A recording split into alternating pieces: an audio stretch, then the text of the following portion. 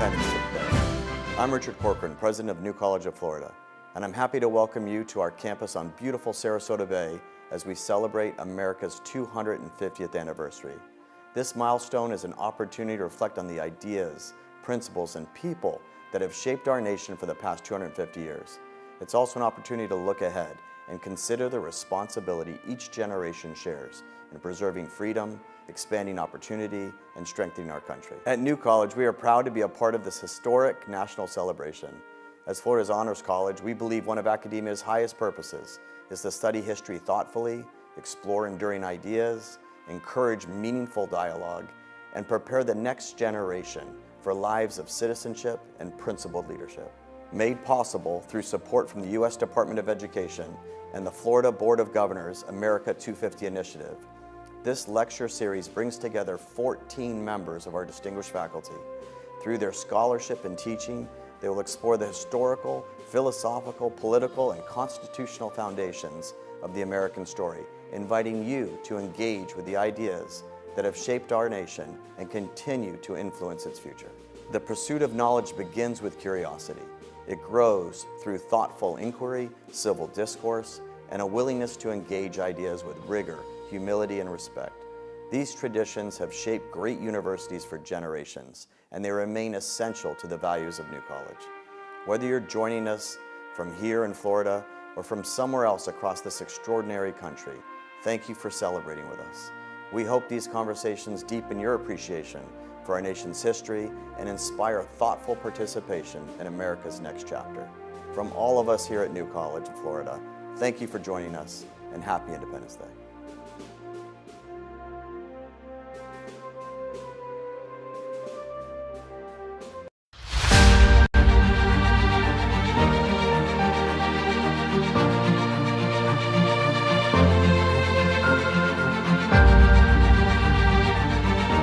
Dr. Jeremy Bailey is Professor of Humanities at the Hamilton School for Classical and Civic Education at the University of Florida.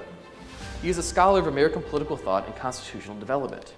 Bailey attended Rhodes College and received his PhD from Boston College. His research focuses on political thought during the early republic and constitutional controversies concerning executive power. In addition to writing several books, including The Idea of Presidential Representation, James Madison and Constitutional Imperfection, The Contested Removal Power, and Thomas Jefferson and Executive Power, Dr. Bailey has published his scholarship in leading political science and law journals. I want to talk about three documents. This talk is developed, it's my first time actually giving this presentation. It's developed from my next book on Jefferson, which is coming out in September. Today I want to emphasize three documents, two especially, but if you don't, you need to get the handout, so I'm not reading long quotes to you. So if you don't have the handout, I encourage you to get the handout or get somebody to give you the handout.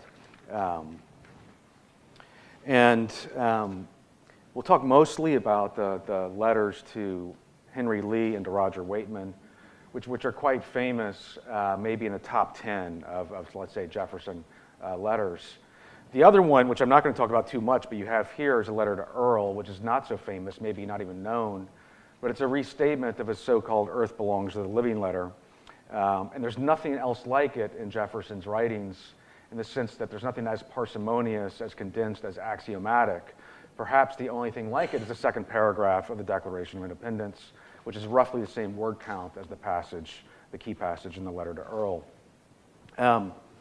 Finally, all three of these letters were written near the end of his life, and they were all written with the expectation to be published widely in the newspapers.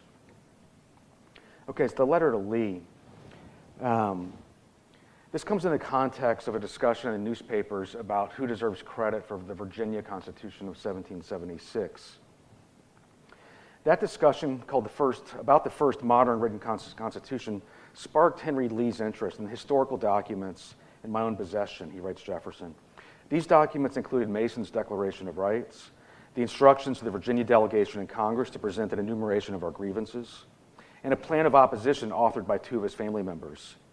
Henry Lee then made an observation that seemed to extend Woodward's inquiry about whom should receive credit for the Virginia Constitution to whom should receive credit for the ideas of the Declaration of Independence. Although there is no doubt that Jefferson would enjoy immortality because of the strength, simplicity, and grandeur of the Declaration, it would seem that the papers in Lee's possession form the materials, or might have formed the materials, out of which the fine principles of the Declaration of Independence arose.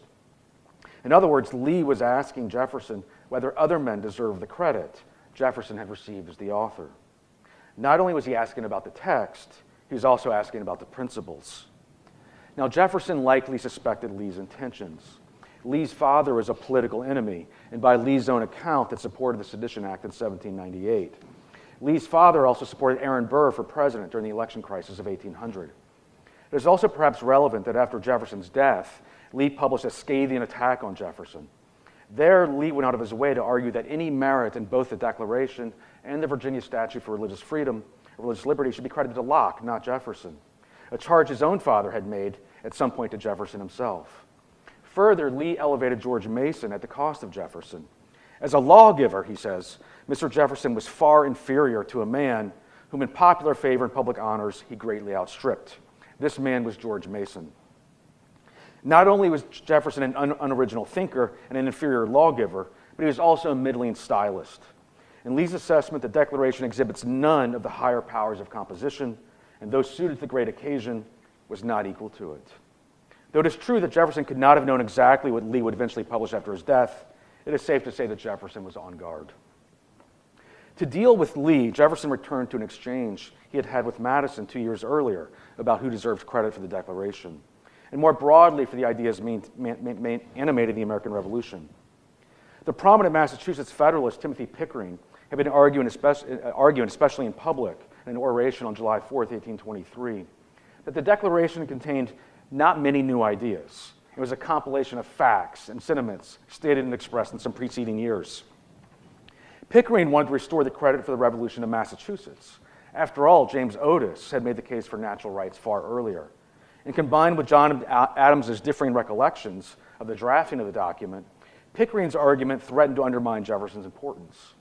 Now, Madison had already exchanged letters with John Adams about this, making the case that the men of 1776 deserved some credit, even if the principles of independence came, as Adams had said, with the first settlers of Massachusetts.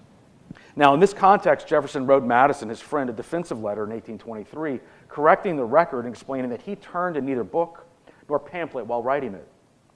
He praised Adams, who, like the ceaseless action of gravity, kept the question before Congress. And on the question of credit, he acknowledged, we may ask, what of these elevated thoughts were new or can be affirmed, number 4, to have entered the conceptions of man? Now, Madison responded in agreement. You don't have this passage, but I'm going to read it. It's a little long. This is Madison. Nothing can be more absurd than the cavil that the Declaration contains known and not new truths. The object was to assert, not to discover truths, and to make them the basis of the Revolutionary Act. The merit of the draft, therefore, could only consist in a lucid enunciation of human rights, in a condensed enumeration of the reasons for such an exercise of them, in a style and tone appropriate to the great occasion and to the spirit of the American people. The subject did not return in the correspondence between Jefferson and Madison, but Jefferson clearly returned to Madison's letter when he composed his response to Henry Lee. Jefferson also seems to have remembered a passage from David Hume's Inquiry Concerning Human Understanding, where Hume wrote of the common sense of mankind in conjunction with a list of philosophers, including Cicero, Aristotle, and Locke. Jefferson took the language from both Madison and Hume to write one of his most famous set of sentences. And you have the letter to Lee, which talks about the American mind, Aristotle, Cicero, Locke, et cetera, the common sense of the subject. It's very famous. I encourage you to use it in your classrooms. Also to invite students to reflect on the differences of the letter to Waitman. Now, Jefferson clearly borrowed from his friend Madison. Following Madison, Jefferson answered the question of originality by emphasizing the object of the Declaration. But Jefferson's version pivoted away from human rights and instead emphasized the distinctive Americanness of the document. It was not original, but represented the American mind. In so doing, Jefferson's version also shifted the framing from the question of originality to the question of the creation of a particular place and a particular people. But Jefferson did not leave it simply at that. He added an interlined passage that says, terms so plain and firm as to command their assent and to justify ourselves the independent stand we are compelled to take. This addition in the second draft substantially changed the letter by revealing just where Jefferson could claim credit. That credit grows out of an important fact of political life. Specifically, the interlined addition reveals not only that all American Whigs thought alike on the subject, but perhaps more important, these same American Whigs needed to be organized in a way, or commanded, to assemble their thoughts around a particular direction and object. Now, as president, Jefferson privately explained to the governor of Virginia that executive action could bring the wills of individuals to a point of union and effect, thereby giving form and body to the floating ardor of our countrymen. The same principle applies here. The authors of the Declaration deserve credit not for the ideas fueling revolutionary spirit, but because those ideas were not new. But these men, and especially Jefferson himself, did deserve credit for putting those ideas into words that can organize action and therefore make the revolution possible. Nevertheless, the particularity of this document and the body and shape of it demands explanation. What is it that makes one nation different from another, as the first paragraph of the Declaration claims? What is it that reveals to a group of individuals that they are in fact one people who may decide to declare that they wish to separate from another people? The long train of abuses documenting that a government is not securing rights can justify the decision. But what makes the decision cognizable in the first place? Now, the political theorist Danielle Allen argues that the right to self-government arises from the capacity for self-government. As she puts it, this capacity has little to do with financial or military power, but instead has to do with a society's ability to arrive at decisions for the whole that the individuals will respect and obey. Not every society has this capacity, but its underlying impulse, as she sees it, is natural and grows out of a mystery force, she calls it, a drive to survive. In her view, the Declaration argues that a people have a natural right to a properly constituted government, in part because governments are necessary to secure rights, but also because all men and women naturally desire this for themselves. Now, in my view, the letter to Lee suggests a further necessary step, namely posits that this American mind first needed a leader in words, to make that mind conscious of itself. In this way, the Declaration was central to the Revolution, and therefore to self-government more broadly. Now I'll turn to the letter to Waitman. On June 14, 1826, Washington, D.C. Mayor Roger Waitman wrote Jefferson to invite him to the Capitol on behalf of a committee appointed by the citizens of Washington. The city would be celebrating the 50th anniversary of American independence in a manner worthy of the metropolis of the nation. As it wished to honor Jefferson as one of the last three signers of the Declaration still living. Without referring to Jefferson's age, Waitman offered a special deputation that would accompany Jefferson to and from his home at Monticello. Waitman wrote John Adams on the same day with the same invitation. Adams responded on June 22nd, saying that the present state of my health would prevent his attendance. He offered his best wishes for the increasing prosperity of your city and the constant health of its inhabitants. Jefferson also declined for health reasons, and he especially regretted not being able to gather with the other signers, that small band, that remnant of that host of worthies who joined with us on that day. Jefferson did, unlike Adams, however, go further in an attempt to transform the invitation into an opportunity to explain the significance of the Declaration of Independence. This is notable because Waitman's invitation specifically emphasized recognition of the 50th anniversary of American independence, not the Declaration per se. It is true that Jefferson was invited as one of the signers of the Declaration, but also invited were the other living presidents. When Jefferson responded as one of the surviving signers of the Declaration, which was an instrument, he said, that was pregnant with our own and the fate of the world, he was shifting the subject not only from the Revolution to the Declaration, but also from the past to the future. Jefferson did so with the expectation that the letter be published, and given his health, likely with the expectation that this could be his last public statement. The letter to Waitman was almost immediately published, alongside Waitman's invitation as well as the response by Adams around the country. The first publication was on July 4th, the day Jefferson and Adams died, in the Washington papers, the Daily National Intelligencer and the Daily National Journal. The next day it appeared in the Baltimore Patriot. By July 8th, it made it to the New York Evening Post, and 2 days later to Pennsylvania's National Gazette and Literary Register. By the end of July, the letter would appear in over 50 newspapers around the nation.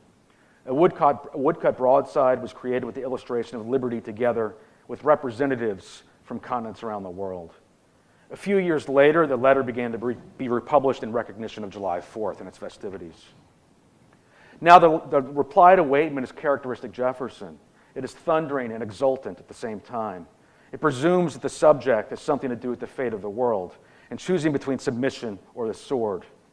It is also characteristic in its borrowing from the print language of the day and repurposing it for Jefferson's own ends.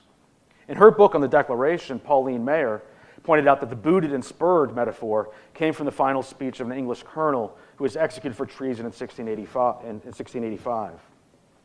But that was not the only line that Jefferson repurposed. The phrase monkish ignorance and superstition likely came from William Cobbett, who in turn seems to have misquoted a line from William Blackstone. Now, the line appears in Cobbett's History of the Protestant Reformation in England and Ireland, which Cobbett published between 1824 and 1826. Cobbett was English by birth and worked as a bookseller, pamphleteer, and journalist in the United States. Jefferson would have known him as a Federalist nuisance. During the election of 1800, for example, Cobbett had gone so far as to mock Jefferson for writing letters to the black mathematician Banneker and for Jefferson's praise of the Chief Logan, a Mingo chief. Cobbett also spent considerable effort dodging and defending himself against lawsuits for libel in the United States and sedition in England. And Jefferson even blamed at another time Cobbett for being the source of John Adams's opinion about the excesses of the French Revolution, an opinion that was central to the break between Jefferson and Adams. Now, in his History of the Protestant Reformation, Cobbett denounced the Protestant histories of Britain, including Blackstone, who in fact lived upon the spoils of the Catholic Church, according to Cobbett. He blamed Blackstone for equating Catholicism with the dark ages of monkish ignorance and superstition, hence the line, and instead celebrated the accomplishments of Catholics over time. Jefferson thus appropriated Cobbett's phrase, redirecting it to target religion as the enemy of enlightenment. Above all, Jefferson's language in the letter to Waitman was unburdened from Henry Lee's pointed question as to whether Jefferson himself deserved credit as the author of the Declaration. Instead, Jefferson offered a vision of the Declaration, of what the Declaration would become. May it believe to the world what I believe it will be. And by the world, Jefferson meant all of it, explaining in parentheses, to some parts sooners, to others later, but finally to all. In this, Jefferson looked to the international future rather than the American past. His wish and his prediction was that the Declaration would serve as a teaching agent of the self-evident truths, undergirding the blessings of liberty and the security of self-government. In particular, it would counteract centuries of despotism by serving as a signal of arousing men to burst the chains under which monkish ignorance and superstition had persuaded them to bind themselves. In contrast to ignorance and superstition aided by power, the American form of self-government had restored the free right to the unbounded exercise of reason and freedom of opinion. In this, there is some unity with the letter to Lee. There, Jefferson borrowed from Madison's statement of the object of the Declaration, but changed it by emphasizing the role that the firm and plain words of the Declaration, his words, played in commanding colonial Americans to separate from Britain and resume their separate and equal status among the nations of the world. Jefferson was again explicitly connecting self-government to the Enlightenment project. But in a potential clarification of the Declaration, reason and opinion are now featured before equality. In the Declaration, equality is offered as a self-evident truth. But in the letter to Waitman, the fact of equality is only recognizable with the aid of reason, in particular the kind of reason that has to surmount the monkish ignorance and superstition of the anti-philosophers who have an interest in keeping things in their present state. Moreover, by combining equality with respect to rule and with respect to one's own labor, the letter to Waitman draws on the letter to Earl. The general spread of the light of science teaches the palpable truth that the mass of mankind has not been born with saddles on their backs to be legitimately ridden by a favored few. The letters to Earl, Lee, and Waitman teach three interconnected lessons. The first is that peoplehood is not an inheritance. Each generation constitutes a new people, a people that is sovereign with respect to what happened before it.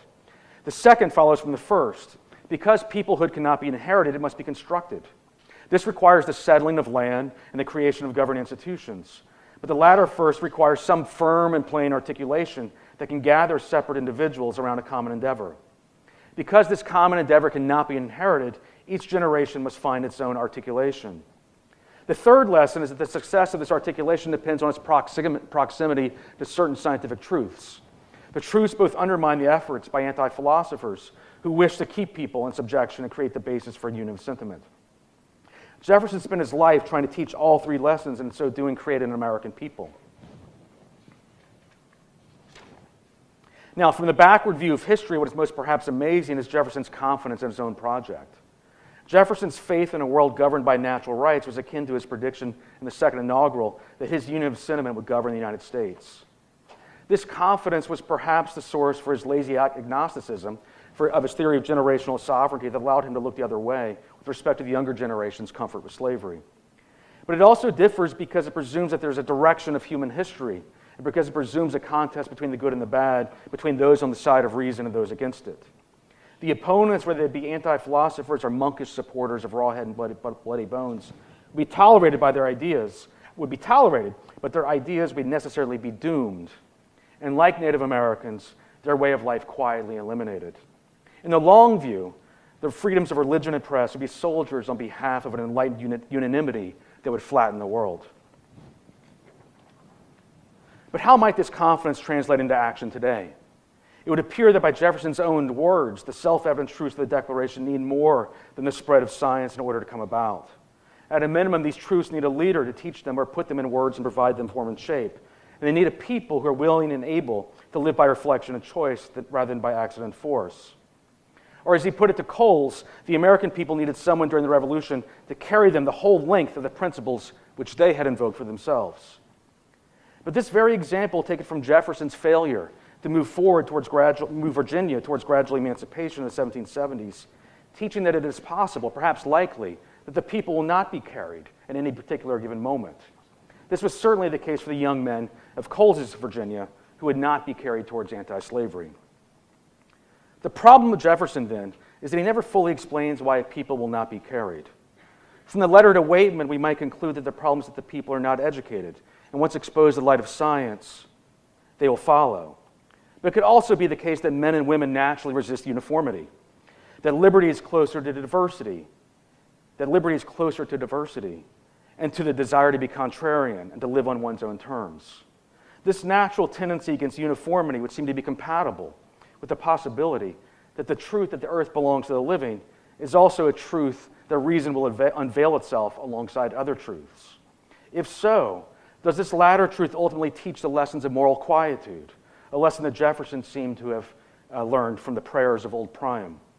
Or rather, does it recommend moral humility in the face of the inevitability that both the coalitions of political power and notions of political right will change? Or finally, does it reveal the need for lasting accomplishments and lessons, made firm and plain by institutions and words that endure over time? Join us in falling in love with America again.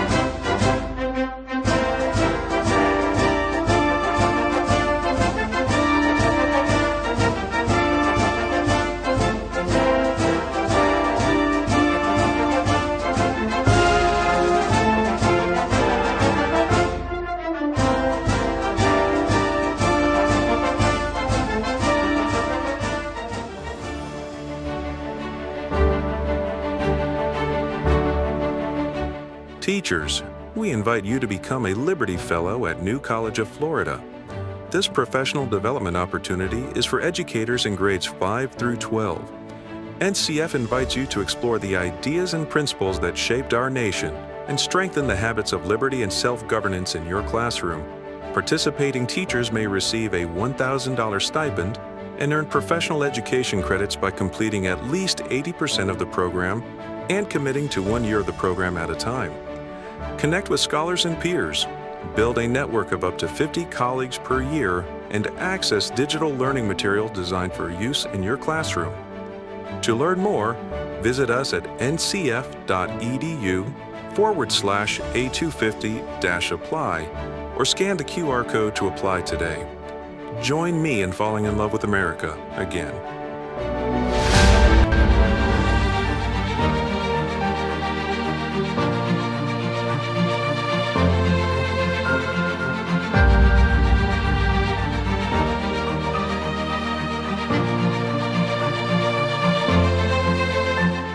It's true that in the New England Primer it says at the beginning, in Adam's fall we sin it all, but it's, my instinct is that, this is partly a clarification question. When you speak about the idea of self-interest and factionalism among the founders, I inevitably think of the Federalist Papers as, what we now think of, this is the canonical version of those matters. And to me at least, I have my doubts that one can establish whether something is quote unquote Christian or not through the statistical method of seeing how often Christian sources are quoted. My own sense is that in the Federalist Papers, self-interest is not seen as a sign of corruption or fallenness, nor is it in Locke. And that I would, for example, say that, I hope you understand what I mean, that in a way Rousseau is a much more Christian thinker in terms of how he views self-interest. That for Rousseau, self-interest, at least in society, is somehow corrupt. And Rousseau also has an idea of innocence, whereas it seems like the authors of the Federalists have neither of these things. They have an idea of self-interest and faction as the very material, the building blocks of political life, as opposed to seeing them as regrettable weaknesses that afflict the human condition.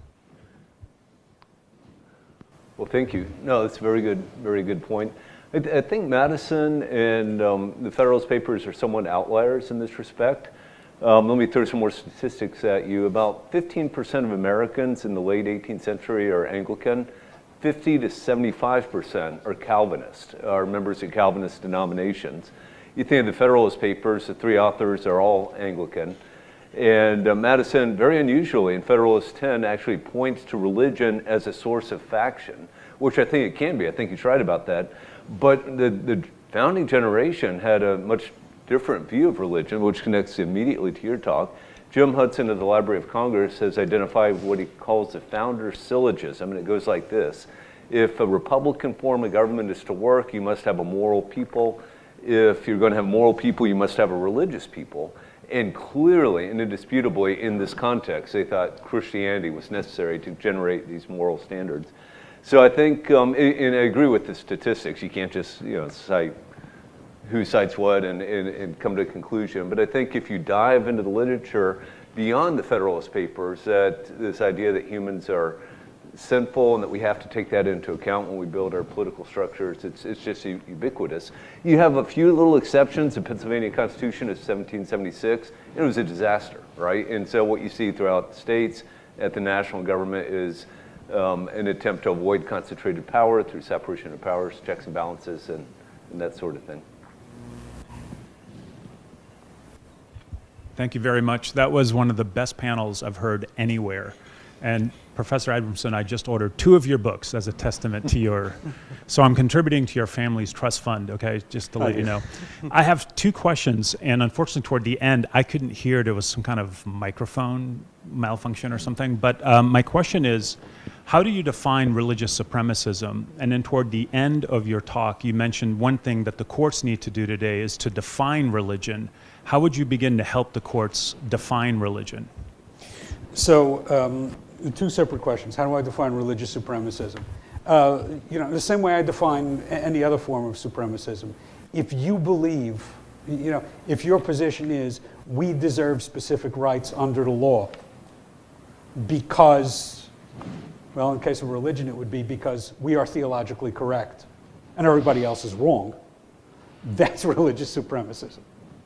Okay? And my position is that is antithetical to the American system. Right? The American system, when we say no establishment, is literally, we are not taking a position on theological correctness. Okay? We have no idea. You know, the U.S. government takes no position on who is getting into the kingdom of heaven. Right? You're entitled to your own belief, and, you know, at some point, if God feels like coming down and letting us know, we'll all learn something. So, yeah, so religious supremacism, I was defined as any notion that you are entitled to special rights under the law because of your faith, which necessarily means because of the theological correctness of your faith, right? Nobody would argue, yeah, my religion is wrong, but we deserve special rights anyway. The second question, sorry, what was the second question? I don't recall. And then toward the end, unfortunately, you ran out of time, but you said one thing we could do is have the courts decide or define religion. And how would you begin to help them define religion? Right. So if you look, in particular in my book, American Spirit or Great Awakening, I talk about the woke movement. And what I put forward is my belief that wokeism is a religion, not a religion substitute, not things that people are looking for in lieu of religion. And the way that I show that is that I go into the metaphysics of wokeism. Okay? And I actually show that every major plank of the woke agenda addresses a spiritual question. And it addresses a question that is frequently addressed by a religion. So the most obvious example is climate change is an apocalypse tale. Right? Climate change is not the belief that the climate isn't constant and therefore it's changing. Climate change is the belief that man is living out of harmony with nature. And if we do not alter our lifestyles and repent from our profligate ways, the earth, seas, and skies themselves will rise up to smite us down and destroy all that we have built. Okay? That's an apocalypse story. I don't quite know why every faith seems to have an obsession with understanding the end of times, but I observe that they do. A less obvious one, that is only less obvious until I say it for the first time, the trans movement. What's the thing that interested me about the trans movement was I actually knew trans communities. I knew the trans community in San Francisco a decade before this stuff hit the front page. And then it hit the front pages. And all of a sudden, this to me was really interesting, tens of millions of Americans who had never knowingly met a trans person, had never given the issue a matter of thought, suddenly had this passion for this issue. I wonder what's going on here. And then I realized at the heart of the trans issue, at the heart of the trans issue, somebody shows up and says, I'm trapped in the wrong body. Now, everybody gets distracted into arguing whether that's meaningful or you can be born the wrong gender or whatnot. We forget to look at the basics, which is, okay, what you've just told me, you secularist, you non-binary advocate, you member of the trans movement, you believe that there is a you, that there's a me that is separate from my body, that is a truer indication of who I am. We can't test for it, we can't observe it, but it's there and it defines the truth of who I am in a way that this outer shell does not. Seems to me that every faith I've ever encountered has that belief. Usually call it the soul. Okay? So I go through it and I show that this is a real religion because it fills metaphysical needs. And it addresses spiritual questions. And I think that you can do that with many of these things. One of the reasons that as Professor Ellis spoke about yesterday, one of the reasons that Marxism kind of collapsed, and what you get in its wake is cultural Marxism, is that Marxism just ignored too many questions. Religion is the opiate of the masses, it's stupid, we're going to ignore it. Well, maybe that's right, except that it also answers questions you can't answer. Okay? There is nothing within the Marxist framework that tells me where my grandparents went after they died, or where my kids were before I met their mother. Okay? You can't answer, so you need to weld on other parts. And this is what we're seeing. And we do need, and this is why I believe that the strongest argument against some of the woke stuff that's being taught, particularly in public schools, is that it's an establishment of religion. Okay? But nobody has brought that case because there has never been a case in American history where someone has said, what you're doing is establishing your religion in the public sphere, and the defense has been, we're not a religion. Okay? The question has never been answered. There have been weak attempts to answer what is a religion in the free exercise realm, mostly around conscientious objectors during the Vietnam War. They are uniformly recognized as inadequate, incoherent, inconsistent, and impossible to apply. We don't know. We do know that there are entire bodies of law that only apply to religion, but we don't know what a religion is. And that's a problem.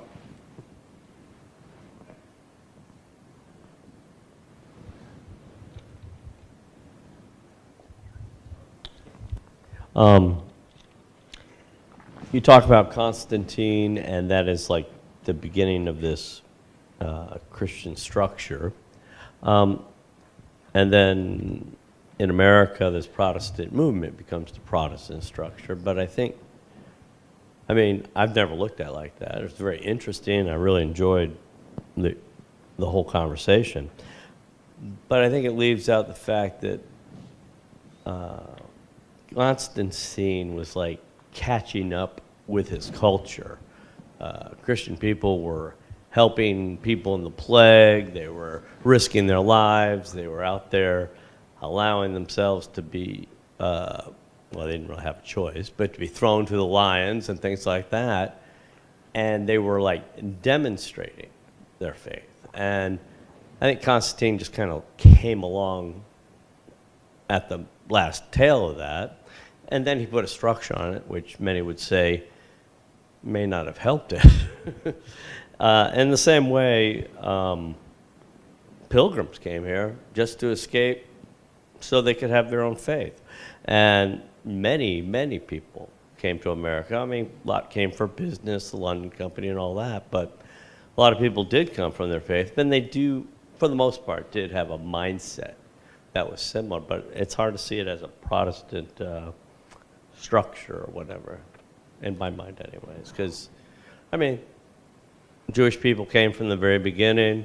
Rhode Island was known for being a very multicultural state, but if you were in Massachusetts, they were very strong about their faith, that, you know, you had to be a certain way.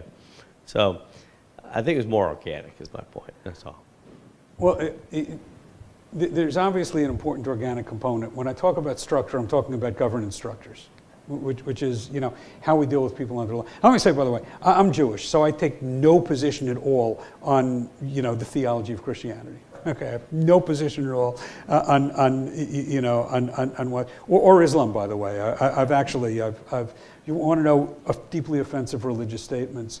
I couldn't believe that both George W. Bush and Barack Obama gave speech after speech after speech where they told people what the truth of Islam is. And I thought, I cannot imagine anything more offensive. If I were a Muslim, I mean, you know, you're outside the faith. You do not have a right to an opinion as to what the truth of my faith is. Maybe you have a right to an opinion as to what the truth of your faith is. But to stand up and say, well, look, I'm not a Muslim, but the truth of true Islam is peace. It's like, no. You want to know what true Islam is? Ask Muslims. Okay? Presidents don't get to talk about that. Governance structures are necessary, and I'm just talking about within the denomination. I'm talking literally, how do you run a country? And you do need those things. And yes, obviously they're going to emerge out of the culture. Okay, I mean that's where you know, there's always a cultural idea that precedes its realization, whether you're making a product or you're forming a government. So absolutely, but you know, and by the way, it turns out that you know, those first couple of hundred years of pre-Constantine Christianity have proved to be very important because they injected elements of humility in Christianity that many other movements, I mean, you know, Islam never had that. Right? Islam was trying, in fact, the Islamic argument was kind of hard to refute. If we weren't touting God's newly revealed truth, why have we been so successful? I mean, that's a pretty compelling argument. So, you know, but yeah, you do need, and absolutely, the concretization of an idea is always going to follow its cultural development.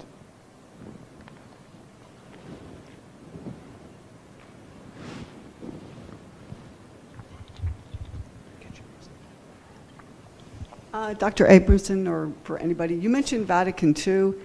I'm curious about the reforms. I know it's controversial post World War II and what have you.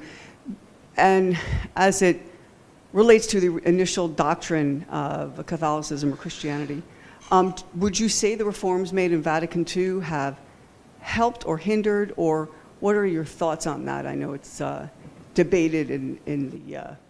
Right. So, you know, I'm a big fan of this stuff that says let's get along better with the Jews. I take it personally. But I think, you know, Vatican II was a huge reform. And right now there are a lot of people who want to view it as a holistic thing and say I either like it or I don't. And since I'm not in favor of the vernacular Mass, I'd like to throw out the whole set of reforms. Or, you know, I don't like what they did to liturgy or ritual, I want to throw out the whole set of reforms. But Nostra Aetate is really the first attempt for the church. I mean, this is really the church realizing that they're not in charge anymore, and they're not going to get back in charge. And they are now the world's single largest and single most important denomination, but they're still one among many. And it really starts a lot of introspection. And yes, there is, you know, I'm not up on canon law. I'm not up on how the Vatican reforms its doctrine. I know that, you know, I know that it is easier to reform Catholic doctrine than it is to undo Jewish law that's already been decided. You know, personally, I think there's been tremendous development, and they're still agonizing over it. And I've read an article, I forget the name, it was written by Pope Benedict. And he says straight out, you know, people want to know why the Jews don't accept Jesus as the Messiah. Well, the Jews say the Messiah will enter in an era of peace, and we're clearly not living in an era of peace. And it's true, if you go back to original doctrine, to original Christian doctrine, there are two sets of prophecies about the Messiah, the Old Testament prophets. There are the signs that the Messiah is coming, and there are signs that the Messiah is already here. And early Christianity focused very intently on the signs that the Messiah is coming. But in reality, it's easier to ride into Jerusalem on a white donkey than it is to get a wolf to lie down with a lamb. Okay? The first happened, the second didn't. So you do get that. There was another very important document done under Pope Francis that came out on the 50th anniversary of Nostra Aetate, which says amazing stuff. It says amazing stuff, and it actually goes to some of the difficulties. He says,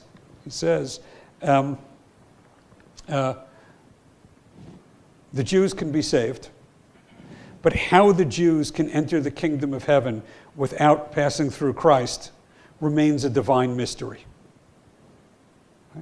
That's huge movement. Okay, that's huge movement. Now, whether non-Catholic denominations want to go there, there's also, we talk now about Christian Zionism. So I keep telling my Jewish friends, you got to be very, very careful, because the Christian Zionist movement and various evangelical movements, they can be pro-Israel for geopolitical reasons, but they see the modern state of Israel as the beginning of the fulfillment of messianic deliverance, ushering in the Messianic era. And in fact, I've even had people tell me that they see that to some extent, the proximity of the Holocaust and the founding of the State of Israel is a crucifixion and resurrection story, which I will tell you right now is not how many Jews see it. So when you talk to Christian Zionists or you talk to evangelicals, you have to be aware that they, unlike most Jews, believe that the modern state of Israel is a step towards Messianic deliverance. On the other hand, the Vatican is clear. The reason that they support the modern state of Israel as the homeland of the Jews is that it is not Messianic deliverance, and there is no theological significance to it. It is a matter of temporal governance, and the Jews are a nation like all other nations, and they're entitled to a homeland. So you got to be very careful when you talk about these things. My first question will be for Dr. Abramson. I noticed, and I thought it was really fascinating, how you made the beginning of Western civilization, Alexander the Great invading Judea, and then the establishment of Hellenism. Why not push it back farther? Why not start with Abraham? Why not start with monotheism and the idea that the Creator can be personally known, that the Creator can give you a set of laws to live by that are affirming that sense of the Imago Dei, affirming that sense of individual rights? Why make it at Alexander the Great? I thought it was a really interesting insight, but I just wanted to know sort of your reasoning for that. Well, I mean, I believe that there was a lot of history before Western civilization. I mean, I don't, you know, I'm not going to start with, I don't feel compelled to start Western civilization with Abraham any more than I feel compelled to start it with Adam. Although clearly there was no Western civilization before Adam. You know, but I actually think that Western civilization is relatively young. It is it is older than Islamic civilization, but it's a lot younger than either Indic or Chinese. Okay? Those civilizations have been around a lot longer than we have. We are still relatively young, and you know, 1,000 years in civilizational terms is not that long.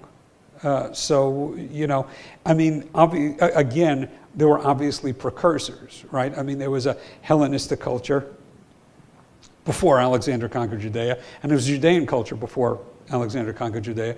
But I think that Western civilization, I mean, this is not original to refer to the West as the marriage of Athens and Jerusalem. It is hardly novel at this point. But, you know, again, maybe we can quibble about when Athens and Jerusalem got married, but it sure as hell wasn't before they met.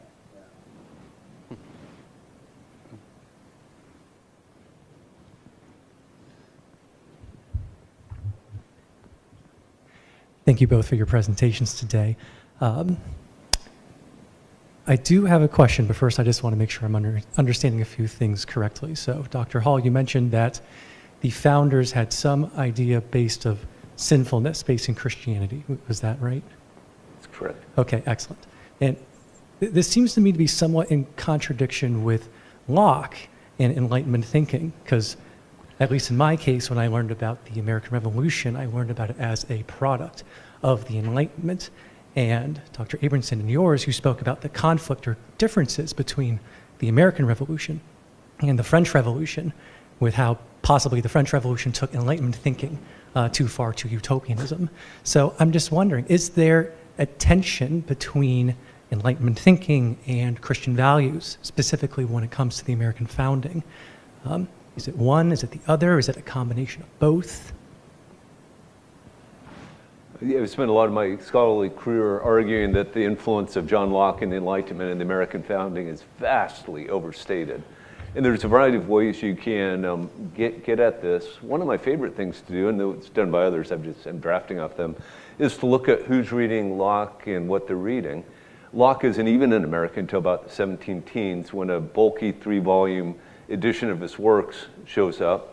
And there it's mostly in university libraries, and people are pretty much only reading his essay on human understanding and discussing that.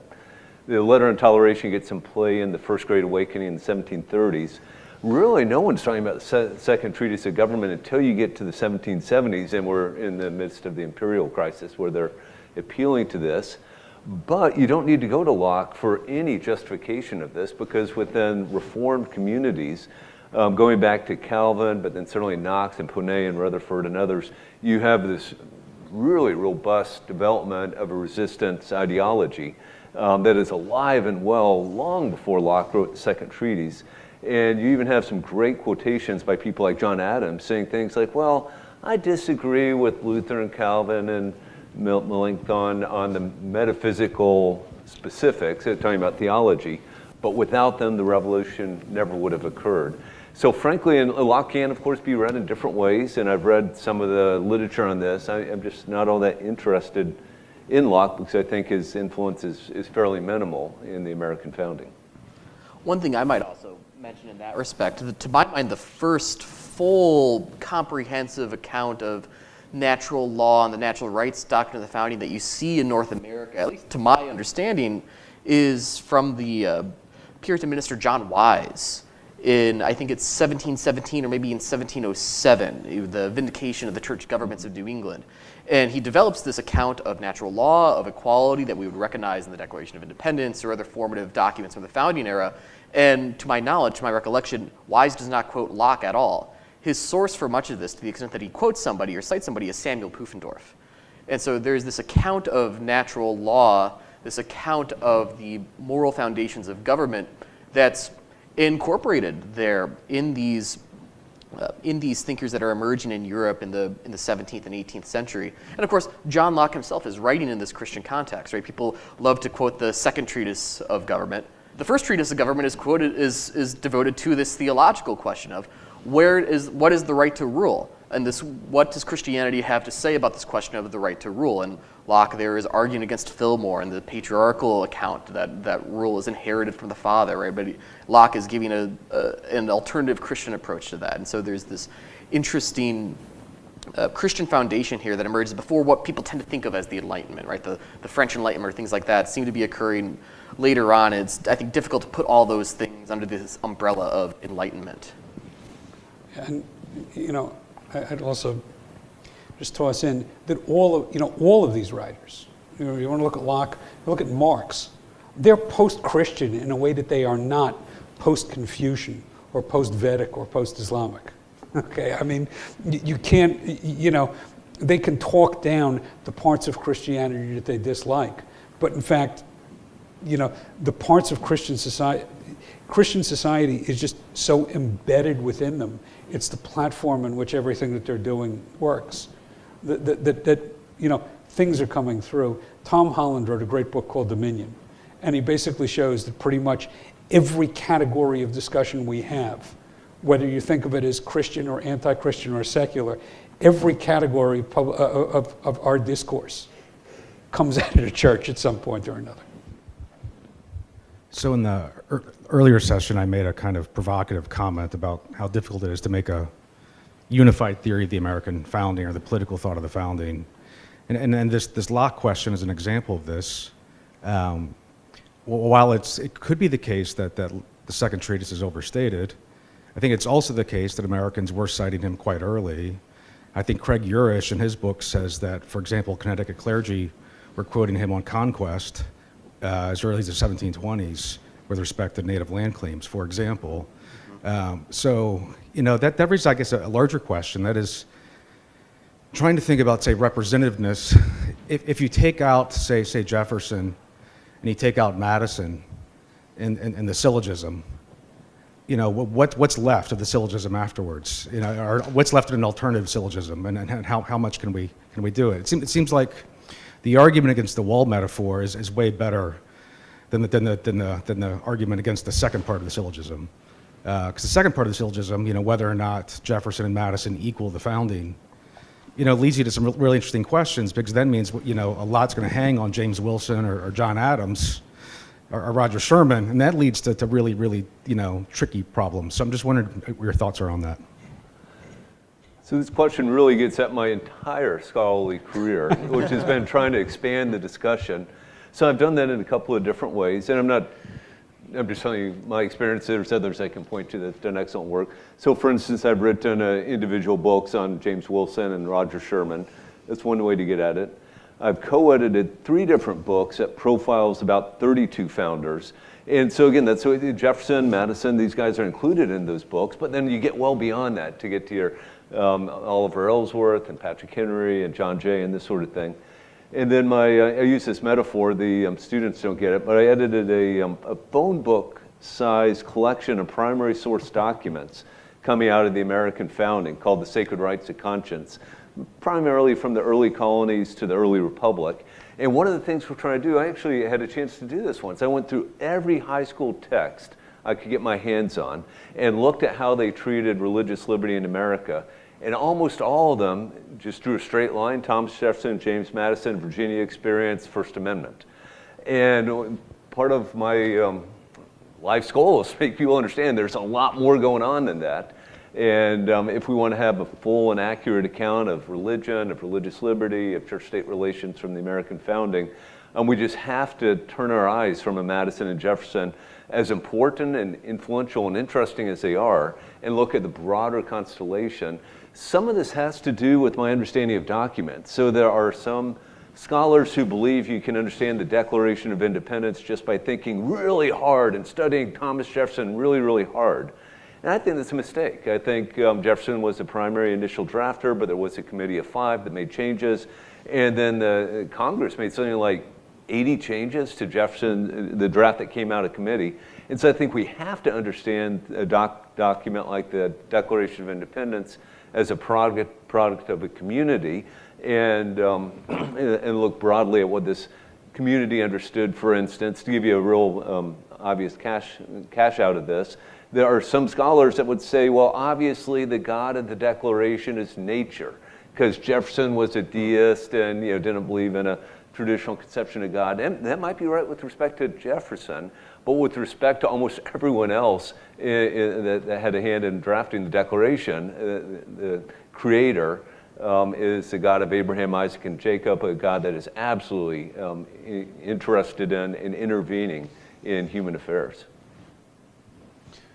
I think even if you want to focus on Jefferson, I mean, one of the things that people don't talk about, there's a book called the Jefferson Bible. Okay? What Jefferson did was, Jefferson was not a classic Christian. He went into the Gospels and he just pulled out all the miracles. And what he's left with was it the life and morals of Jesus of Nazareth? So when I talk about there being an objective, biblically based morality, that's it.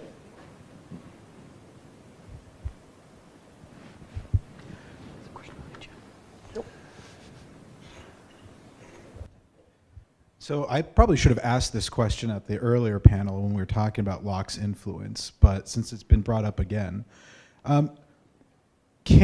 do we only ascertain influence through quotations or for instance, Locke, right? Like Locke, the Bible and Montesquieu are quoted more than Locke, statistically, right? But for instance, Trenchard and Gordon are strongly smuggling in Lockean arguments, and Cato's letters are quoted by more than anyone in the early period. They both quote Locke, and then they appropriate Locke at that time. And then being a Franklin scholar, Franklin famously never tells you who he's quoting, but he's stealing from everyone. So you have to go through all the primary sources, right, to compare.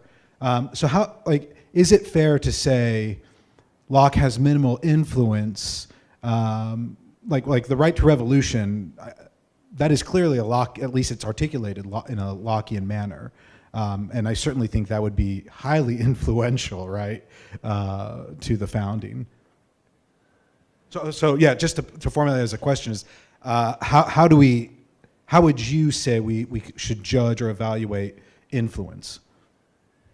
So I guess I would say you're right, that you have to be far more comprehensive. You have to get after things. You can't just look for references to Locke's name. You can look for ideas and so forth and so on. But I think that is part of the story, right, that you would want to say. If someone is, one of the worst books I've ever read argues that really the founders were influenced by Spinoza. And then he goes on to say, well, there's no evidence that anyone ever referred to Spinoza or said Spinoza or had Spinoza in their library. But look, this idea is similar to that idea. It's just a horrible argument. I would kind of make that argument in reverse. So John Calvin, for instance, in the last edition of the Institutes of the Christian Religion, 1559, is crystal clear that inferior magistrates may properly resist a superior magistrate who becomes a tyrant. But he limits it to inferior magistrates. But then there's 3 times after that where he actually speculates in a commentary and a couple letters, well, maybe the people themselves could do this.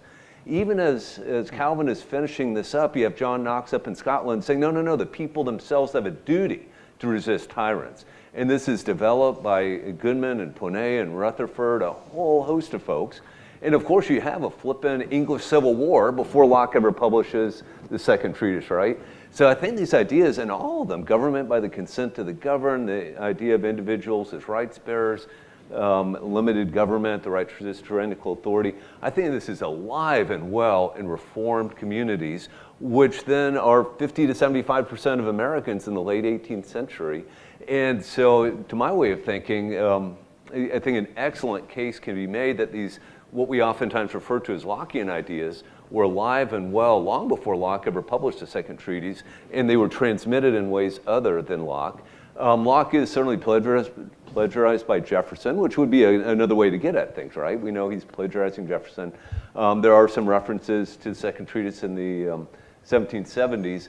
It's interesting, though, the second treatise more or less disappears in American discourse until the 1930s. So again, I think just generations of political scientists, mostly, I'll mostly blame them, that's my background, have overemphasized Locke. And so if I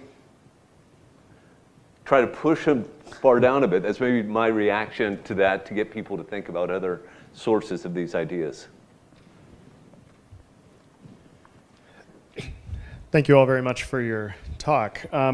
So we're talking about religion and the founding, but the concept of civilization keeps kind of bubbling up in part of this, and I think obviously the question of religion is integral to that, but I've got I'm not exactly clear. So I mostly want to get your guys' opinions on this. What would you call a civilization? Dr. Abramson gave us a sort of a historical narrative of Western civilization, but what is Western civilization, if you could define it for us?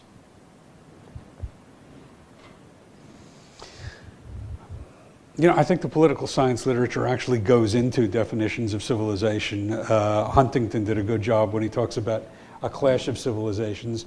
I don't recall the formal notion, but I mean, it is a very large grouping of people that cohere over some set of ideas and institutions and cultural beliefs. And I don't know, I defer to our political scientists to come up with a more formal and technical definition, but that's how I think about it. That sounds good to me. Okay. It really does. I have one very brief question for Dr. Hall. You mentioned that George Washington's favorite biblical verse was Micah 4:4. What is that verse? Is that swords into plowshares?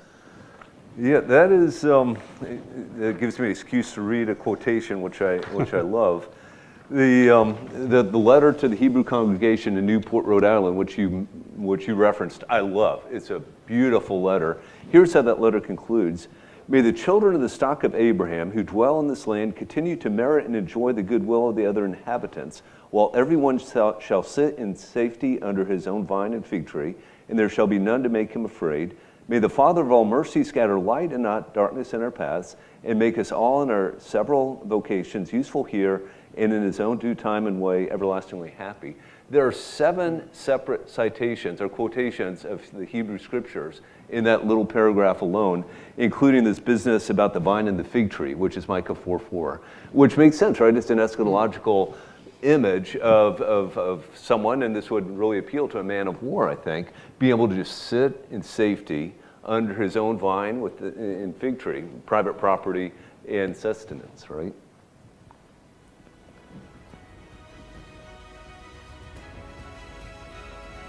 Wonderful. I think that is all the time we have. So thank you very much. Please give a round of applause to our excellent panelists here. Join us in falling in love with America again.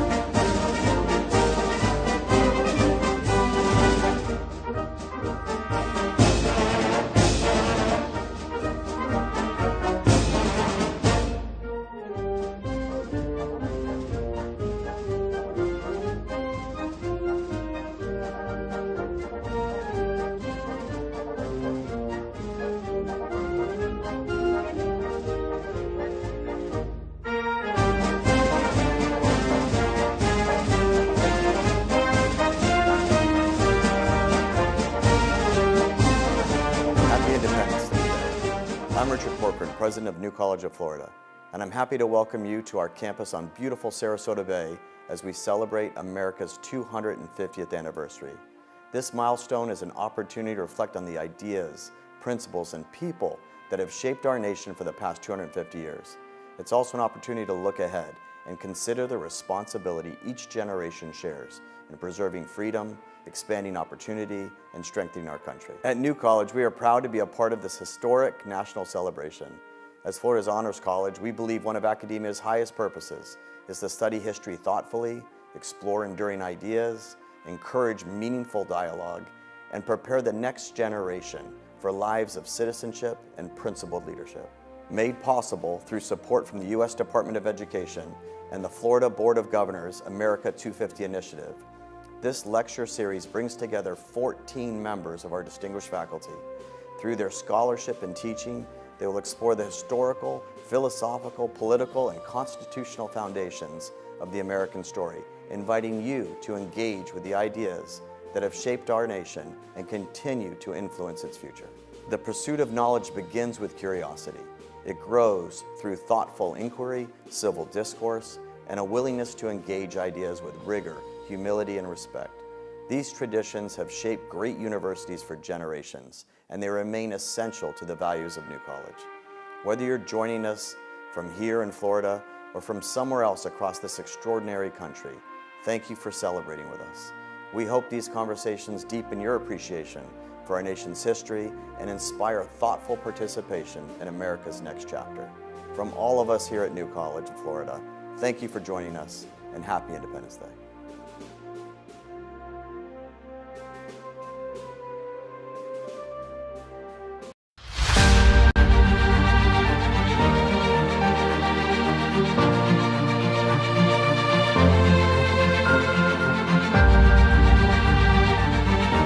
Dr. Arevalo is a professor of politics and education who has taught at Hillsdale College, University of Dallas, and Florida State University.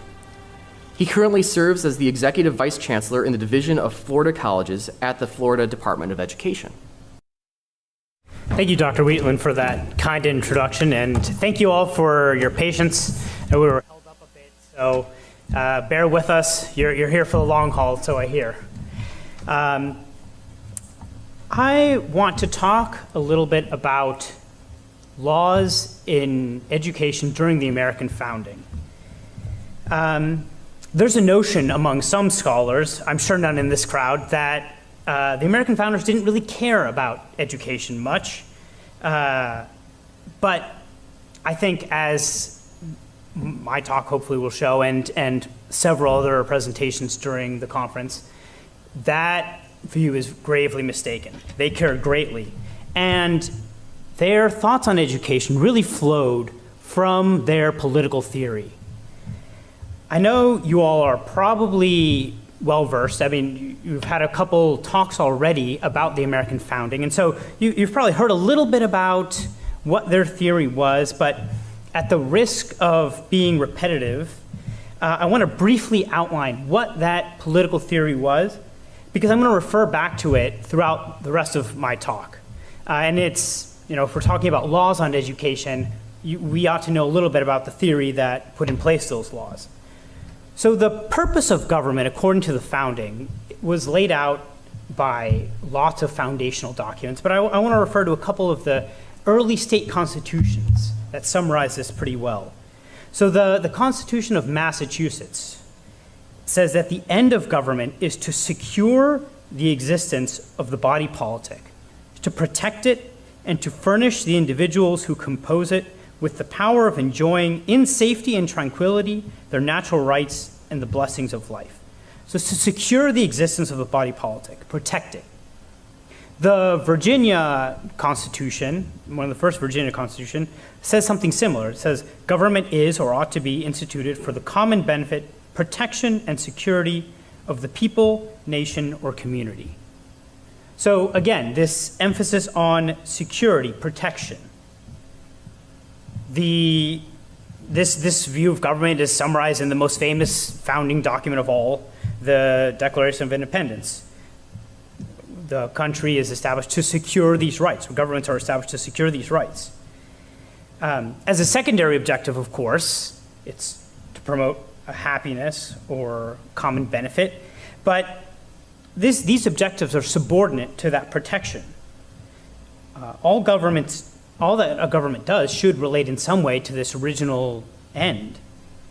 And so this begs the question, well, should the government have anything to do with education? I mean, what does education have to do with protecting people, if that's the primary role of government? And this is where some scholars say, oh no, this is exactly the view of the purpose of government from the view of the founding, and therefore the founders didn't want government involved in education.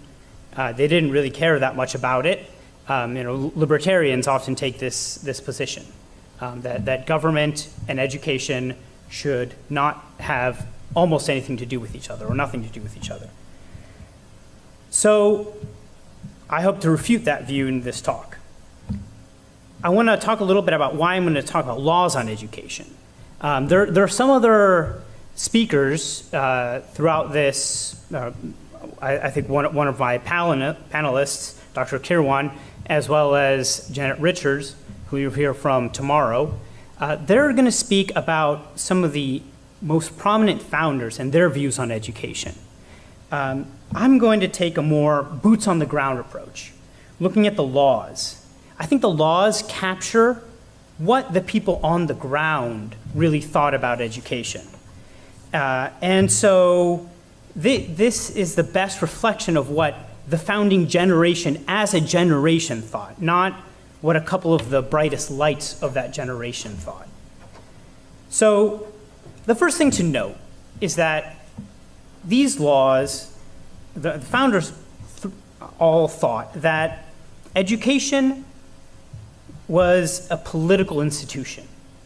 So the two were intertwined, and that government should play a role in the encouragement of education. This view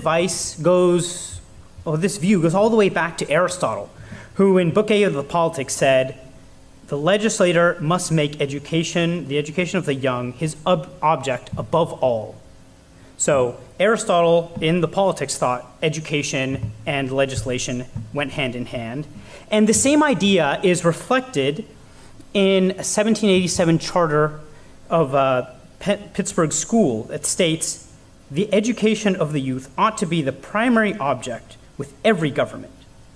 It was the duty of governments to care for and promote education, both liberal and mechanical. Education is the first and foremost arena where the most important political concerns came to the fore. And I should note, when I say political concerns or politics, what I mean here is much more than the particular controversies that happen in the political arena of the day. Fundamentally, politics is about the communal decisions about what is right and wrong, just and unjust, advantageous and disadvantageous. What we ought to do and why.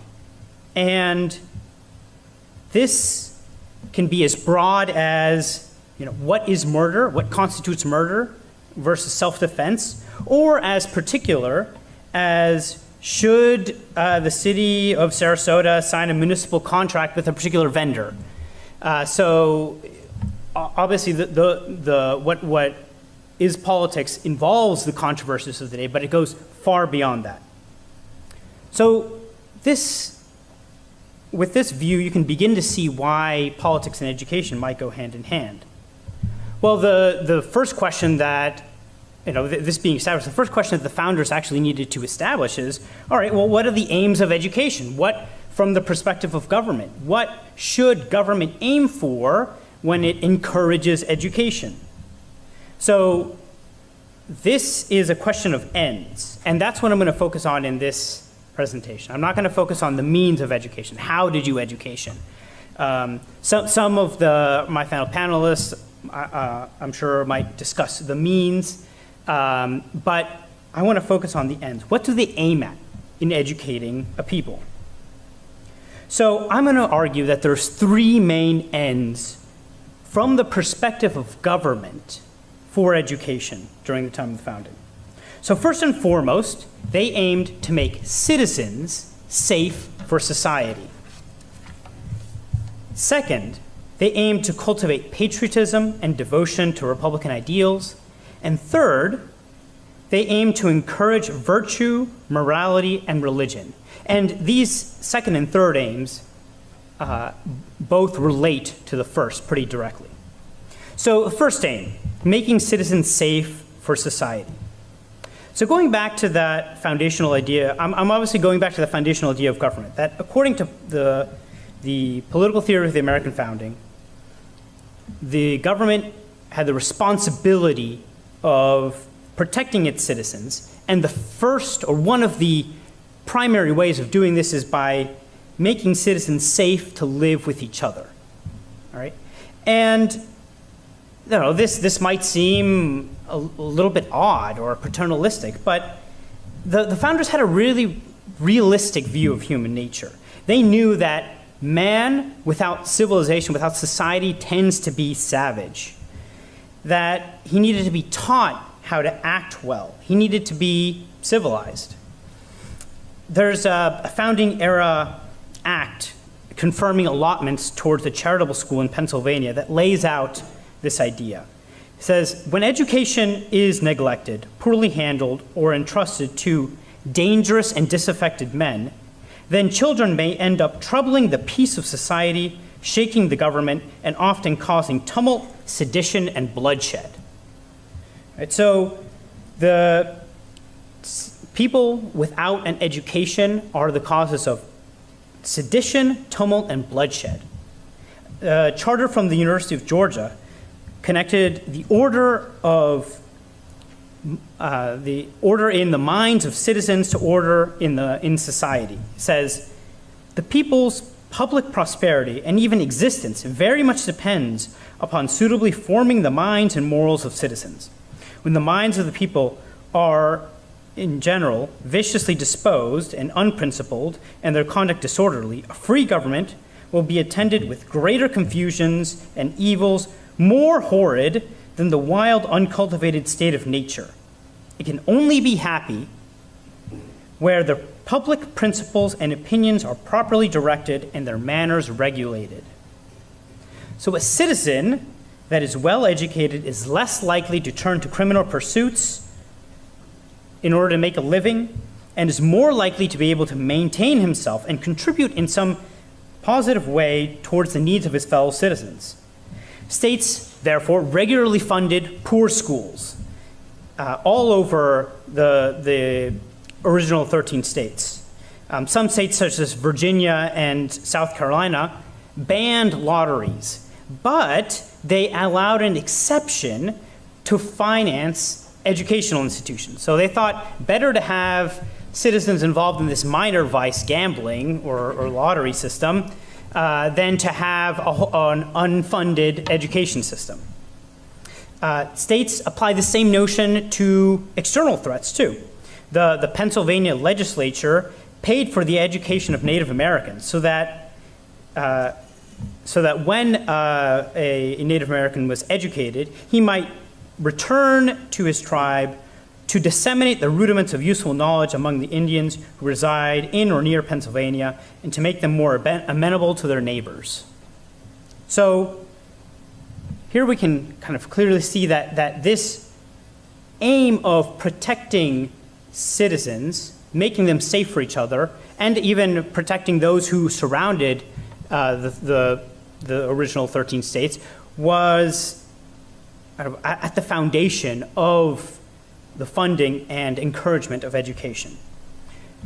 Flowing from this, the founders aimed to encourage patriotism and attachment to Republican principles. So respect for the rule of law requires loyalty to the regime, and so the founders aimed to instill a public patriotic spirit.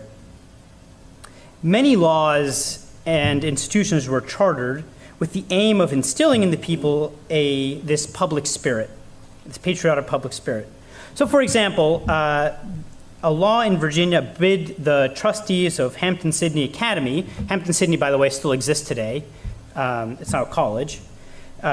And this law bid Hampton-Sydney to ensure that the teachers, quote, preserve in the minds of the students a sacred love and attachment to the principles of the glorious revolution. Similarly, a 1789 Act on Education from Massachusetts encouraged Harvard University to teach students the principles upon which the Republican Constitution is structured. So Harvard had been a wellspring of patriotism. Many of the founders were educated there, and the state was relying on Harvard to strengthen other institutions in the state, to be that foundation for patriotic spirit. Down south in Georgia, they were conscious that political ideas espoused in other countries could pose a threat to the United States. And so therefore they enacted a law that temporarily stripped political rights from anyone under 16 who was, quote, sent abroad without the limits of the United States and resided there for 3 years for the purpose of receiving an education under a foreign power. So in other words, if you studied abroad and you came back, there was a danger that you might pick up principles that were against that patriotic spirit. And you might have been, looked at aristocratic or monarchical government in Europe and said, oh, that actually makes a lot more sense than this Republican experiment that the Americans are running here. And so they would be excluded from being able to vote or hold office until they spent some time back in their state reacclimating themselves to the principles of the country. In the wake of the revolution, there were obviously those who didn't follow along with the revolution, the Tories. And these were often punished by land confiscation. And a lot of that land was put to use re-educating the country. So Virginia and Pennsylvania endowed several schools that had been with this land. And there was also concern that people who had been Tories would slip into the education system and teach children anti-American or anti-Republican ideas. So in order to guard against this, most states required educators in both public and private institutions to take oaths of loyalty to the state. Maryland, in particular, was preoccupied with stamping out Toryism. When a free school in St. Anne's County, in Queen Anne's County, neglected to have its administrators take this state oath, the General Assembly assigned it a permanent visitor to inspect it, administer the oaths, and ensure loyalty. In Virginia, students who graduated from academies, this is kind of the equivalent of high school, were required to take oaths of loyalty as well, as a prerequisite for graduation. Another charter school in Virginia laid out the requirement that, quote, in order to preserve in the minds of the students that sacred love and attachment to the principles of the glorious revolution, the greatest care and caution shall be used in electing such professors and masters to the end that no person shall be elected unless the uniform tenor of his conduct manifests to the world his sincere affection for the liberty and independence of the United States of America. So these requirements, again, reveal the link between education and the duty of state governments to ensure that citizens are protected. We can't have seditious students are running around, and therefore we can't have seditious professors teaching those students. So educational institutions were seen as the primary means whereby the founding principles that created and united the country could be entrusted to the next generation. The third aim of education, again, flows pretty naturally and easily from this, the promotion of morality and Christian virtue. George Washington said in his farewell address that of all the dispositions and habits which lead to political prosperity, religion and morality are indispensable supports. In vain would that man claim to the tribute of patriotism who should labor to subvert these great pillars of human happiness, these firmest props of the duties of men and citizens. So these requirements for Republican government were promoted in many state educational laws. To this end, Massachusetts directed schoolmasters to instill in students' minds a sense of piety, as well as other virtues such as courage and industriousness. Children learn from good example. To this end, the states wanted to ensure that the teachers had were models of virtue. So several New England states required teachers to reside in the school district, or at least have a minister or someone holding public office give a recommendation. This is the kind of the origin of letters of recommendation. It's a testament to their good character.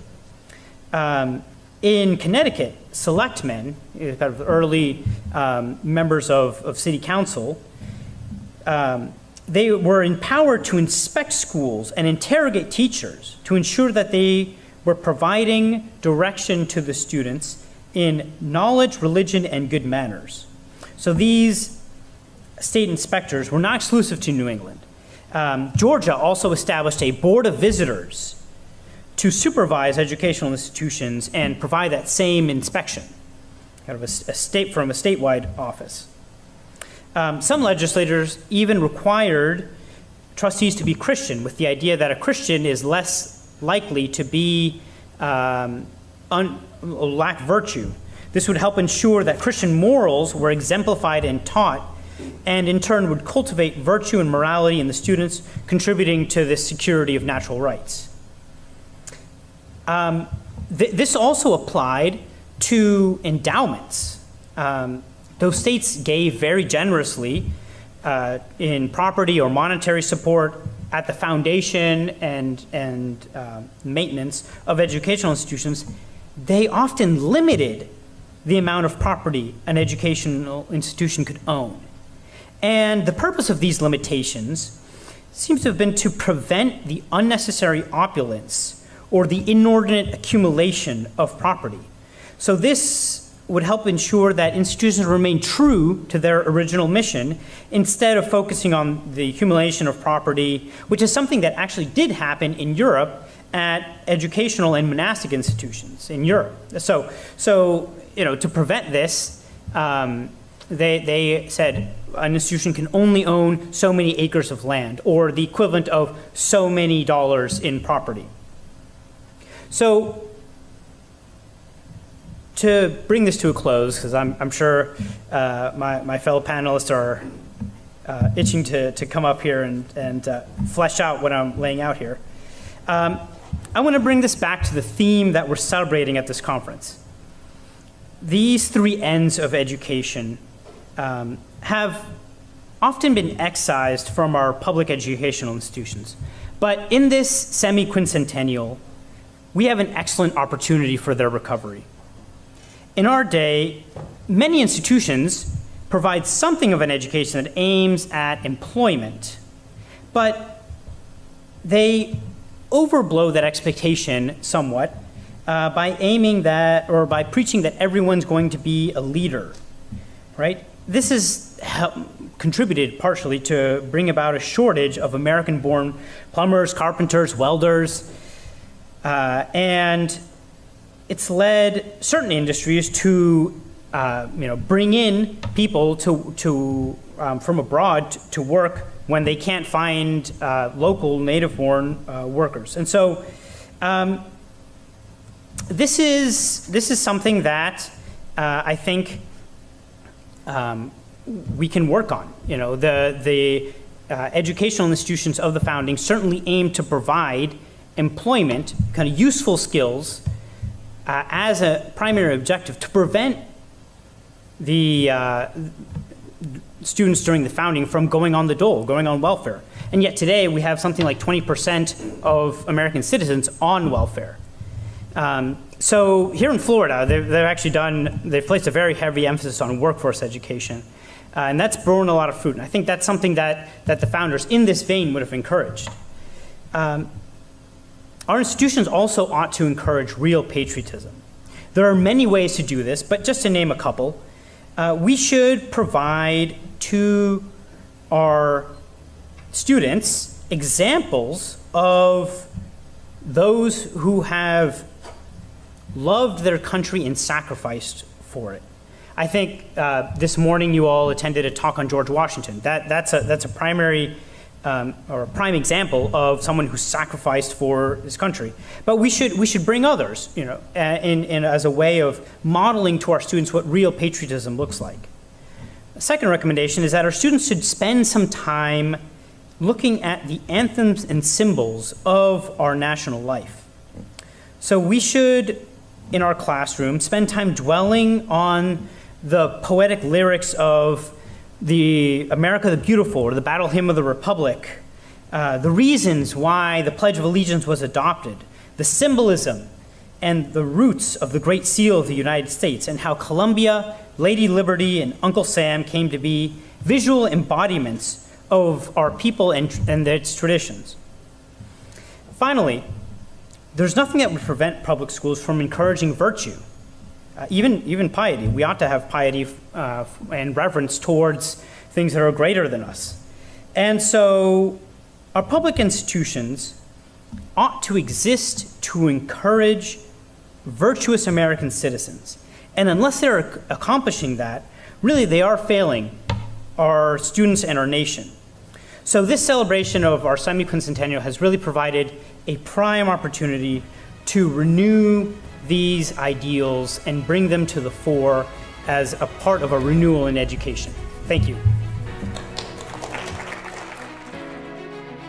Join us in falling in love with America again.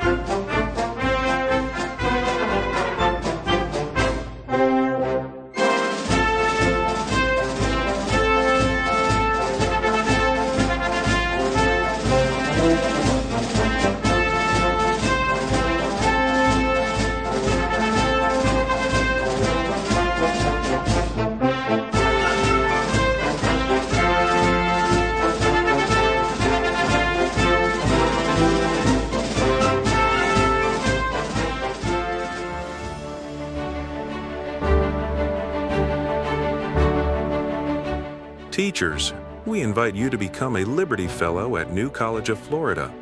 This professional development opportunity is for educators in grades 5 through 12. NCF invites you to explore the ideas and principles that shaped our nation and strengthen the habits of liberty and self-governance in your classroom. Participating teachers may receive a $1,000 stipend and earn professional education credits by completing at least 80% of the program and committing to 1 year of the program at a time. Connect with scholars and peers, build a network of up to 50 colleagues per year, and access digital learning material designed for use in your classroom.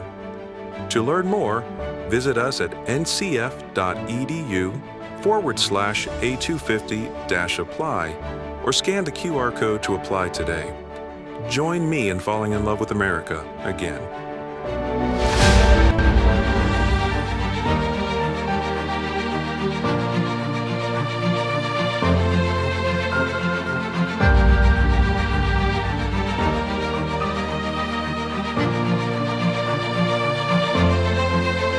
Thank you so much for your excellent panel. Dr. Driscoll, this question is for you. In your talk on Locke, you mentioned the idea that there can be such a thing as too much of liberty. I want to draw, it seems to be, that the problem is the lack of authority in the state of nature. That when you have this realm of total freedom, there isn't agreement about what the good of man is or what happiness is. If there were, how would you have war and conflict? So it seems like there is this moment of freedom, or you might say total freedom, that exists prior to society. How do you, isn't there a problem if you say, like, there's someone who represents reason as such or has the knowledge of good as such, and there's disagreement on that point? How should we think about that question or that problem in light of? So maybe I can try to restate what I take to be your question, which is, so the reason Locke says in the second treatise that you exit the state of nature is because it's unstable, because individuals disagree or come into conflict when they're trying to pursue their own ends.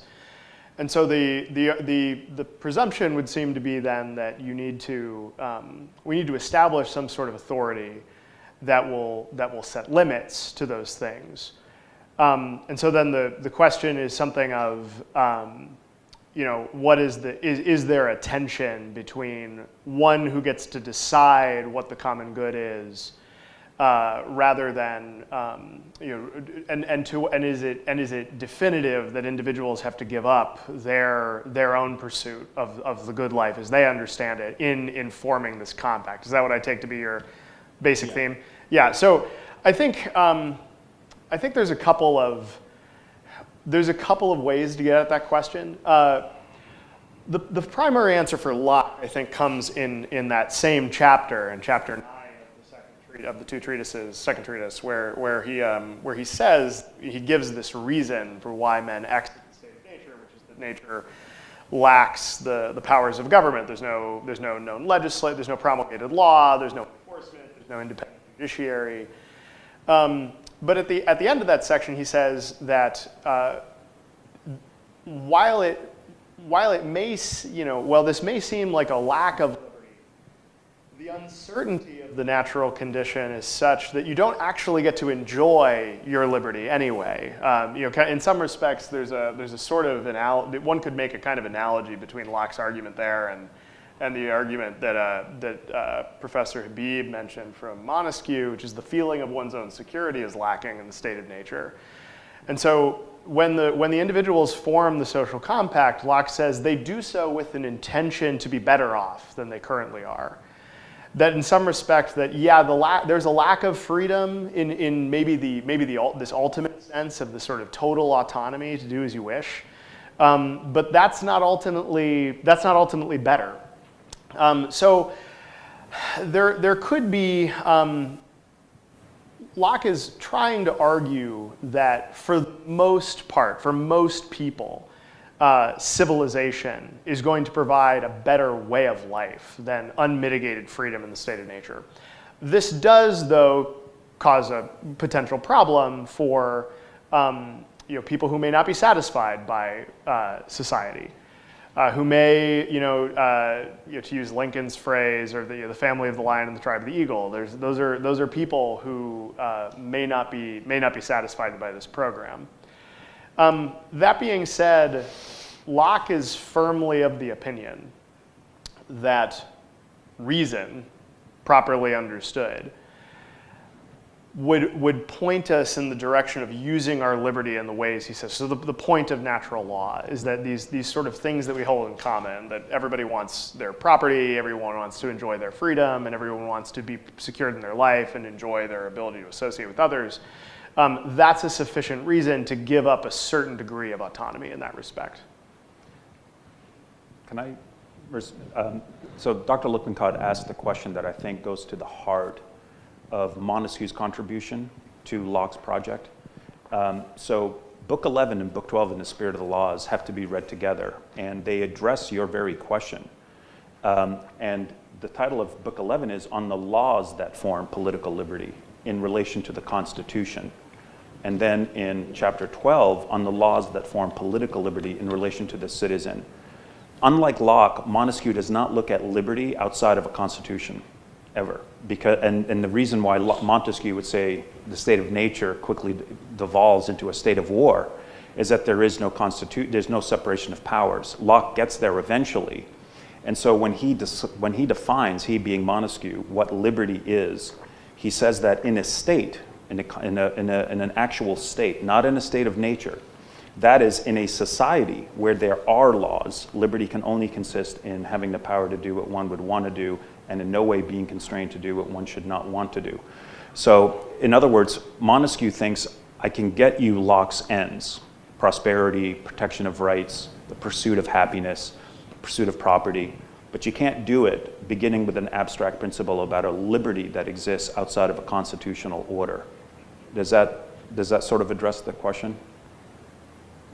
Okay. All right. Next question.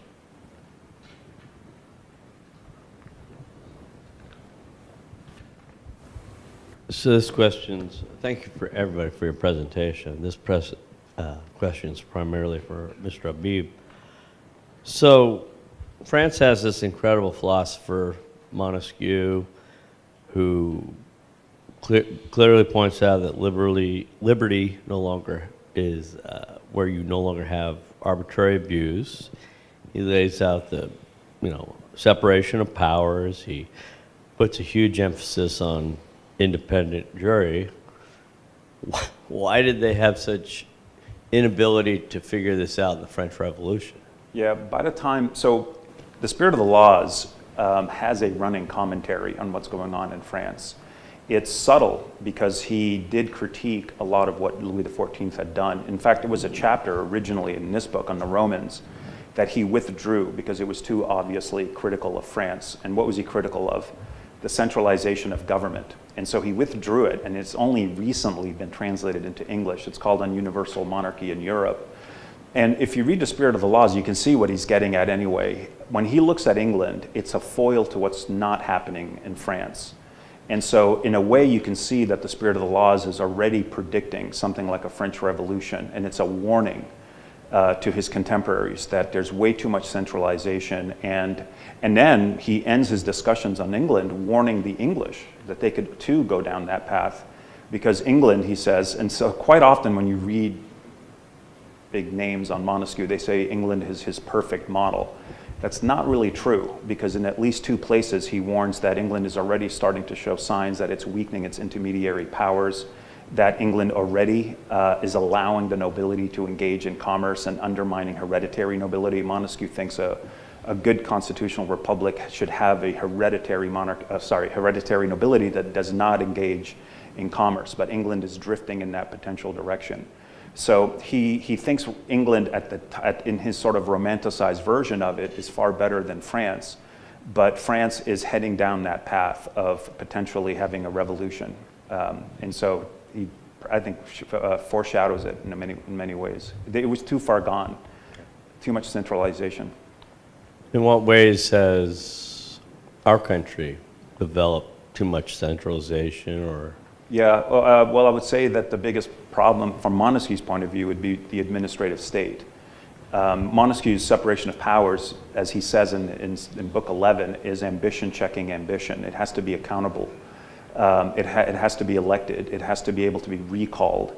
And the problem with the administrative state is it starts to resemble the administrative state in Tocqueville's book on the French Revolution, where you start to see France essentially developing something like an administrative state run out of Versailles, where local political liberty is essentially non-existent. And what ends up happening is you have a generation of citizens who are no longer self-governing.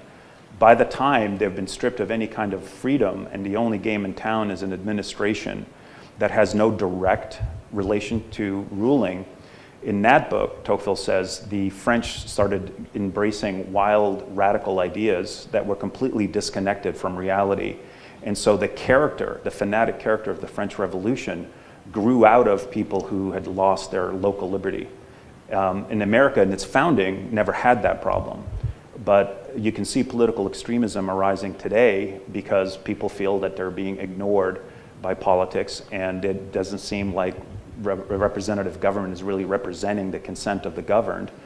And again, Montesquieu in the same book 11 says the most dangerous branch of government to ever be corrupt is the legislative branch. If the legislative branch refuses to legislate and be held accountable for laws that they introduce and pass, whether through the judiciary or through its own representatives, he says then you will soon have an administrative state and have a despotism. And sadly, I think that's probably it's not a fault of the founding, it's the fault of rejecting the founding and introducing something like an administrative state. Montesquieu would say that this would be a very dangerous development in the American country. In relation to your point about the decline of Rome based on its proclivity to empire, one could also make the same argument of America's national security state. Oh, no which question. is, run away and unaccountable on the same grounds as the administrative state, but explicitly in the ways that Montesquieu says are problematic. Yeah, I have to tell you, I mean,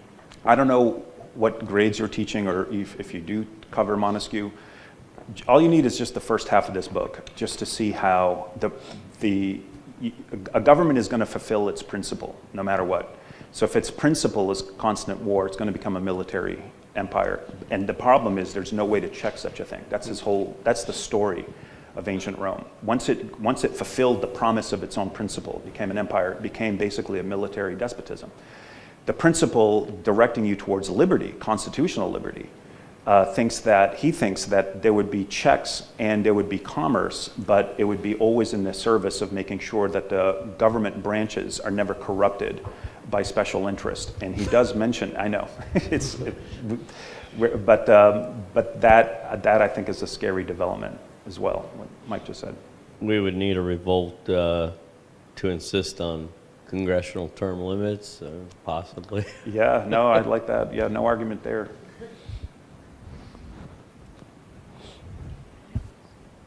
This question is for Dr. Habib as well, and it's kind of building on what you were just speaking about. It definitely seems like you're talking about Rome was not able to scale, and that you were alluding to that it got too big too fast. So I'm curious about how you feel about our current state as a nation, and do you think that we have unity of vision, which they seem to be lacking to a certain degree, and they couldn't define a citizen anymore? How do you think that relates to our current citizenship test? And then the whole continual warfare, do you propose more of an isolationism policy? Yeah, that's a great question.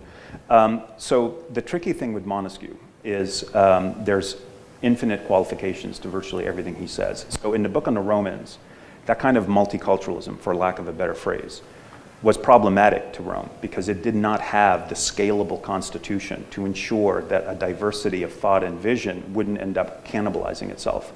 When you look at England, he says they can have religious toleration and religious freedom because the Constitution was set up to allow that kind of civic religion.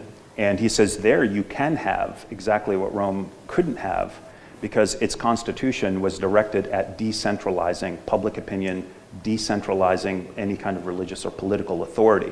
So the solution for Montesquieu is a constitution whose sole end and purpose is liberty. And he defines liberty as the conviction that the laws can never be used arbitrarily, but it's contingent on vigilant citizenship. He wants there to be active participation.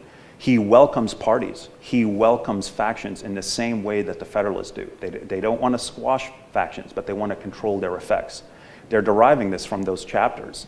And he says there, various opinions always keep your skin in the game, because if the balance of power shift at any time, then people could potentially lose what they deem to be liberty. For Montesquieu, this is actually a healthy mindset.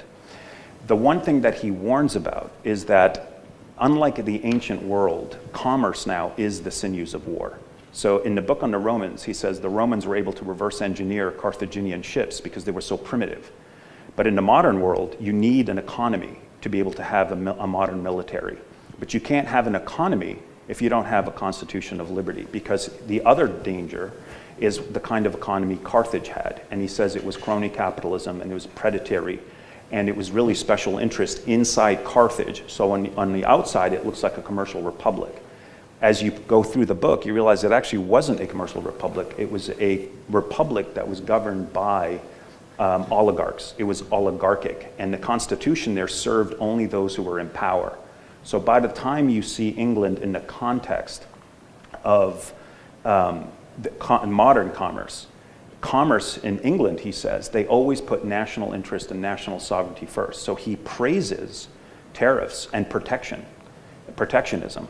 Now, Montesquieu recognizes that war is an inevitable and ugly part of politics, but he thinks that the best way to win modern wars is if you have the commercial industry capable of engaging war. We're no longer Rome. We can't, it's not easy to reverse engineer nuclear weapons.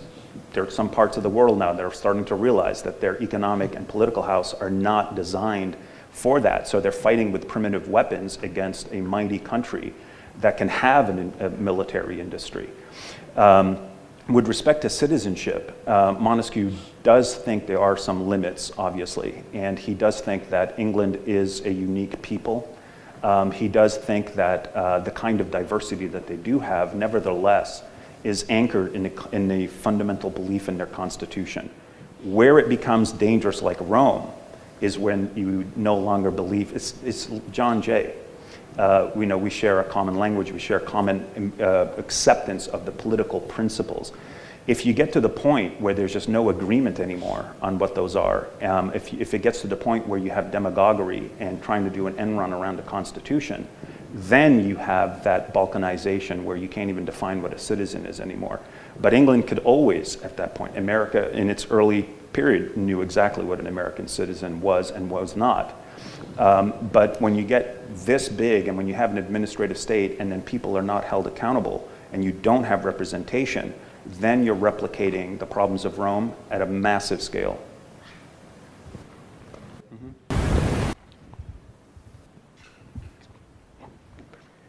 Thank you, gentlemen, for your presentations today.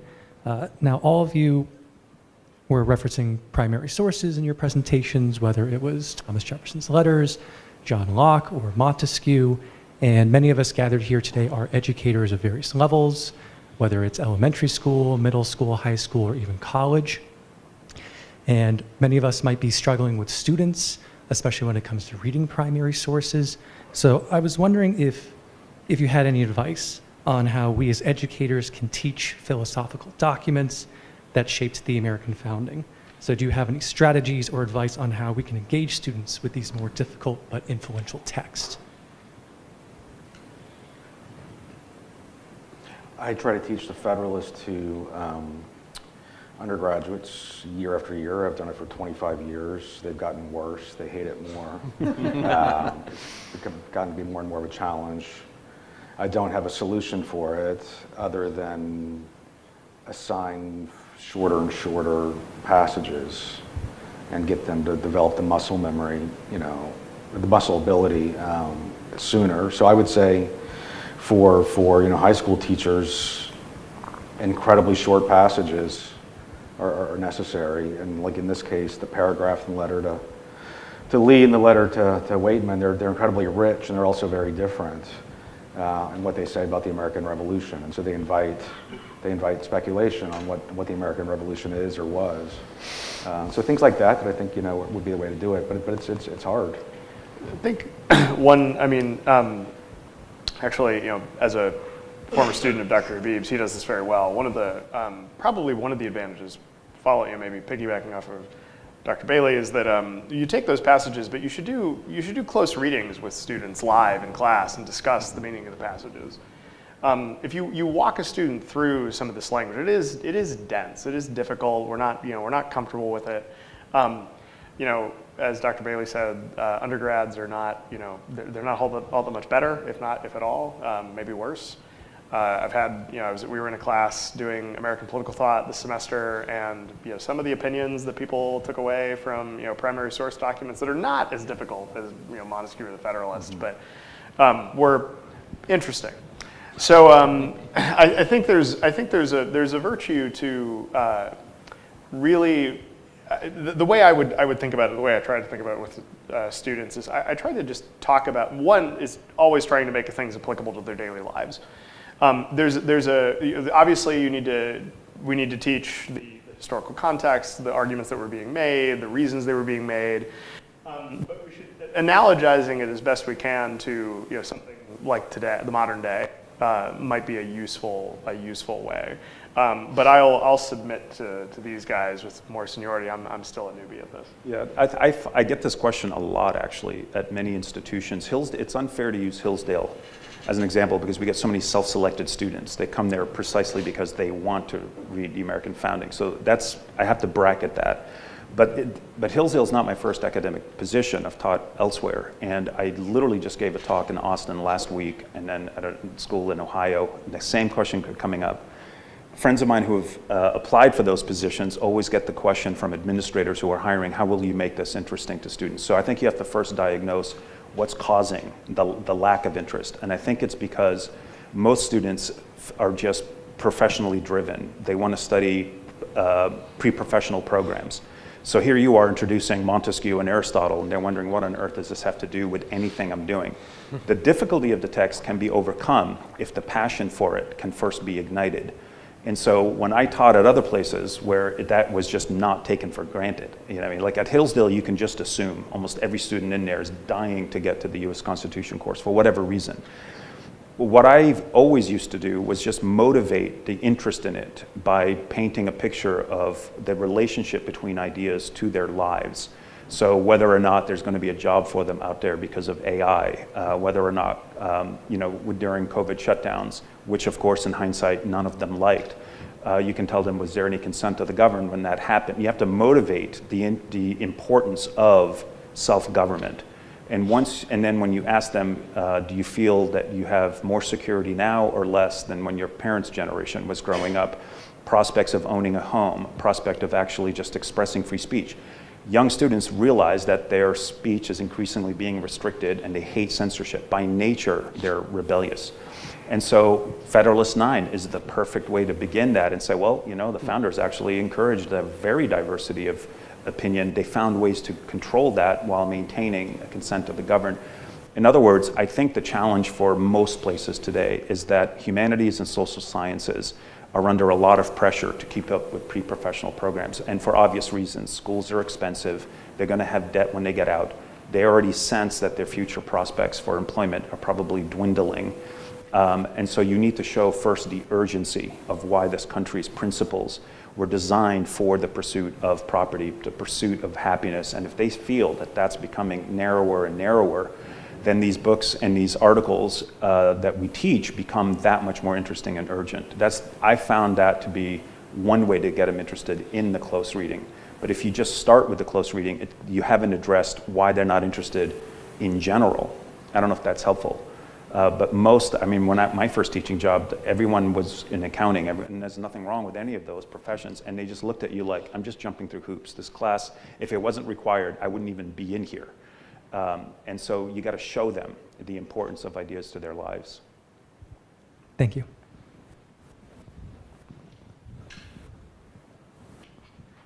I wanted to piggyback off of another question earlier. You mentioned, Dr. Habib, about one of the factors of the fall of Rome being the multiculturalism and also different gods. How would that factor into the American understanding of religious liberty? And I think you kind of hinted at it with the idea of a constitution being the thing that unites as opposed to a certain religious doctrine, because that was the issue with Europe and, Correct.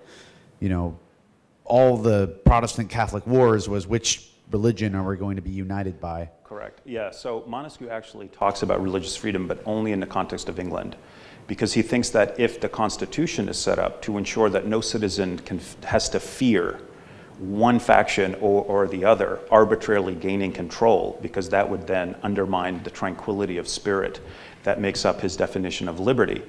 And in the passages on religious liberty in the spirit of the laws, he says even atheists will recognize that they should protect religious liberty, because one day the powers that be will go after incorrect religious views. The next day they'll go after theirs. And so he says, when the Constitution clearly favors the freedom of all and the Constitution, then everybody's invested in protecting the Constitution, even if they don't share the same views. And so, but the problem is, it's not in Book 11. You got to look at the parts where it's in. This is why if you're going to teach it, and focus on England, you can't just do it with book 11, chapter 6. You got to look at book 19, chapter 27. Then you got to look at what he says in commerce. Pull them all together and pretend it's one book. And there you'll see sort of a coherent take on how in ancient Rome, that kind of diversity without a constitution led to its demise, rise of demagoguery, factions. Because there were no nobody was looking at a constitution. According to Montesquieu, they didn't have the imagination to imagine a certain kind of separation of powers in a constitution that was actually serving everybody's interest, but it serves them as long as they promote toleration. Yeah. Why was England a leader in sort of that religious pluralism that you mentioned? Could it be because of sort of the back and forth that they had with Protestantism versus Catholicism? Yeah. Could it be sort of the via media of Anglicanism? Did that have a factor? You'll never believe what he attributes to, because I was shocked when I first came across it. Toward the end of book 11, he says, and by the way, England got its representative form of government from the German tribes who conquered Rome. You're like, what? And because I had the same reaction, and he says, read Tacitus. And this is the very end of book 11. And there's one other piece that Montesquieu thinks this is absolutely crucial to get. You're not going to get any kind of toleration unless you have indirect representative government. Rome didn't have that. England, he says, developed and refined a tradition that came from the German tribes that had conquered Rome. Now, you can believe it or not. I think it's a little bit exaggerated, but his basic point is that the Germans, who were the object of Tacitus's Germania, were able to conquer the Romans, but they tended to be tribal, but they united when there was a common enemy. If you look at those passages carefully, he describes a confederated republic without saying it. He says they were able to branch out into a large territory, but then because they were so jealous of their freedom, they knew they had to find some kind of capital from which to still govern, but they sent representatives. And he says, there's the origins of our Gothic constitutions. And he says, England was the one that took that and refined it. So the key, this is why Montesquieu is so hard to teach, because everything he says then gets qualified. You can't have that kind of liberty that we were just discussing without an indirect form of government. I think really the Federalists just get it. I mean, I've never read anything in the Federalists that I didn't already see in Montesquieu. I think they're really developing and refining and improving upon Montesquieu. Thank you. Yeah. And the reason why you want indirect is because he wants a system in which the laws and the process are impersonal and people don't feel like fanatics can get hold of their government. So if you just leave people a bit removed and have elder statesmen who are elected who can represent, but they're constrained by a separation of powers, it can get you the tranquility of soul that constitutes liberty. So, first of all, thanks for this panel, and it's a fascinating series of questions. My question is mainly for Professor Bailey and Professor Habib. Both of you have, and it's sort of a pedagogical question, I think, because it involves relating the world of the founders to our world. Professor Bailey referred to the tension between enlightened unanimity on the one hand and diversity on the other. So I'm interested in asking about what that diversity is. And you know, Professor Habib referred to Federalist 9, which deals with this subject as well. I mean, I guess I would put the question this way. What happens when diversity becomes a rejection of the basis of enlightened unanimity, that is reason? So in other words, when people begin preferring their own story, even if it's conspiratorial, and if that story becomes the basis of a sort of mini culture within the polity, does that, I mean, you could say that the quarrel over slavery involved this as well. I mean, that wasn't diversity of opinion, right? That was a rejection of, at least, you know, in Lincoln's terms, it would be a rejection of reason, the reason that tells you that all men are created equal. But it seems to me that because of, you know, a variety of technological factors like the internet culture, we're heading towards a situation in which rejection of reason is becoming increasingly inviting to large parts of the American culture on various political sides. So does this present, I mean, in other words, how would the founders' vision, how would Jefferson's vision in particular help with this, if it still can? Yeah, so I'll just one sort of technical detail. You might have noticed this in my presentation. I speak less of the political thought of the founding than, say, particular founders. And so I don't know that there's a coherent theory of the founding that is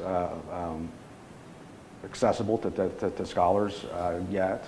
More work has to get us there, like we're maybe 40 years from that.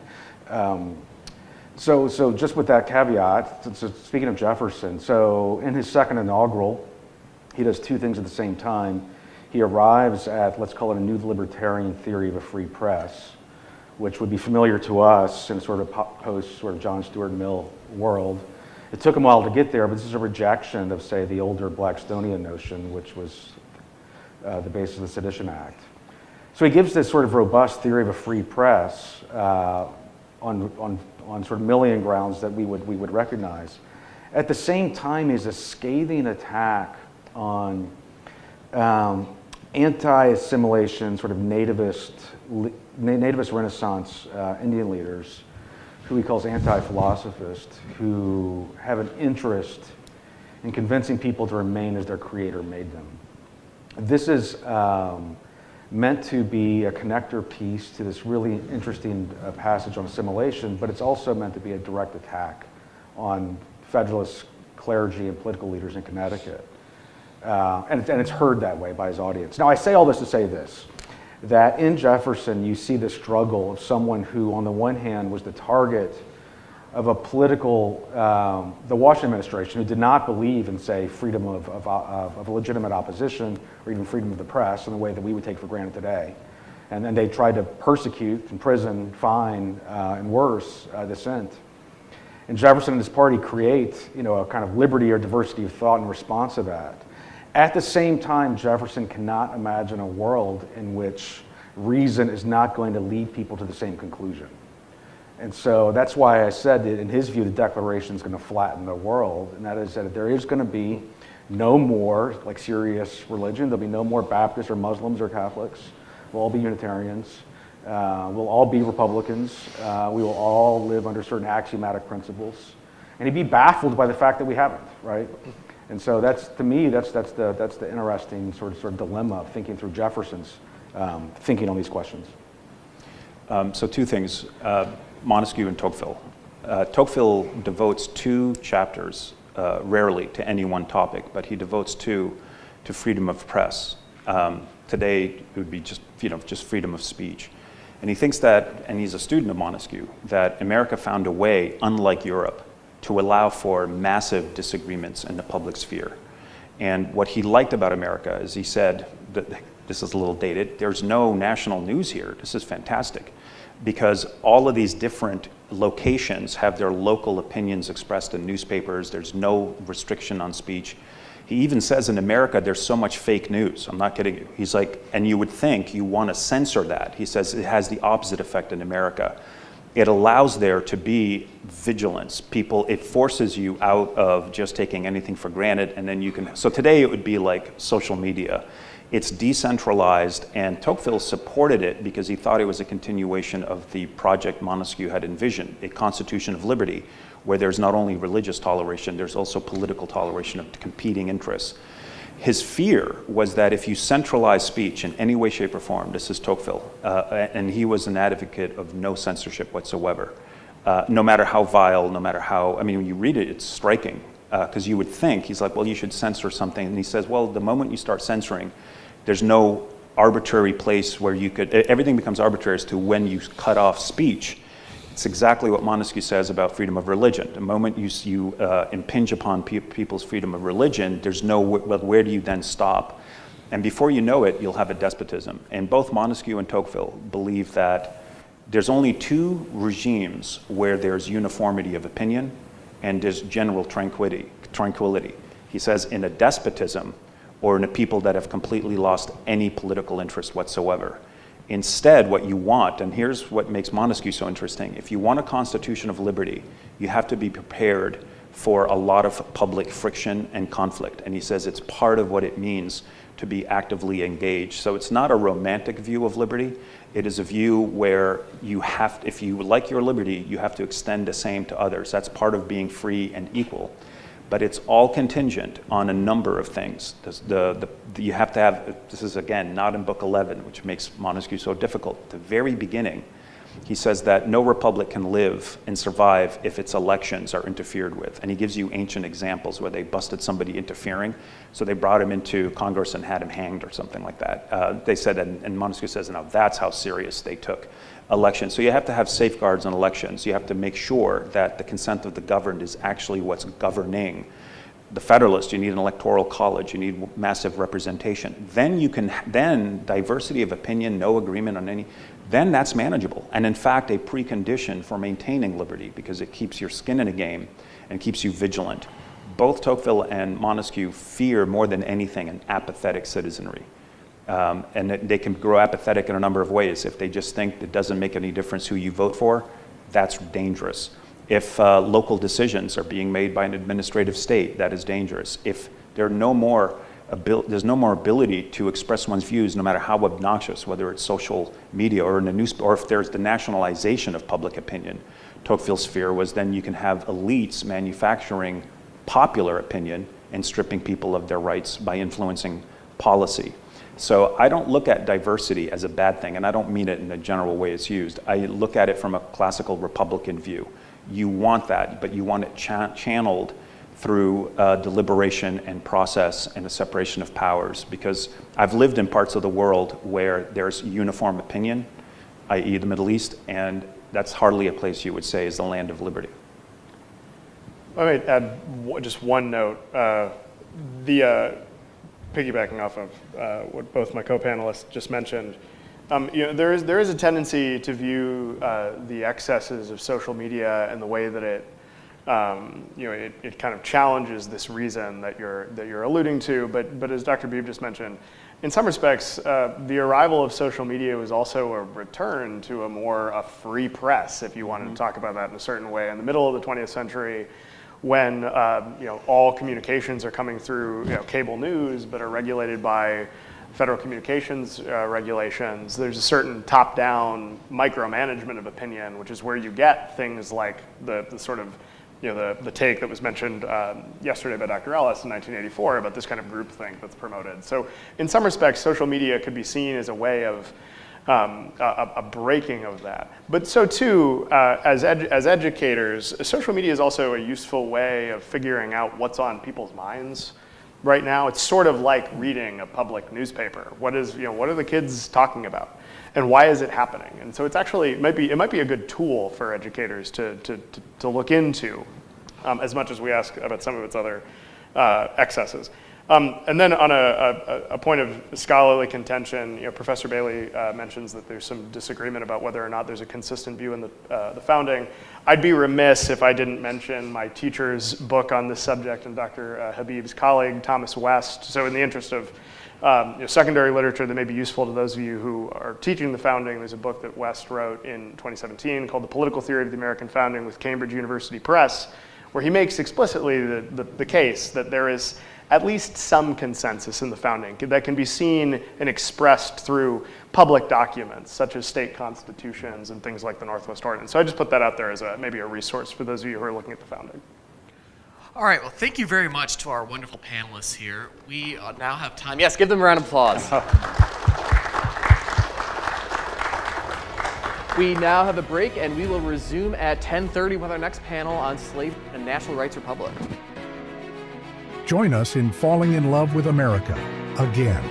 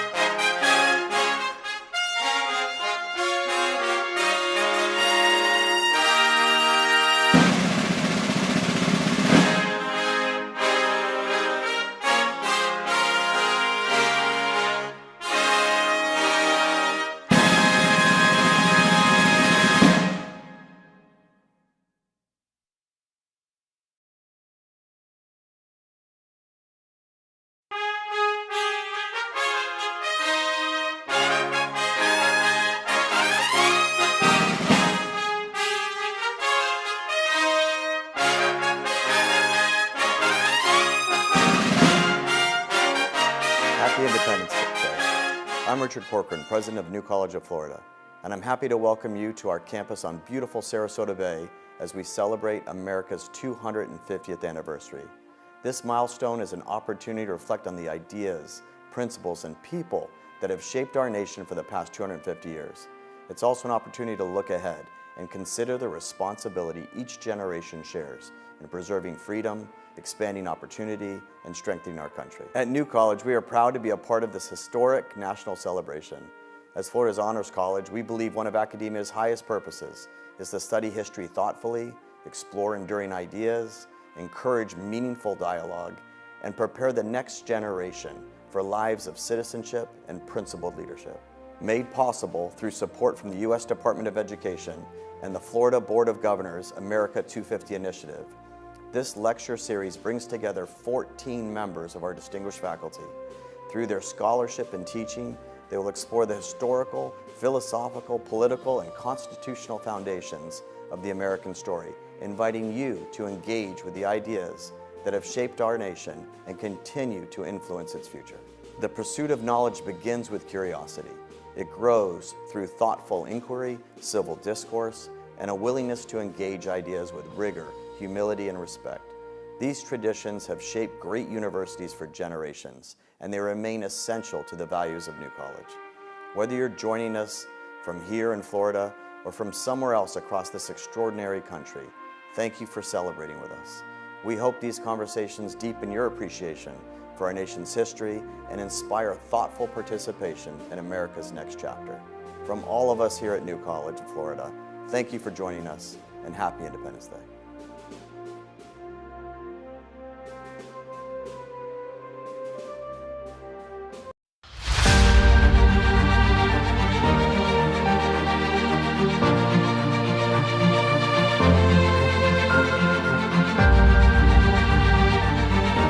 Dr. Miguel Benitez is the Dean of the new Masters in Educational Leadership program at New College of Florida, which will launch this fall, 2026. He has a PhD in humanities with a concentration in philosophy and was most recently an associate professor of humanities. Miguel has over 15 years of teaching experience with interests in classical education and the intellectual foundations of Western civilization. All right. Thanks once again for joining us. I will also be talking about education and the founding, though I will be focusing on the role of classical education during the time of the founding. For the last 40 years, classical education has grown in popularity. It emerged from a rather long slumber around the late 1980s through homeschool and private schools. It has now continued to grow through charter schools.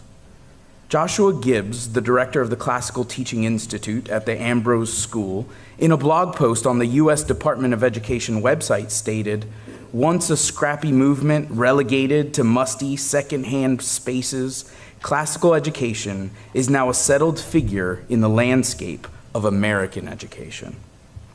Many of the founding fathers, as well as other influential voices of the time, were classically educated. George Washington, who was not classically educated, was influenced by the classics and ensured that his stepson received a classical education. What then is this approach to education that has garnered so much attention across the country, both culturally and at the government level? And perhaps more importantly for our purposes, what does classical education have to do with the American founding? Practically speaking, the classical education that many received consisted of learning Greek and Latin, reading Plato, Aristotle, Thucydides, Cicero, Tacitus, Horace, and many other Greek and Roman classics. Classical education is also grounded in the liberal arts. The 7 liberal arts are categorized into the trivium and quadrivium. The trivium consists of grammar, logic, and rhetoric. The quadrivium consists of astronomy, arithmetic, geometry, and music. Thomas Aquinas defines the liberal arts as only those arts which are directed to knowing, whereas those which are directed to some useful end attained by action are called mechanical or servile arts. Joseph Pieper says the liberal arts then include all forms of human activity which are an end in themselves. The servile arts are those which have an end beyond themselves, and more precisely, an end which consists in a utilitarian result, attainable in practice, a practicable result. The liberal arts, then, are an education for a free people, whereas the servile arts are less about who you are as a person, but rather focused on what you do. In his essay, The Principles of Classical Education, David Diner offers 10 principles that distinguish classical education from other more contemporary approaches to education. I will focus on 3 of them that illustrate the importance of classical education around the time of the founding of the United States. The 3 principles I will refer to are education as teleological, education and the cultivation of virtue, and education and the givenness of reality.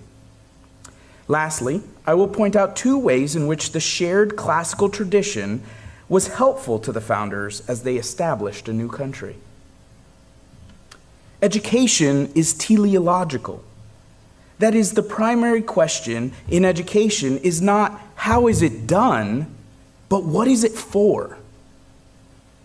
Plato wrote, "The direction in which education starts a man will determine his future life."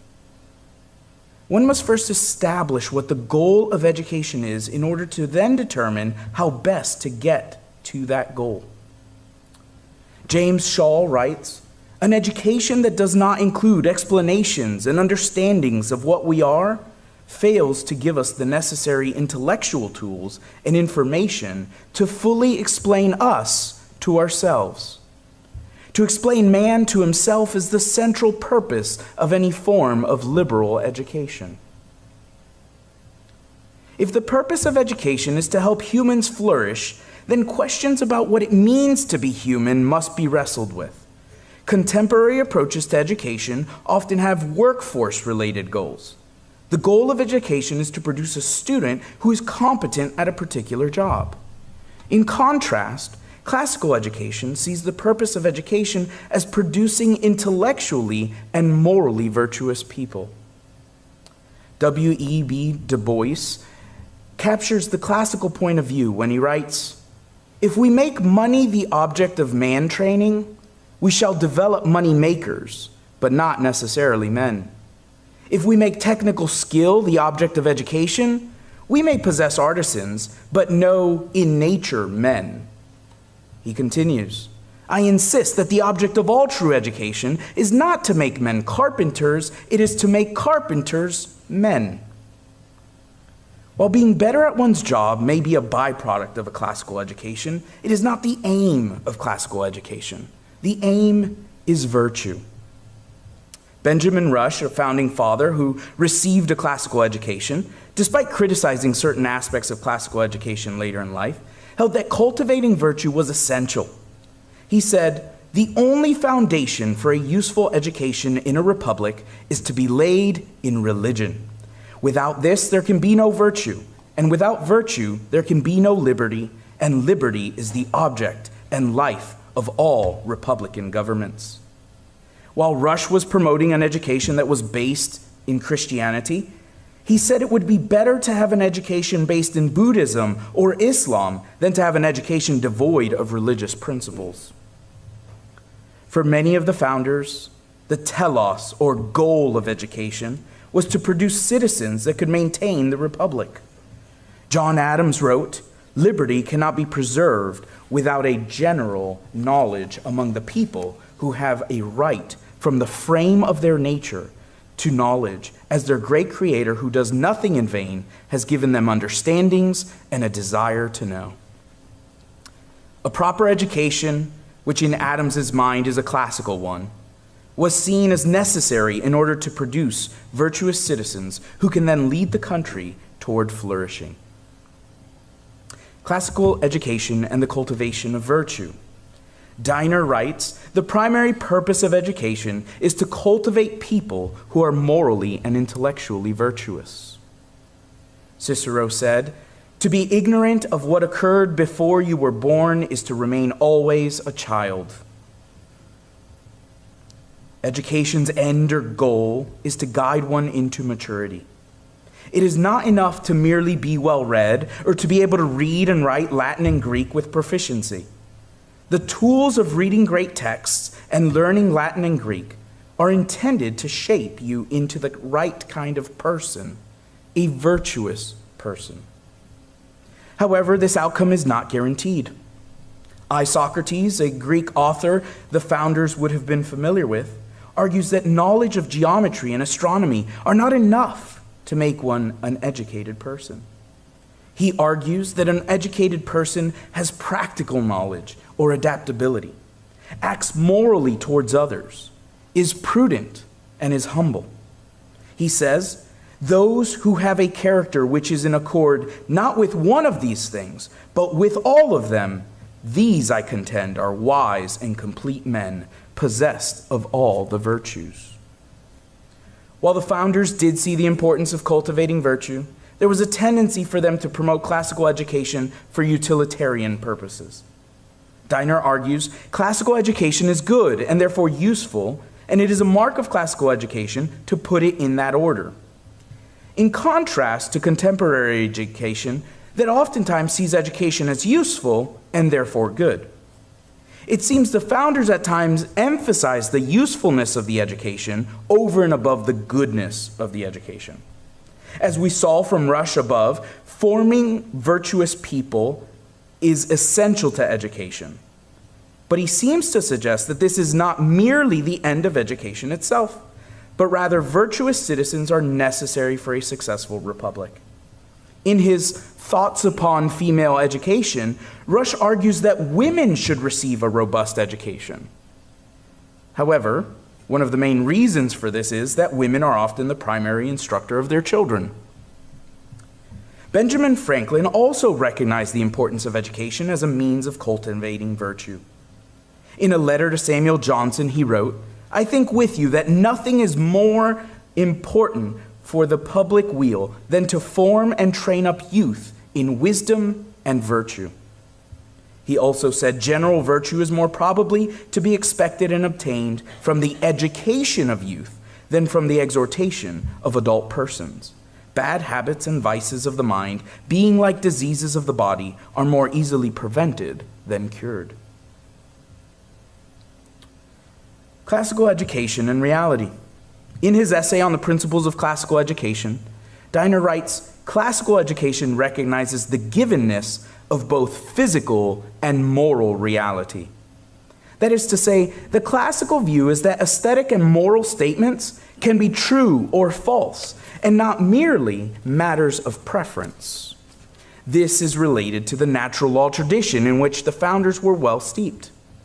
Cicero, a writer many of the founders were well acquainted with, wrote the following: "True law is right reason in agreement with nature.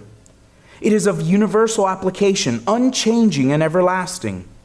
And there will not be different laws at Rome and at Athens, or different laws now and in the future, but one eternal and unchangeable law will be valid for all nations and for all times."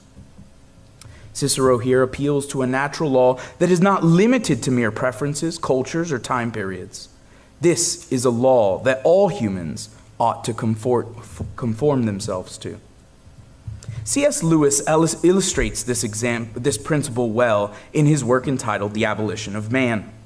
In it, Lewis criticizes an elementary English textbook which he calls the Green Book. The book uses an example of a story of Coleridge standing in front of a waterfall. Coleridge believes that the first tourist is correct.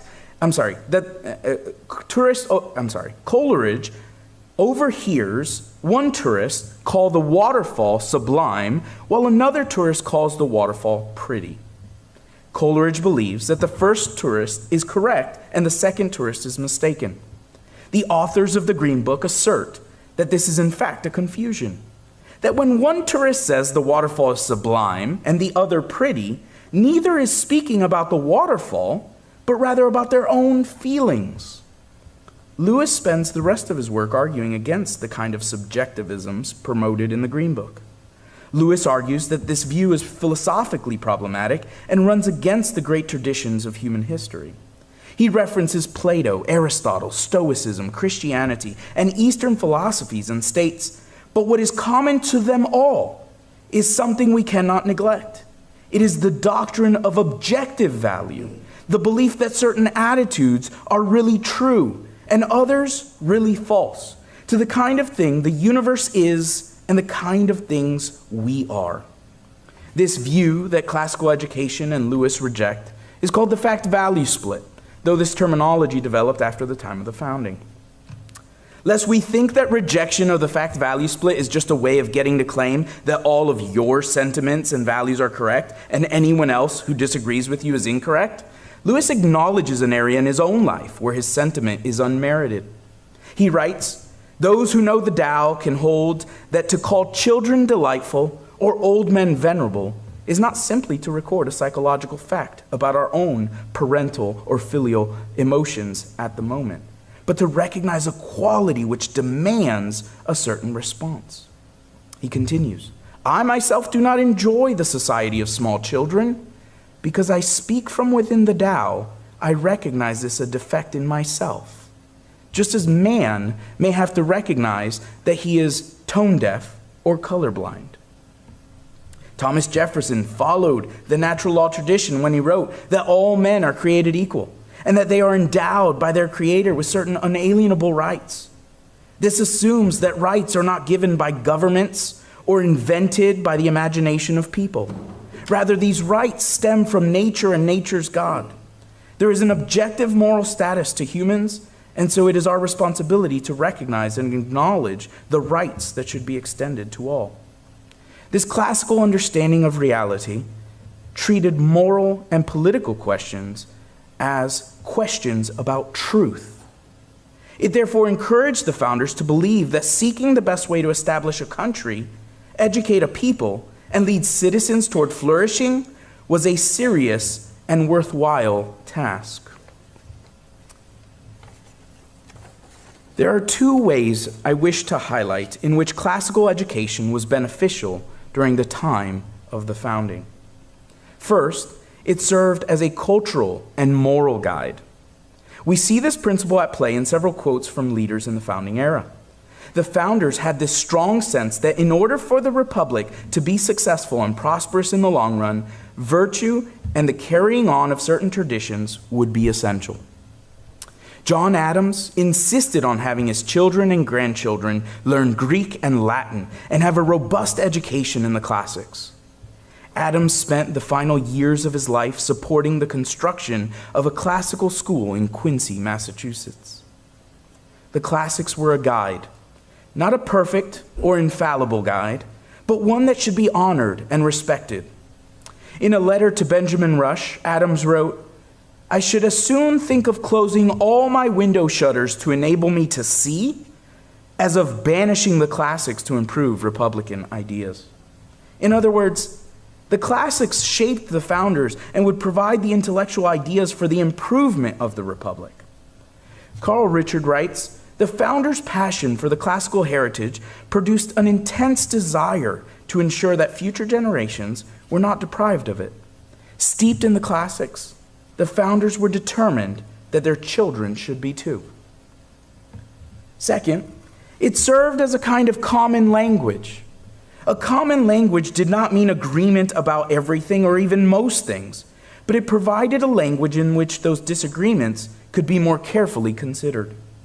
For example, both the Federalists and the Anti-Federalists appealed to the classics in defense of their positions. This is seen in the pseudonyms used by both sides. Publius was adopted by the authors of the Federalist Papers, and names like Brutus and Cato the Younger were adopted by the authors of the Anti-Federalist essays. In the Anti-Federalist paper, Brutus I, the author writes, "If respect is to be paid to the opinion of the greatest and wisest men who have ever thought or wrote on the science of government, we shall be constrained to conclude that a free republic cannot succeed over a country of such immense extent, containing such a number of inhabitants, and these increasing in such rapid progression as that of the whole United States. In Federalist Paper 63, James Madison writes, "History informs us of no long-lived republic which had not a Senate. Sparta, Rome, and Carthage are in fact the only states to whom that character can be applied." The fact they were pulling from the same tradition did not lead to agreement, but led to intelligent and rigorous debate because each side had to take the other seriously. The classical education of the Founding Fathers shaped the way they approached leading a new country. Not all of them were purists in classical education, as some argued that the ancient languages should be abandoned, but all of them were influenced by and promoters of many of the key tenets of classical education. They saw the classics as an important guide, though not a master, to this young country. The shared knowledge of the classics provided a common intellectual language that allowed for serious moral and political debate. Thank you. Join us in falling in love with America again.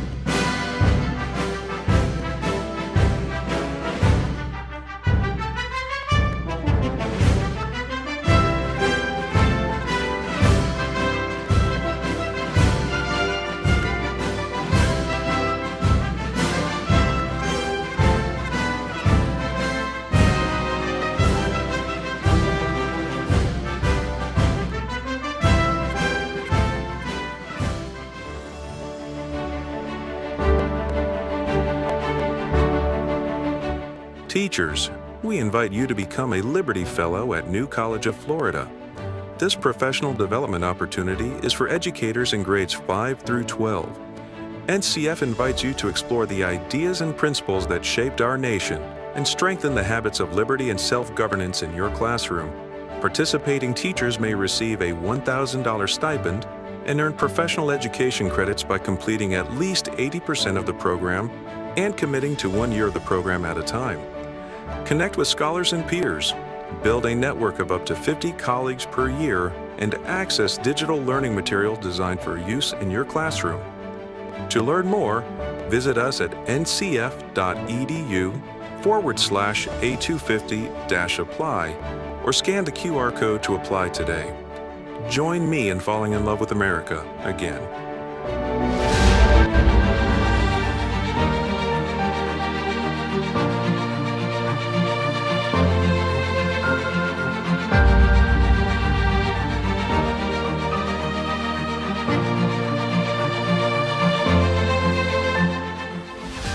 My first question is actually for you, Dr. Wheatland. I noticed, and I don't know if it was an exact correlation in your talk to what I'm thinking of, but I noticed in your talk you used the term just war, and then at the end you made the very good point of teaching our students why we should go to war or maybe why we shouldn't. So I wanted to know what your thoughts were on Augustine's just war theory, and does that have any kind of influence on the fathers and on American founding, or would that be something kind of far off because they're more post-Enlightenment or Enlightenment thinking? Yeah, that's a very good question. And if you're thinking of, well, first off, who immediately influenced the founders? So what were the most direct people that they tended to look to and read in order to understand the law of nations, this question of just wars or unjust wars? There's a group of European thinkers that you can think of as these just war law of nations theorists. Samuel Pufendorf, who is German, Emmanuel Vattel, who is Swiss, and Hugo Grotius, who is Dutch. There is, I think, a line between those thinkers that you could bring all the way back to St. Augustine. I think the line is this. War is assumed, I think, to be unjust. The just wars are, in a way, the exceptions. Right? There are certain circumstances in which it makes sense, in which it is advantageous and morally proper for a nation to wield arms against another nation.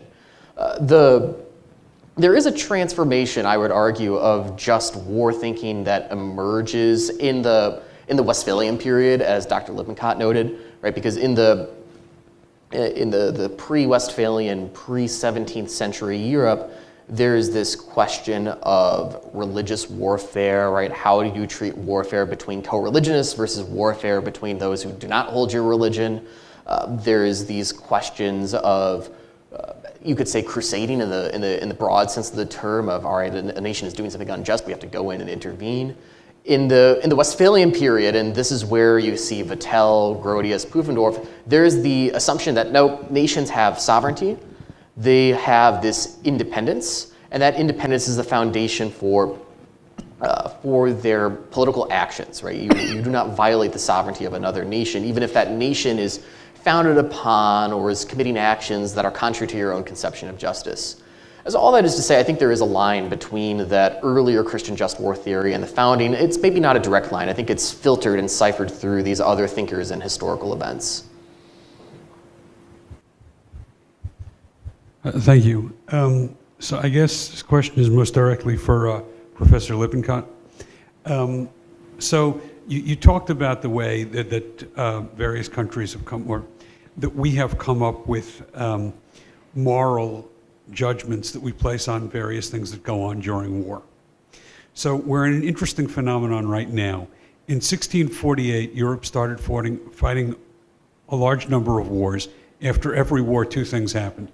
Borders were redrawn and populations were transferred. And that went on for 300 years until around 1948, when Europe decided they liked where the borders were and the populations had already been moved around the continent.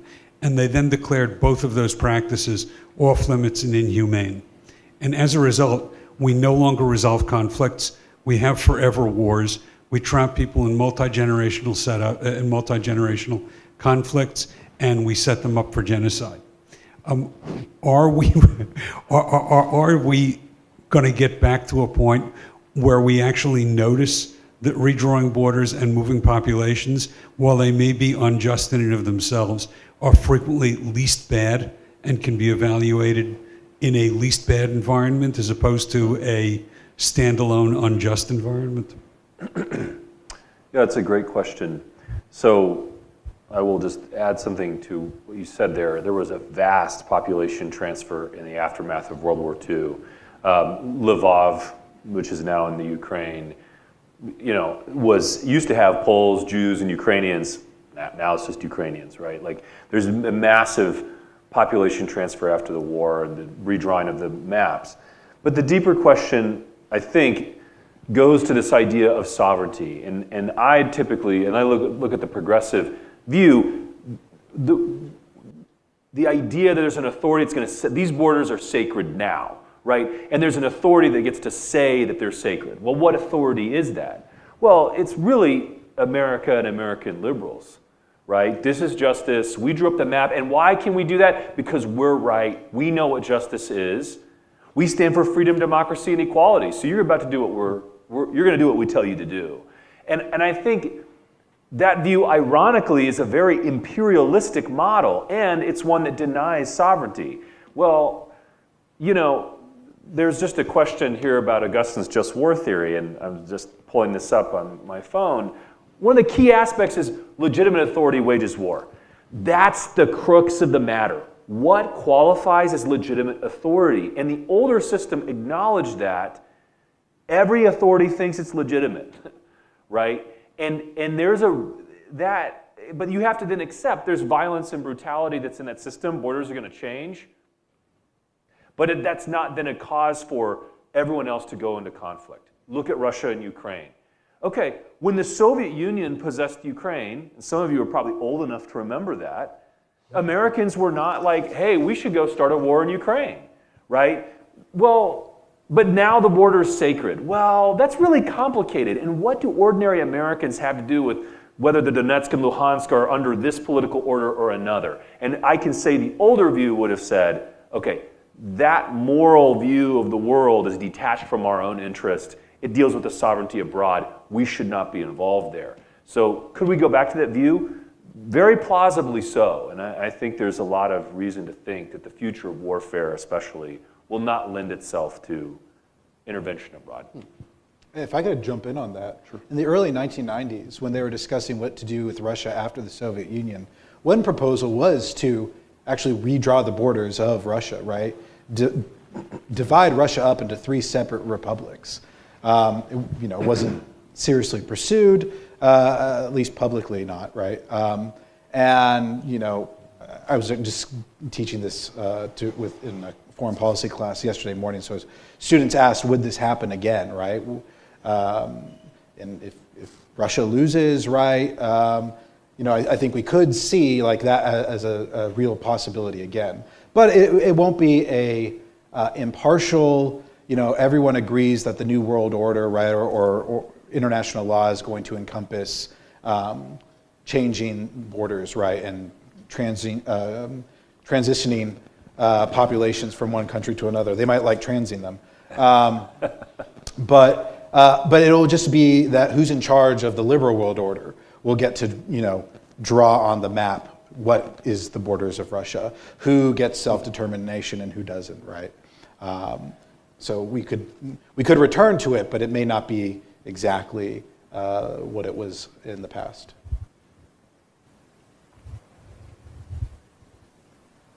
I would like to raise a question to Professor Wheatland regarding a federalist.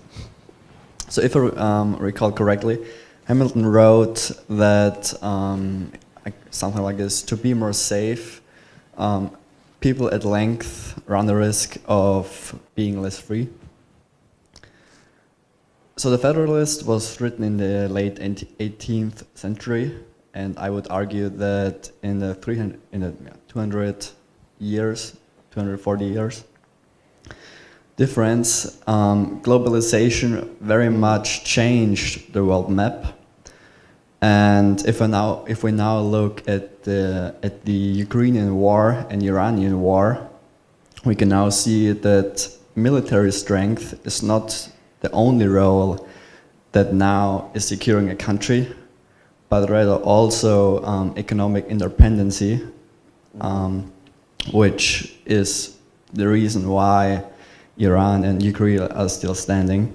So my question would be to you, and also what you think Mr. Hamilton would argue, how economic interdependency, what role it plays in securing liberty. Yeah, that's a very good question. Paul's one of my students, and he always asks me these $1 million questions, so I'm getting used to fielding them. And let me just start. This is something that I did not explicitly state in the talk, but how do republics secure themselves as opposed to empires?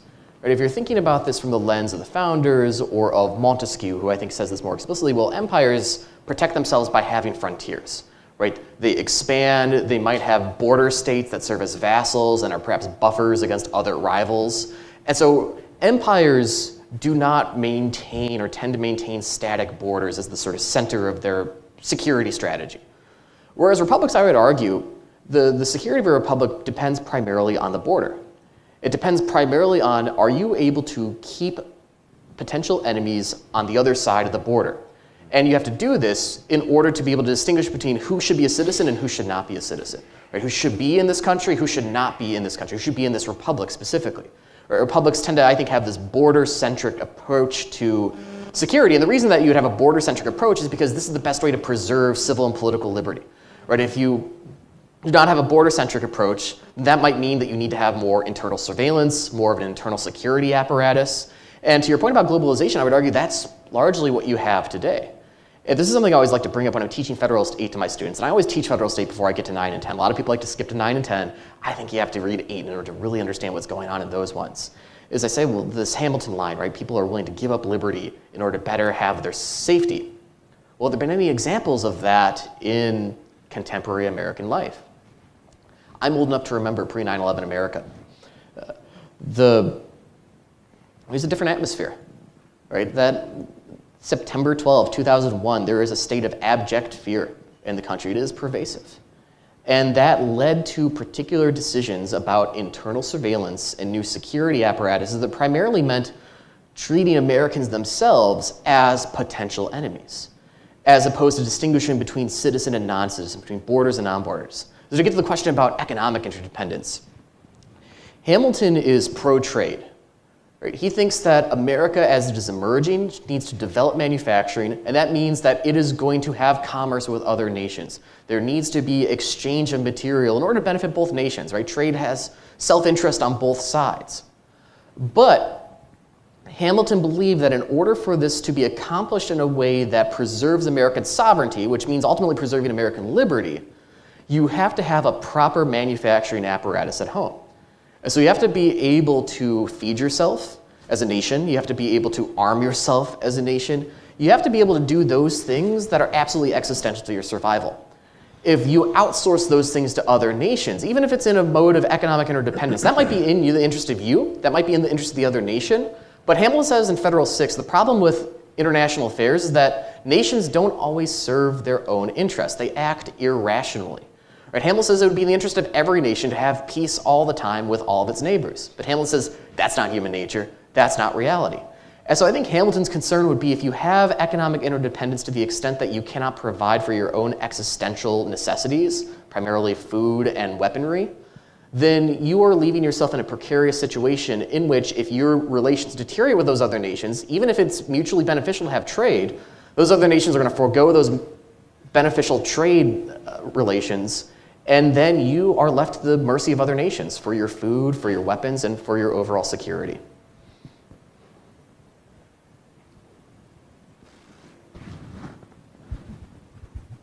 All right, this question is for Dr. Wheatland. With regards to the immigration and assimilation of an immigration and the threat that posed and the creation of factions, how much were the Founding Fathers for, or did they recognize the idea that, you know, an official language not being established could become a threat? Like when we look at large cities these days, that we have the regions that, you know, Chinatown in New York, for being from New York, did they foresee that? Did they not just anticipate that, hey, without English being an official language, we set ourselves up for this in the future? That might be a question for Dr. Brown, because wasn't Franklin concerned that you had all the German speakers in Pennsylvania? To speak to the founders' concern about immigration, I think it was thought of as part broadly of foreign policy and national security, right? The founders believe, well, there's times in which immigration is beneficial to you, right? And the founders especially thought as the Republic is being formed, you have this vast continent, you have all this land, there you need farming, you need more population in order to survive in this world of empires. And so they said, yes, all right, immigration, but it needs to be done in a way that allows for assimilation to ensure that you do not end up having what are essentially ethnic enclaves within your political community, right? And what I mean by ethnic enclaves is that you end up having a sort of these ethnic ties that are stronger than your broader ties of national identity and lead to a kind of spoil system within your politics. Thomas Jefferson, in I think it was Query 8 of the Notes on the State of Virginia, said that what's distinct about the American regime is that it takes these elements of England, of English common law and English politics, and combines them with this more fuller understanding of natural rights. And Jefferson warned that, well, if you have mass immigration from nations that don't have that same foundation, and Jefferson thought this is a unique foundation, you could end up having this ethnic spoil system that emerges, right? Your politics becomes this essentially competition between different groups that might not even speak the same language. And Hamilton actually repeats this and throws this back in Jefferson's face when Jefferson is president.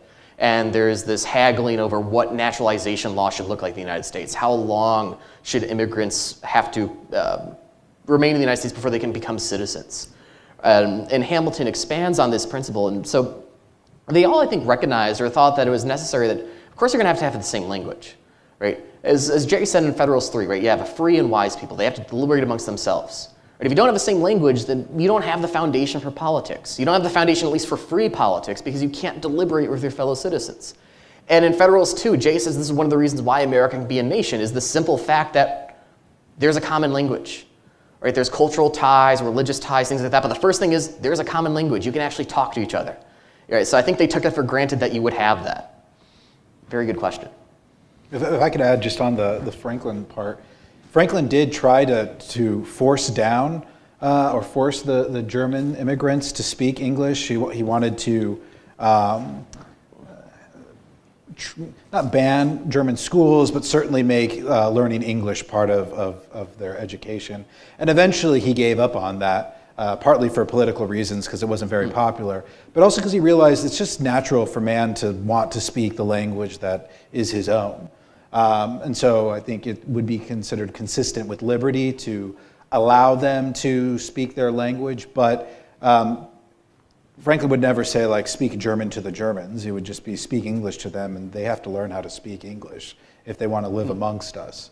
My own ancestors were among those Germans that caused Franklin headache.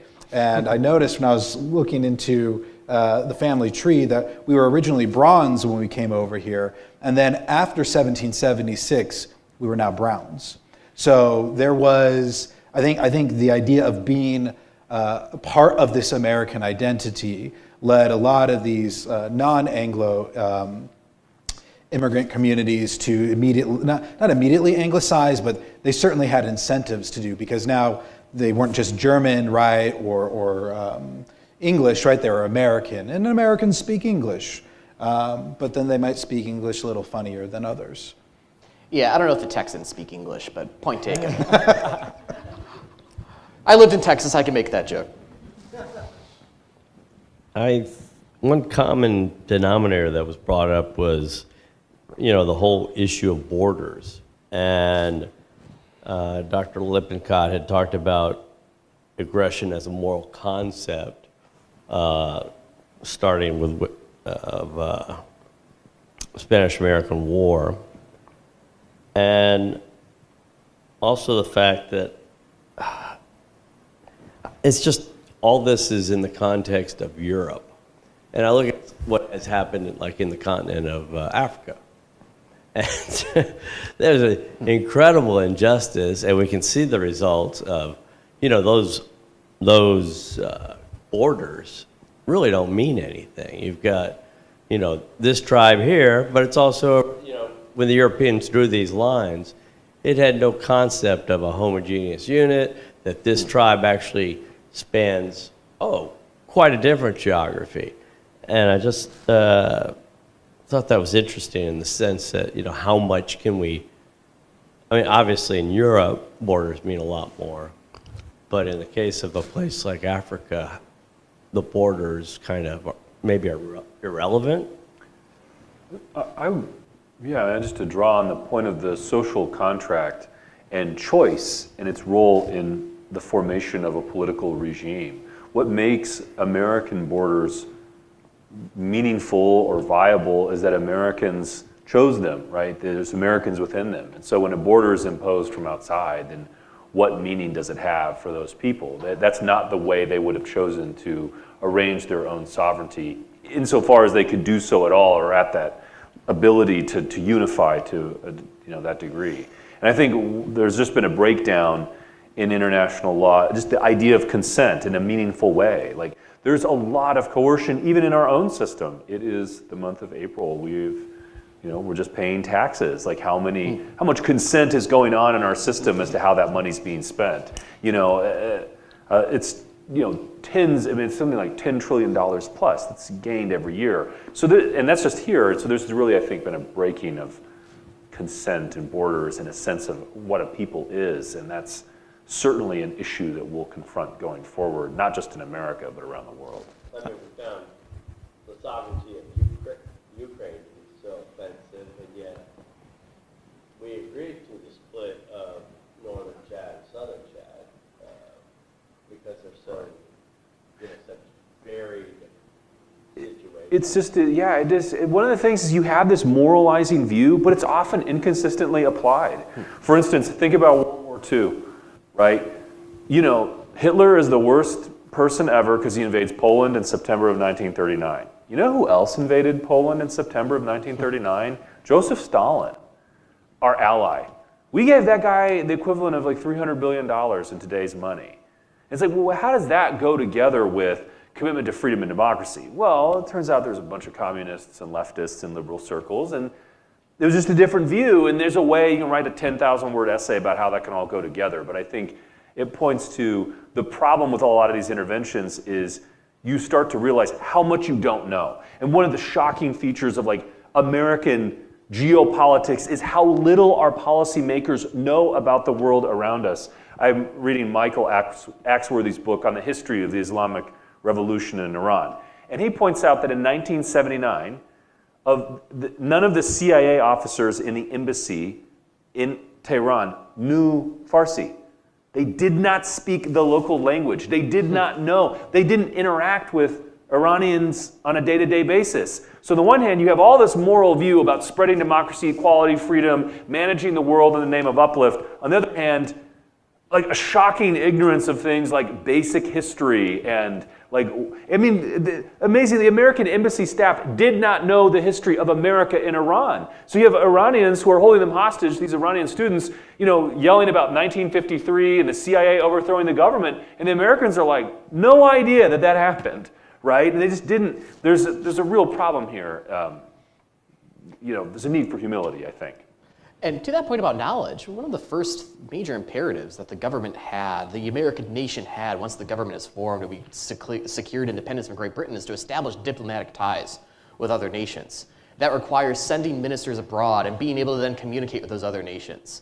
And if you look at early American policy, there's not many what Jefferson called entangling alliances, right? We're not having too many military treaties. To the extent that they're very temporary. Yet there was expansive knowledge of the situation of these foreign nations. You take John Quincy Adams, for example. John Quincy Adams, as a boy, travels with his father, John Adams, to Europe to serve as his secretary as he's negotiating with France.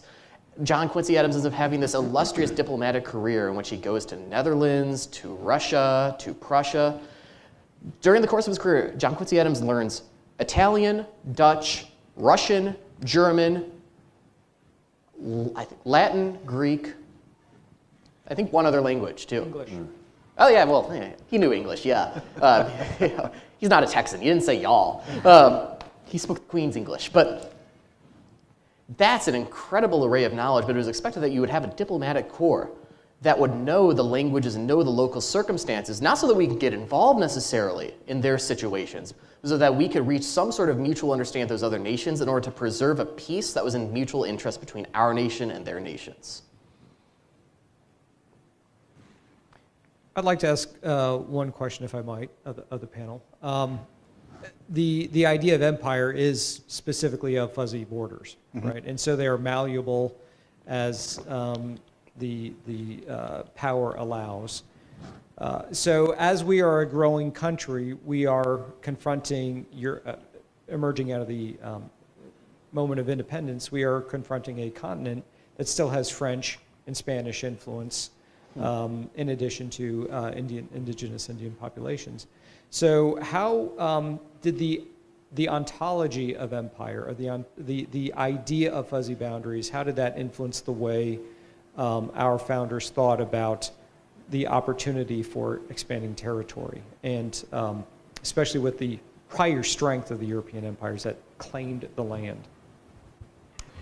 Well, I think whenever the founders or early American Republican era presidents justified territorial expansion, the first argument they always made was it's necessary for our defense. So we can't have Great Britain on our borders. Jefferson, when he finds out that the Louisiana territory might become possible, he writes, whoever has control, if Napoleon takes the Louisiana territory back from the Spanish, right, because it was at the time the French had given it to the Spanish, if he has control of New Orleans, of the Mississippi, then that's a foreign power who has effective control over our sovereignty, who has control over our economic opportunities, right, our ability to trade. We no longer have access to the Gulf of Mexico. We are substantially limited in our access to the Atlantic, or at least the southern Atlantic. We no longer can navigate from the southern parts of our union towards the northern parts. So territorial expansion was, the primary justification was security, right? We need to be able to secure ourselves, and therefore will expand to that point that is necessary for defense. Jefferson also says, and this is in the same letter I quoted when he's writing to James Madison, when he talks about the Empire of Liberty. He talks about Cuba, and he says, I would be fine with taking Cuba. You know, he envisions the deal being Napoleon is concerned about the United States siding with the Mexicans as they're revolting against the Spanish and Napoleonic Empire. And he says, you know, we will not get involved, but we will take Cuba. And he makes the argument, and if we take Cuba, I will plant a massive signpost right there that says ne plus ultra, right? This is the furthest extent we will go south. And his argument is we can defend Cuba without needing a navy, right? We can easily get troops to Cuba and back within a day or two. But if you need a navy, if you need a prolonged naval campaign to defend your territory, then you should not own that territory, right? So the Philippines certainly would be out of the question. Probably Hawaii as well. Basically, it has to be contiguous in some sense to the actual American territory. Going further, when Manifest Destiny is underway, during the Lincoln-Douglas debate, Stephen Douglas makes the argument, if Americans need the space, then America should procure that space, right? It doesn't matter if it's to the north or to the south or it's the Caribbean islands. If we need the space in order for Americans to thrive and flourish, then Americans should acquire it. Lincoln, in response to that, says, okay, but what are you going to do about the Mexicans then, right? Because Douglas is not a fan of the Mexicans. So are you going to allow them to become American citizens? You don't want that. Are you going to allow them, are we going to subjugate them, right, and rule over them? Well, that's not consistent with your own ideals of popular sovereignty, Stephen Douglas. So it's, I would say, national security or territorial defense, right, is the first limit. And then it's going to be, does expansion require us to fundamentally change the character of our government? If we're going to rule over other peoples without their consent, and we have no intention of ever allowing them to enter into our republic, then we should not do that. One note I'll make briefly on fuzzy borders is this was a real serious concrete problem. How did America acquire Florida? The place where we are right now, how did this transform from a Spanish colony to American territory? Well, the answer to that is the 1819 Adams-Lenease Treaty signed under President James Monroe. Right? John Quincy Adams, illustrious diplomat, is serving as Secretary of State at the time. Florida is a real national security problem as a Spanish colony, not so much because Spain was projecting power from there. Right? There's this thing with these empires where on the one hand they have the potential to be very strong, but they can also be very weak and difficult to police their own borders and their own territories. Florida was at this time what today we might call a failed state. You had roving bands of pirates and bandits in the Spanish territory who would often cross the border and harass American merchants. Right? Andrew Jackson at one point leads something of an invasion of Florida. And when this happens, it is an outrage, although the one person in the cabinet who defended General Jackson was in fact John Quincy Adams, which is interesting because they're typically rivals. But this 1819 treaty that was signed with Spain, right, what did it do? Well, Florida was transferred to the United States, and this solves the security problem because now America can govern Florida. We can put down crime. We can end this piracy because Spain was not able to control its own people and its own borders. And also what it also did was fix the borders in the West between the Spanish Empire and the United States. And Spain got concessions in that, got some of what it wanted, but it helped to clarify the border, which meant you were going to have fewer moments of disagreement and potential crises between these two nations. And so that having those fixed borders was absolutely a national security imperative early on. Join us in falling in love with America again.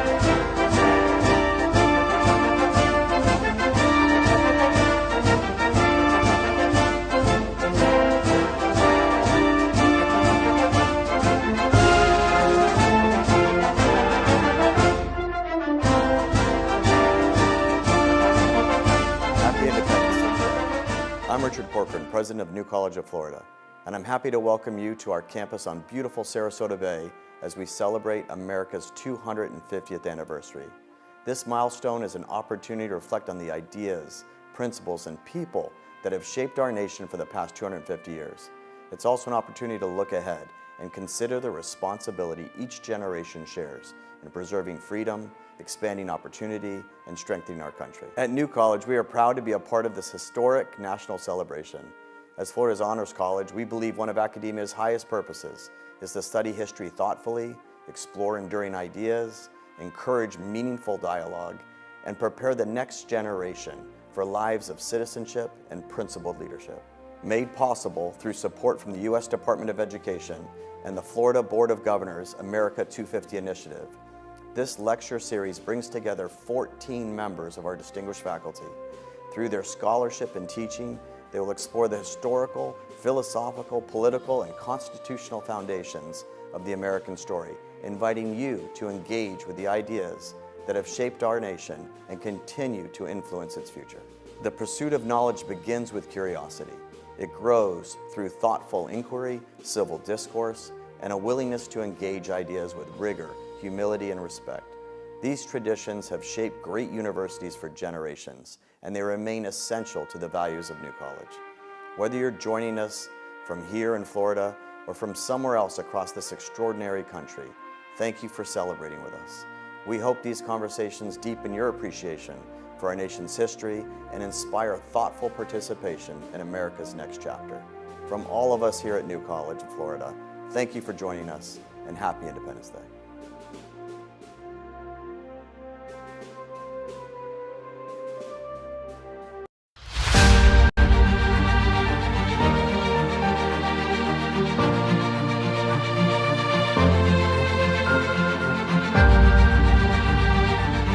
Professor Huswit is a scholar of American social history and the civil rights movement. He has been a member of the history faculty at New College of Florida since 2023. Dr. Huswit earned his BA in history from Kenyon College and a doctorate in American history from the University of Mississippi. Among his publications are James J. Kilpatrick, Salesman for Segregation, and Integration Now, Alexander V. Holmes and the End of Jim Crow Education.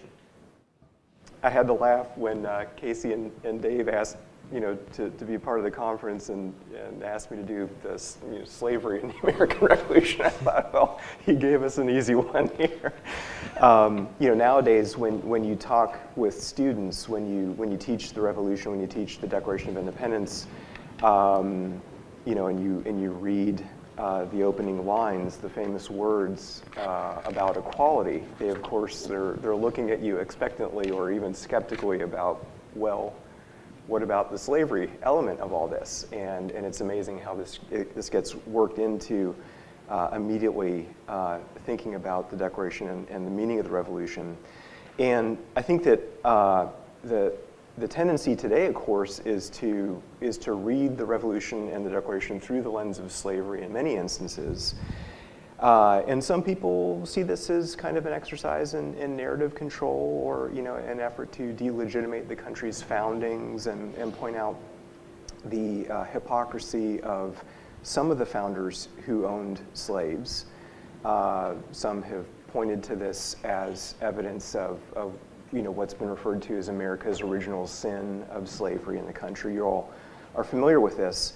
And asking these questions about, are we really fighting about the present fighting about the past through looking at the present and fighting about what the present meanings of the Revolution and the Declaration are for us. And the answer to that, of course, that's what we're doing, is we're fighting about both, as George Orwell wrote in his dystopian novel 1984, quote, "He who controls the present controls the past. He who controls the past controls the future," end quote. So history is a constant dialogue between the present and the past at all times. But the question of was the American founding and the Revolution, were those tainted by slavery? Is that a fair characterization? And I think that in part, rather than trying to definitively answer this yes or no, those can lead you in two different directions and two extremes. If you go the yes, definitely this tainted the project, you're sort of speaking a la 1619 Project. If you say no to the extreme, that can lead to taking this out of the discourse. We're going to not talk about this, which is also unhelpful. So we need an honest history. We need an honest dialogue about what occurred that educates about the good, the bad, and the ugly about America's founding. And I would say that more than trying to answer this, definitively yes or no, we should also take time to remember that that very question has been with us since the very beginning. It's been with us for the last 250 years about whether or not slavery was tainting the American founding or not. To repeat the words of the taunt from Samuel Johnson, the great opponent of American independence, how is it that we hear the loudest yelps for liberty among the drivers of Negroes? Johnson's taunt was especially a telling observation, considering that the man who also declared, "Give me liberty or give me death," Patrick Henry, was one of Virginia's leading slaveholders. So again, this is a tension that's been with us from the beginning. This paradox of slavery and liberty has been here from the get-go. And for hundreds of years, people in what we used to call the West had, felt little discomfort about treating people as possessions. But something is occurring here on the eve of the Revolution, as Johnson's jibe suggests, that many in England and America had begun to feel uneasy about slavery. And I'll wait for Mark to say much more about that, because my main emphasis here is to talk about the revolution and slavery itself and how that operated. So to be sure, there were earlier generations that had never been wholly without anti-slavery spokesmen, but one of the things that was new about the American founding, about this era, is the intertwining of views on slavery with views on politics. The politicizing of the slavery issue was something new and different that's emergent during the Revolution. And so the Revolution is a watershed moment in so many different ways. It's the first time in which the colonies separated themselves from Europeans. It's the founding of the first republic in the Western Hemisphere. It's the founding of America, and it's a founding moment in slavery as well. So all those things going on at the same time. After the Revolution, it wasn't a given that slavery would endure. It was no longer possible to assume that slavery may exist without being defended. And these were debates that were emergent about the future of slavery that affected France, that affected Spain, that affected Brazil, but most importantly affected Britain and then, of course, the United States. So these debates were swirling. There was a presumption, starting with the Revolution and then carrying into the late 18th century, that slavery was morally, if not economically and also politically untenable. But part of what distinguished the founding generation was that critics were opposing slavery in a new way. There had been individuals, small groups, that had raised opposition to slavery prior to the Revolution. But now one of the interesting things that emerges from the Revolution is that there's a new collective voice that begins to emerge about opposing slavery. The turn against slavery in 11 of the colonies was an unintended consequence of the Revolutionary War. Ideals birthed by the Revolution generated anti-slavery discourse, and really only Georgia and South Carolina had virtually no anti-slavery sentiment. But elsewhere throughout the new American states, anti-slavery, there was a new birth of talking about this. Thinking about the colonists and their explanations about why they resisted British rule. Again, arguments that would foment anti-slavery views tied to the issue of slavery in many ways. In the opening years of the Revolution, patriots argued about their rights as Englishmen. I think that was the first emphasis. That was the first point of departure. We sometimes forget this, that we talk about natural rights, of course. We talk about this then leading to what kind of form of government do we want. But we also need to remember that before there was the move towards natural rights, American colonials were making the pitch that they should be recognized as fellow Englishmen. They should be recognized as co-equals in this project. And that's part of why they decided to move towards revolution is because, of course, they weren't being recognized as full Englishmen. They were something less than. They were being treated as inferiors. So the talk about natural rights really was a recourse when you're not recognized with your English rights as full Englishmen. Then you start to appeal to a higher law and talk about your natural rights. That was the overarching pitch. So remaining good and loyal Englishmen got dumped along with the tea. And once you talk the talk about natural rights, of course, you have to walk the walk as well. And that's as obvious to us today as it was to people in the 1760s and 1770s. There's also no question that revolutionary language pointed out a fundamental American paradox. The revolution put in sharp relief the difference between ideals and practices. We must break with Britain to defend human freedom. We hold these truths to be self-evident. We go on and on about liberty, about equality, about justice. But many of these same people, of course, also owned human beings. How do we reconcile these things? Can you? But it's the great American contradiction. It's part of what makes us us. And Jefferson's creedal statement about natural rights and equality, all men are created equal, this becomes embedded in the American political ideology. Okay, so many of you are teachers, and so we, in part, what I was asked to do was talk a little bit about the function of slavery within the Revolution, how this plays out, and also thinking about Black participation in the American Revolution, and then we'll talk more about anti-slavery discourse emergent from the Revolution as well. In terms of Black participation in the war itself, the period of conflict, the actual fighting, really stirred things up in the realm of slavery. For one, the war created confusion. It created disorder, what we would call the fog of war. But wartime also provided opportunities for slaves to escape. There was mass confusion during the war that enabled some slaves to free plantations. Many perhaps posed as free people during the Revolution itself. And during the course of the war, what happens is the British commanders on the ground spied an opportunity. They recognized that American patriots in the South were vulnerable in a time of war. And by doing so, they recognized that they could force the patriots to fight on two fronts. The British to the front with slaves to your back, if you're a slaveholder, especially in the South. In Massachusetts, but it wasn't restricted to just the southern theater of the war. Massachusetts had more slaves than any other state in New England. We think that there were about 5,000 enslaved people in Massachusetts at the time of the Revolution.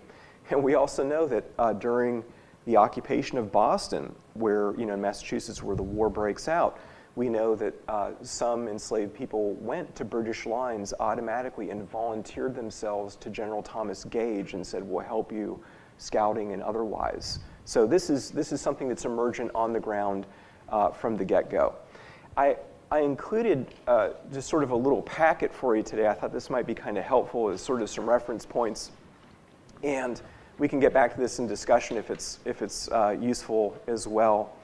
But I think on one side I've got some quotes, some snippets of 3 different documents, and I'll make reference to those, and then we can talk about them in more depth.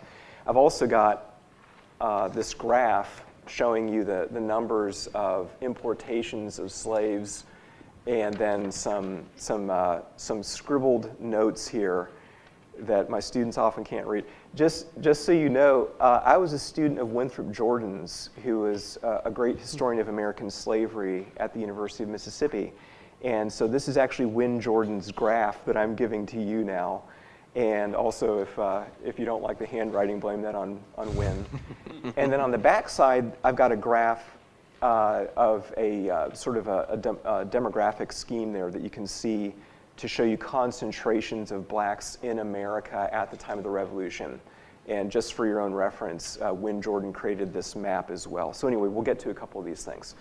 So the first quote that I've got for you is from the British side of the story.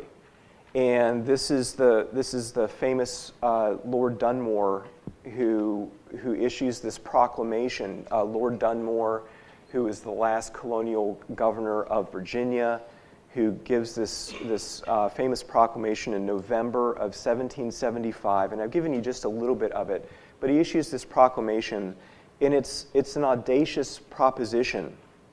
Dunmore offered freedom. This is in the first, half year. This is in the first 5 months of the outbreak of the Revolution, and Dunmore offered freedom, but this is the caveat, to slaves owned by rebels. It was just to slaves owned by the Patriot forces. And so there were built-in restrictions with the proclamation. You must belong to a rebel, you've got to join me, and you've got to bear arms. There were 3 components to the offer of freedom. So Dunmore was trying to raise a black fighting force to oppose Virginia's patriots. And so flight from slavery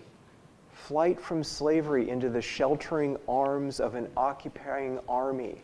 This was now a new option. This is something different that's being proposed during the American Revolution. And as a result of Dunmore's proclamation, which many of you are probably familiar with to an extent, there's a mass defection, there's mass disruption in Virginia.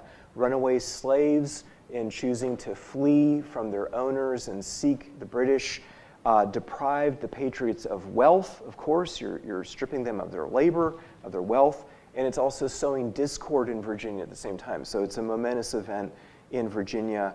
And we think that something like overall about 50,000 slaves joined the British during the course of the American Revolution. It's an incredible number of people who seek freedom with the British. And by the way, most of that history of enslaved people going to the British lines was not something that was taught in America for years. It wasn't until the 1920s when the great black historian Carter Woodson first started to write about this and point this out, that slaves were fleeing to the British forces, that became something that more and more Americans became aware of.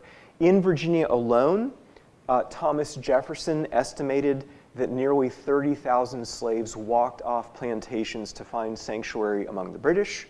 Roughly 2,000 slaves reached British lines in Norfolk. Dunmore established what he called the Ethiopian Regiment. This was his black fighting force of the men who came to the British lines. And they wore uniforms. They wore very simple uniforms. They had tunics, basically, and they had a sash that said, "Liberty to slaves," on the sash. So for the first time in history, emancipation became a weapon of war. I can say more about that later. Finding Dunmore wasn't necessarily easy. There was a good deal of vigilance on the part of slaveholders. White Virginians were outraged about Dunmore's proclamation of freedom. And this is not a story that turned out well for many of those who sought freedom among the British. Again, we can talk about this more a little bit later. The second document that I've got is, this is more how this operated, how emancipation operated from the bottom up. We tend to look at emancipation during the war and slavery during the Revolution as a top-down enterprise. The second document is by Boston King, who wrote one of the earliest slave narratives. And Boston King gives you a snapshot of what it looked like as British forces were decamping from New York City, which they'd occupied for most of the American Revolution. And there's this real moment of panic as the British are evacuating, and would they take these runaway slaves who had taken up the British on this offer of freedom, would they be evacuated with the British? In this instance, although it's not always the case, in this instance, the British actually followed through on their word and evacuated as many black people as they could, as many former slaves as they could, and sent them to Nova Scotia or other locations around the British Empire. I'm jumping around here a little bit, but I'm getting the cue from Michael that I'm short on time. During the American Revolution, there was never any parliamentary policy about abolition. There was only improvisation by British officers on the ground. And this is how this operated. They're not abolitionists. They're out to win a war. They recognized a strategic advantage in offering emancipation to slaves. But they also realized in the course of the revolution that the British realized they could also make an ideological point as well in order to counter the American revolutionaries' claim of offering liberty, equality, these natural rights. The British could offer the counterclaim of saying, aha, we're really the ones who stand for order. We're really the ones who offer liberty to the enslaved. And so the patriots are not really the ones fighting for liberty. This is a bit of what we would call a cope. But it's also an important reminder that although we talk about the shot heard round the world as coming from Lexington and Concord, the shot heard round the world for freedom for blacks in America at that time was Dunmore's proclamation. And in many senses, those enslaved who took Dunmore and other British figureheads up on this offer of freedom, they in many ways became the first black founding fathers, some would argue. Okay. The Continental Forces also offered freedom to the enslaved, to blacks, not on the scale that the British did. The Continental Congress would eventually offer something like 3,000 enslaved freedom to fight for Washington's army. We know that about 5,000 black soldiers fought in the Continental Forces. Many of them, the majority, were slaves. They were either fighting on behalf of masters who didn't want to fight, so you would send the slave in your place. We also know that although many of them showed up to fight as slaves in the Continental Forces, that many of them also had an expectation of freedom. They hoped that by fighting on behalf of the American Patriot Forces that they would be granted freedom. Interesting to note that among the forces who fought for Connecticut, Michael's home state, of the 289 blacks who volunteered to fight for Connecticut forces, 5 gave the surname when they were asked, they're being enrolled, enlisted, and they gave the surname Liberty. 18, when they signed up in the Continental Forces, reported that their last name was Freedom or Freeman. So this expectation of liberty was there. We also know that black soldiers fought in integrated units. They also fought in 3 separate units. There were 3 separate units raised, one by Massachusetts, one by Rhode Island, and then there was a Haitian regiment that was sent by France that fought in Savannah. The Rhode Island regiment, by the way, was also they called it an all-black regiment, but it was a mixed regiment. There were also Indians, there were indigenous forces that fought, and I just got the 1-minute note. So there's a little bit more to say here about how opposition to slavery and slavery operated within the course of the Revolution, the number of colonies and then states that turned against slavery began to offer gradual freedom. That's actually the last document in there is the 1777 petition in Massachusetts, where enslaved people petitioned the state legislature and wanted a gradual abolition law passed in Massachusetts that got tabled and didn't go anywhere. But it's an interesting look again at how emancipation operated from the bottom up outside the halls of government. And I think that just in closing here, I think that the most stunning thing about how slavery operated during the Revolution is, and again, this is an unintended consequence, is that for the first time in world history, warfare became synonymous with emancipation. That had never happened. Going back to ancient times up into the modern era, when there were wars, the expectation was captivity, bondage, some form of slavery. I own you now, I possess you now. But for the first time in world history, during the American Revolution, it switches. And fighting and warfare now becomes associated with emancipation. And I think I'll leave it there. Okay, and we can come back and I'm happy to talk more, take some questions. But I'll turn things over to Mark. Thank you. Join us in falling in love with America again.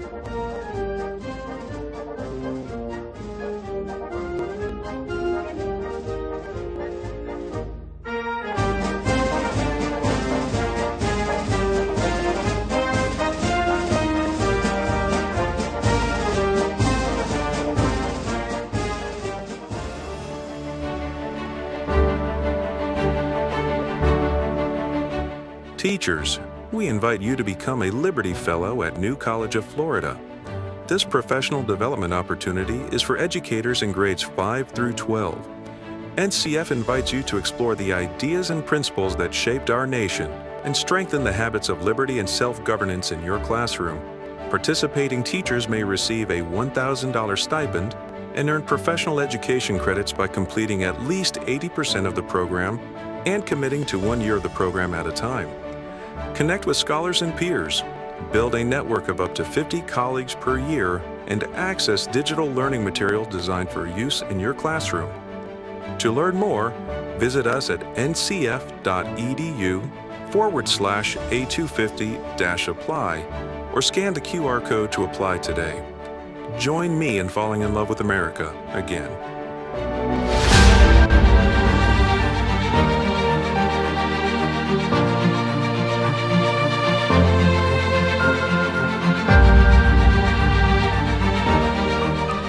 Dr. Richard Corcoran, Associate Professor of Political Science, teaches courses in American politics and law at New College of Florida, where he is also the Director of Pre-Law. Prior to a career in academia, he earned his JD at the University of Pennsylvania Law School and practiced law at Fried, Frank, Harris, Shriver, Jacobson in New York City. Try saying that 5 times fast. He left the practice of law to earn his PhD in political science at Stanford University. After graduation, he was the Thomas W. Smith Postdoctoral Research Assistant at Princeton University, and then was the Constitution Fellow and Visiting Lecturer at Georgetown Law. Thank you, Casey. One of the wonderful things about this project is that we get to sort of look at how America was made and how America was made very differently. It's one of the things that has always attracted me to the study of America. Like our fellow panelists, we each look at America through different lenses, but all through a kind of common language, which is really kind of fortunate.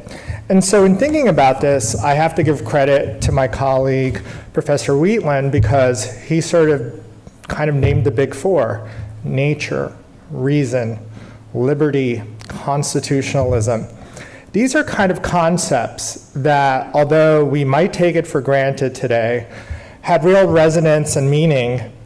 And hopefully, I kind of get the gist out, it has meaning among this crowd. But I want to sort of say a little bit more about how unique the project of American constitutionalism was and what the contribution really was in showing you one example that highlights everything.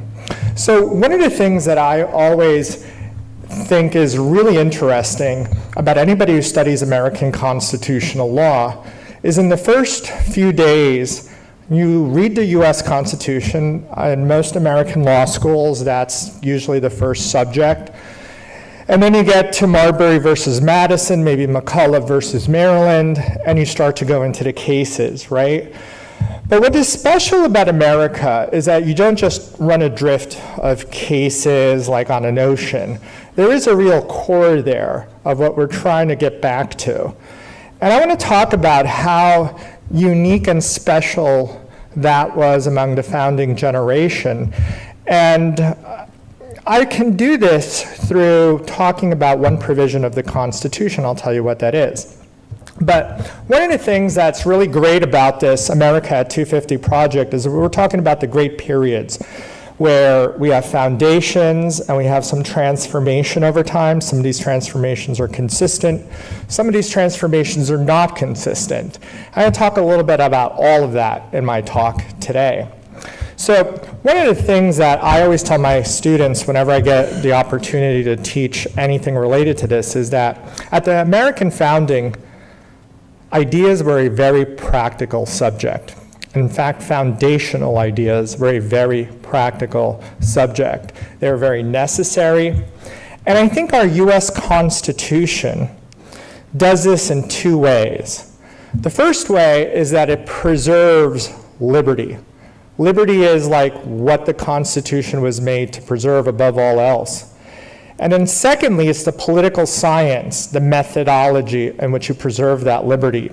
We even see this in Philadelphia in 1787. The 2 most quoted philosophers in Philadelphia in 1787 are John Locke, he's the second most quoted.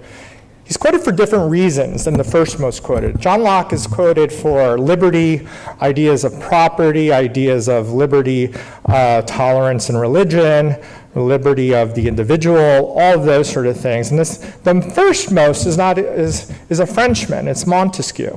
And Montesquieu is quoted for his political science, how you arrange institutions to protect that liberty.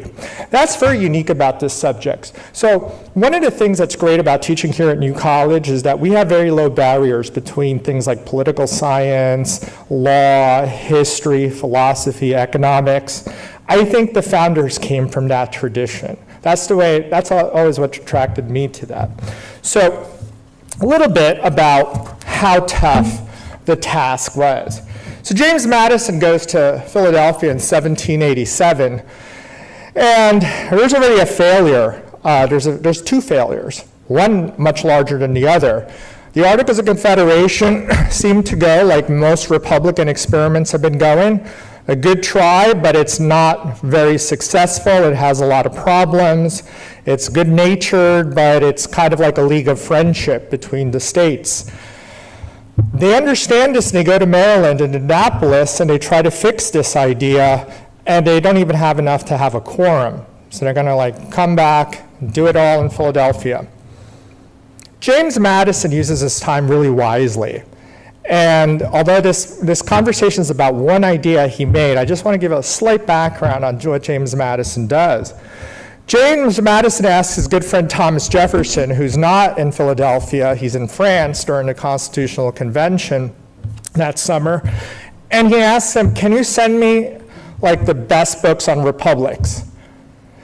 Jefferson, good friend of his, does so, looks at republics, both classical like Rome, more modern. What are the modern republics he's looking at? Modern day Poland. Poland was twice as large as it is today. If you ask any Poles, they'll tell you how rich their history is and stuff. It doesn't start in the 20th century. It starts way before that. The Netherlands, Switzerland, and they have one thing in common. They don't provide many beacon lights because republics tend to fail. So representative government fails. This is a difficult undertaking. So this is trying to get something right under fire. No one who comes to Philadelphia in 1787 thinks they're going to write a new constitution. I often tell my students on the first week and a half of class that there's something, when I used to practice law, we called first mover advantage, that whoever kind of goes first gets an advantage, and that everybody has to react to it. So they're all coming, they're thinking they're going to amend the Constitution, except Jimmy Madison. He had read all about republics, and he thinks that the Articles aren't going to make it. We're going to go the newest example of a failed republic, and he has a Virginia plan. And this is a deft piece by James Madison. He goes first. And so while it's shocking to the other delegates, they have to react to it. I always tell my students, look at the counterfactual. What if I'm from New Jersey, my fellow Jerseyan William Patterson went first with the New Jersey plan? We probably wouldn't have had the US Constitution. It's a really deft move by Madison. Madison's really thinking a few steps ahead. It's commonplace to say somebody plays chess while others play checkers. They used to say that about Larry Bird, how he played basketball, but I think it really is true with James Madison. So I think there's many ways I could take this, but I chose this wonderful opportunity that I'm grateful for New College for giving all of us to talk about the Ninth Amendment. I've never given a talk on the Ninth Amendment. I'll be honest, it's my favorite amendment. And it's an amendment that doesn't even have much power, much sway. There's never been a Supreme Court case, either at the federal or state level, that has been overturned because it violates the Ninth Amendment. But I like it for a lot of reasons, so we're going to talk about it. I believe that the Ninth Amendment really gives us insights into what I like to think is that the founders brought into the project that they're doing, both in 1776 with the Declaration and in 1787 with the Constitution. I do think that there's great continuity between those. A lot of historians try to say, like, yeah, they were more Lockean during the Declaration and more Blackstonian during the Constitution. I don't believe that. I think there's a million amounts of evidence about, like, if you read the state constitutions in the 1780s, all of this, it's overwhelming. I don't want to bore you, so I don't want to go into that. But what I do want to talk about is the 9th Amendment. And I think it gives us insights to what I call the presumption of liberty. One thing that's really interesting about the 9th Amendment, it's part of the Bill of Rights, but it's not its own right in and of itself. In fact, its author, as I will mention again, was a very reluctant writer of the 9th Amendment or the Bill of Rights. He was a member of Congress from Virginia, and kind of as a promise after the ratification, he agrees to sort of write these, right? And so, the first time they even talk about a Bill of Rights in Philadelphia is like late in September, when the convention is almost over. And so we have different views about why they don't do that. First of all, from our modern ears, we're like, why wouldn't they want a Bill of Rights? Bill of Rights is kind of like if you ask the modern American today off the street, she or he will say, it's the First Amendment, freedom of speech, all these sort of things. And there's much to be said for that. But the project that they did in Philadelphia, one of the things that was special about it is that they thought they figured out a way to limit government and to preserve freedom. Alexander Hamilton, Federalist number 84, said a Bill of Rights would not only be unnecessary, but dangerous. I want to talk what that means, really. Unnecessary, but dangerous. But in another sort of way, before I get into delving into that a bit, he also says, and this is very telling of Alexander Hamilton, which in my opinion, no matter what you think of Hamilton, he was the most prescient of the founders. The country that we actually came into being is closest to what he had in mind.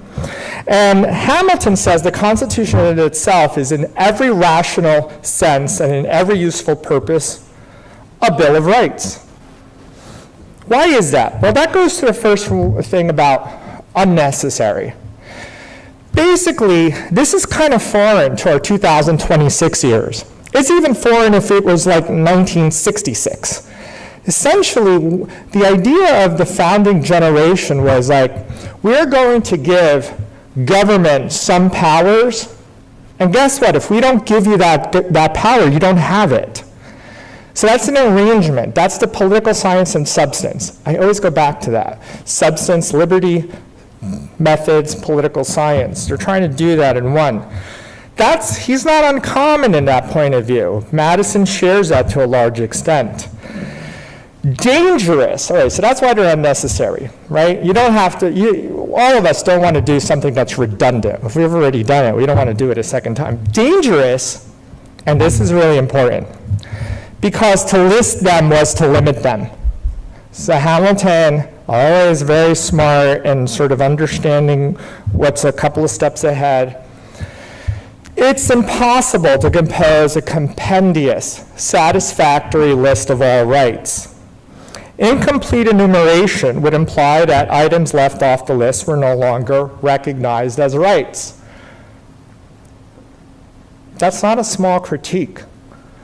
I would submit to you, having taught both American politics and American law, being in the thick, I think if there wasn't a country called America, I would be unemployed today.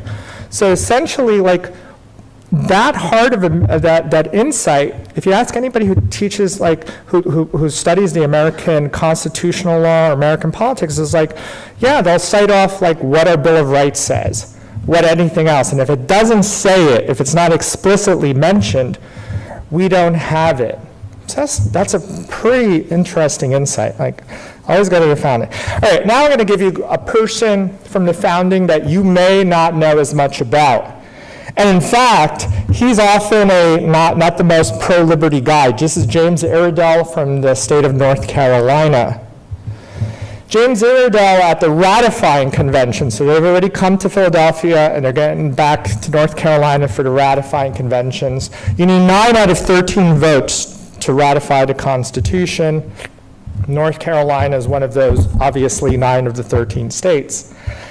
And James Iredell says, it would not only be useless, but dangerous to enumerate a number of rights which were not intended to be given up, because it would be implying in the strongest manner that every right not included in the exception might be impaired by the government without usurpation.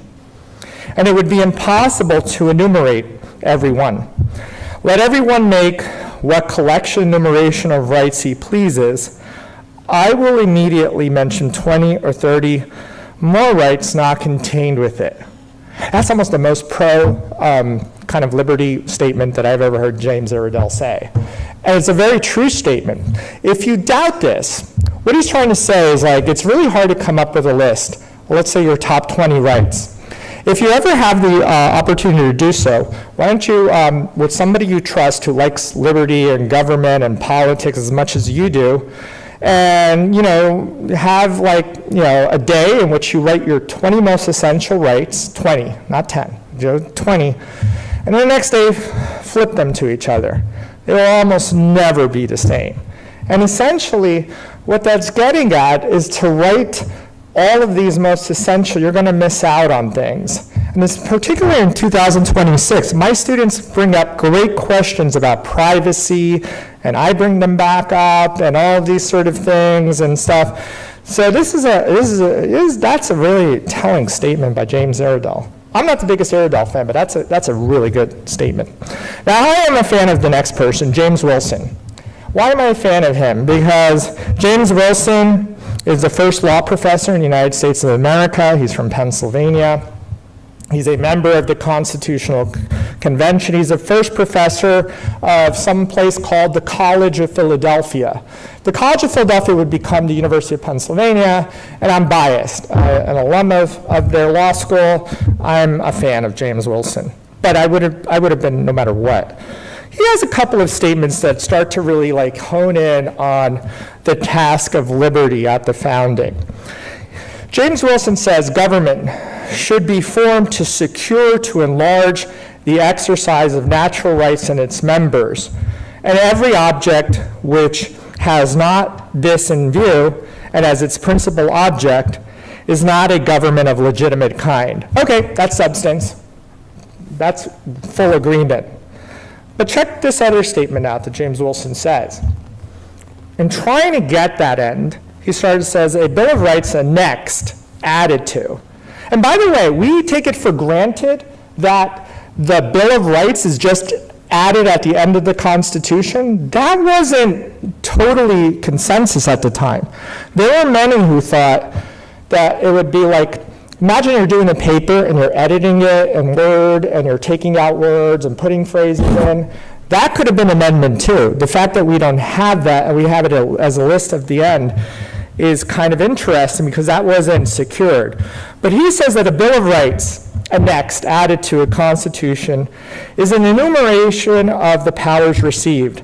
If we attempt an enumeration of everything that is not enumerated, it is presumed to be given. The consequence is that an imperfect enumeration would allow all implied powers into the scale of government, and the rights of the people would be rendered incomplete. A lot of these arguments are, if you name rights, is the implication that what you don't name, you don't have those rights? I always tell my students, one of the things that law often does is things by implication, right? Like reference or something like that. For example, an example I would give, I often sometimes get asked to do a recommendation letter. And what if I wrote a recommendation letter that says, for somebody named Jimmy, Jimmy was very punctual to class and always polite. Sincerely, Richard Alexander Izquierdo. Right? That's not a negative letter. It's good to be polite and on time. But what am I not saying about him, right? There's always implications. So if you list these rights, is the implication that if they're not listed, they don't go up to that level and they don't have the same thing. the same kind of precautions and preservations to them. James Madison, a reluctant writer of the Bill of Rights. So that's how I always find that interesting. He's like kind of reluctant because he's kind of doesn't think it's necessary. He's not against it, but he's not kind of like thinking. And one of the things that James Madison is cautious about is like, I will write them, but I don't think it's the number one thing I need to do. So now we're going to talk about the Ninth Amendment. The Ninth Amendment, like all of the Bill of Rights, is pretty simply stated. And I like it because in one sentence, it does a lot. And if you study the Bill of Rights, one of the things that the Bill of Rights is really obvious to anybody who reads the first 8 provisions of it is that these are rights that keep a tyrannical government at bay. It's kind of like what they are. I once heard the late Justice Antonin Scalia in a talk he gave in New York say, the best way to understand the first 8 amendments of the Bill of Rights is what would a tyrant want and how do you prevent the tyrant from getting that? So a tyrant wouldn't want you to have free speech, free exercise of religion, you make it criticisms of the government, definitely would not want the Second Amendment. I mean, give me a break. The Second Amendment, like a tyrant definitely does not want a Second Amendment. The 20th century sort of shows us kind of like the first thing tyrannical governments do is take people's guns away. Would want to quarter troops in people's homes to see what you're up to, right?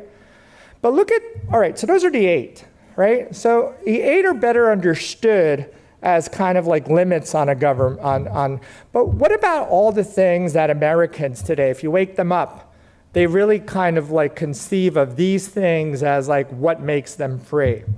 The right to earn useful information, education, the right of parents to raise their children as they want, the right of association, the right to travel, the right to engage in useful pursuits of my knowledge and whatnot, the right to even make mistakes.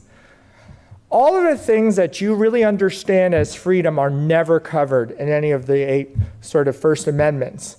And so I think this is where the genius is in Madison. And I think this is like somehow today a kind of small tale of how we in 2026 are living in a country that is kind of blessed to have that sort of first take on things, but we have a little bit of a different understanding, and I think I can make that clear by talking about the Ninth Amendment.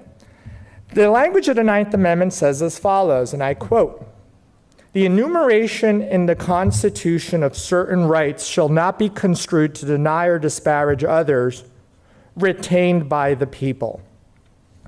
That's it. Now, drafted by Madison, again, he reluctantly wants a Bill of Rights. And actually, if you like the Bill of Rights, you probably have to give some credit to the Anti-Federalists who kind of like pushed towards that edge. And I often tell my students, don't think of the Anti-Federalists as like people who lost out in the debate or as cranks. A lot of the things that they actually warned about came to being, that America would have a larger military. One of the things about American exceptionalism is America, until the Cold War afterwards, always had a fairly small military, and it always had a draft. That federal courts, the Anti-Federalists said, would overrule state courts. Congress would come to tax heavily. All of those things came in the past. And so I think oftentimes the Anti-Federalists, by giving the name Anti-Federalist, is kind of the people that came up short. I often tell my students states' rights advocates is kind of like a better kind of understanding of them. Okay, so Ninth Amendment. I just mentioned a little bit about it, what it was. I'm going to talk a little bit right now about the structure of the Ninth Amendment. The Ninth Amendment is not an enumerated right. It's an unenumerated right. It's not saying that parents have the right to raise children. It's not saying that you have the right to travel. It's not saying that you have a right to association, a right to contract, a right to anything. The things that if they took it away from us tomorrow, we would sort of see as like taking away what we really consider as liberty. basically, James Madison, the genius in this provision is that it's a catch-all. How do you do something when everybody is wondering, if you don't put all of these rights, which is an impossibility, how are you going to capture it? So it's a catch-all provision, but it's also a provision that states what America is about. The natural rights baseline, that because you come into civil society, the root of those is still those natural rights. A few other things about the Ninth Amendment. The Ninth Amendment, like all of the Bill of Rights, only applies to the federal government, not the states. Barron versus Baltimore would further effectuate all of these things about the Bill of Rights not applying to the states. After the 14th, through the idea of incorporation, they do come to the states, but not at the beginning. And again, Madison understood the difficulty of the task, what liberty rights to include. James Wilson, again, to list them is to limit them, the implications of that. And the real possibility that, when you do this project, you have to have something that is cohesive for the country. I look at the Ninth Amendment as one of our clues and insights into what I think that the founders had as a presumption of liberty. I'm going to talk a little bit about that. One of the fun things about understanding law and how it relates to politics is because it gets you inside the mind of the founders, I think. And the mind of the founders were that presumptions and baselines were really important. So one of the things that in modern times, both conservatives and liberals have had a tough time figuring out, what's this mean, right? Like, we have the history, we have the catch-all provision, but even if you believe the text of the Constitution, how is it going to be implemented in a way that's kind of meaningful? And both the right and left have had problems with this. Yale law professor and DC Circuit Judge Robert Bork, during his Supreme Court confirmation hearings in 1987, called the Ninth Amendment, when asked by it, a forgotten amendment, and famously stated, and I'm quoting the great late Justice Robert Bork, Judge, "I do not think you can use the Ninth Amendment unless you know something what it means. For example, if you had an amendment that says Congress shall make no, and then there is an ink blot, and you cannot read the rest of it, and that is the only copy you have, I don't think that the court can make up what might be under the ink blot." So Madison is reduced to an ink blot. This is a very constituted, very smart professor, right? Kind of interesting. So I just want to sort of say, so why did the late Judge Bork say that? I think Judge Bork simply reflects the wider sentiments of both judicial conservatives and judicial liberals. Both camps have narrowed the meaning of the Ninth. There's some fear of the Ninth. It's like a Pandora's box. What will you open up? Like, what kind of things? And then the justiciability, right? Some rights are enumerated. They deserve protection for sure. What about the unenumerated rights, right? It talks about these rights. And is it proper for courts to identify them? Notice, one of the things about constitutional law that's always fascinating to me is that we have two American principles in almost every constitutional law case at once.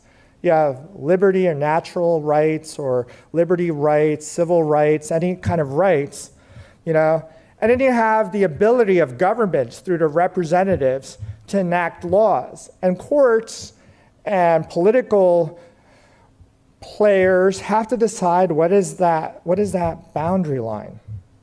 So let's talk just slightly about the mandate of the Ninth. And I just want to offer kind of how the Ninth is a little bit of a hint of the Constitution we used to have, and how in 2026, the task of constitutionalism, and especially in a beautiful program like this where we have 3 years to talk about what was founded, how it's transformed, the mandate of the Ninth, and how the Ninth is a kind of like hint on what we have. So we start with the text itself. Again, the text says that the enumeration of the Constitution of certain rights shall not be construed to deny or disparage others retained by the people.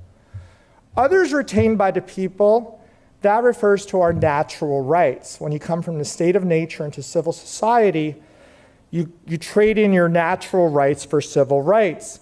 There's also a reference to the natural or liberty rights retained by the people when forming a government. Not any rights claimed can be claimed under the Ninth Amendment. They have to be historically rooted, philosophically consistent rights. And only these rights which are historically rooted should be given some existence, but that still doesn't really solve our problem. Problem that judges always have is if you have enumerated rights, we understand what those are. What about our unenumerated rights? So I want to conclude this with one kind of like message of how we can go forward in looking at this and looking at what the project, if you're intending to recover our constitutionalism, one of the things that needs to be recovered is our foundations. One of the things that the New Deal did really successfully is that the New Deal really challenged the foundation of nature. The foundation of nature, which was really shared by all of the American founders, and Abraham Lincoln, when he's, the Republican Party, which forms in 1854 and gains its first election to the presidency in 1860, has things about nature and natural rights all over its party conventions. And even the drafters of the 39th Congress drafting the 14th Amendment, they're all talking about nature, right? And if you're talking about constitutionalism and you're talking about our American baselines, nature is the very quintessential American baseline that makes everything really interesting, very different, very exceptional, as scholars who study America always look at. What is the one difference is that the New Deal really has a kind of foundation in progressivism that is very different. And the progressive foundation sort of says that government can be extended to do a lot of things that it had never been able to do before. So getting back to that idea is a project that the Ninth Amendment always kind of like very silently is like a tap on the shoulder. Like, we have these natural rights. These are our natural rights traditions. And our natural rights traditions in America really are talking about what American politics and American law really was beginning at the first breath. And I'd like to conclude it with this. One of the things that the American founders sort of understood was that if you start with the idea of liberty, that's not the end project. Liberty has to have a philosophical basis, a historical basis, and it has to have a people understand the common language. I will submit to you that in the 3 years we're doing this project, part of the essence of this project is to recover some of that common language. Thank you very much. Join us in falling in love with America again.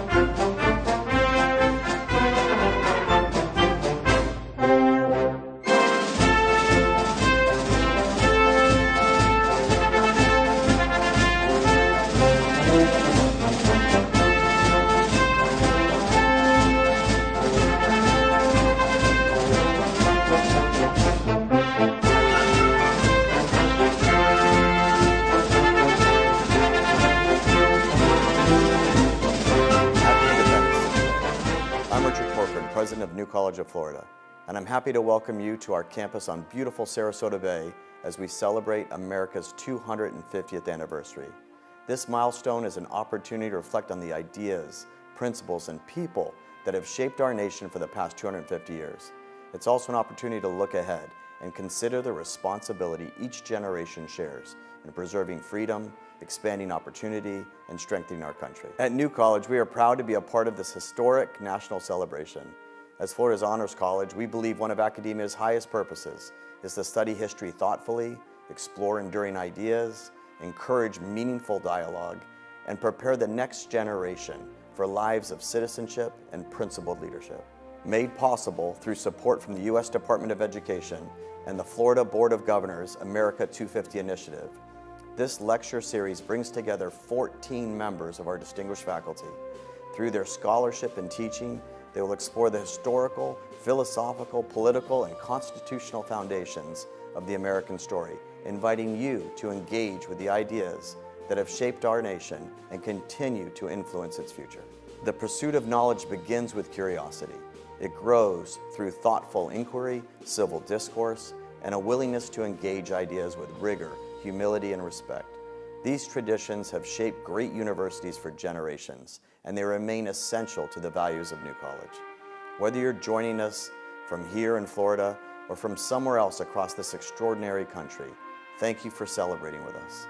We hope these conversations deepen your appreciation for our nation's history and inspire thoughtful participation in America's next chapter. From all of us here at New College of Florida, thank you for joining us, and happy Independence Day.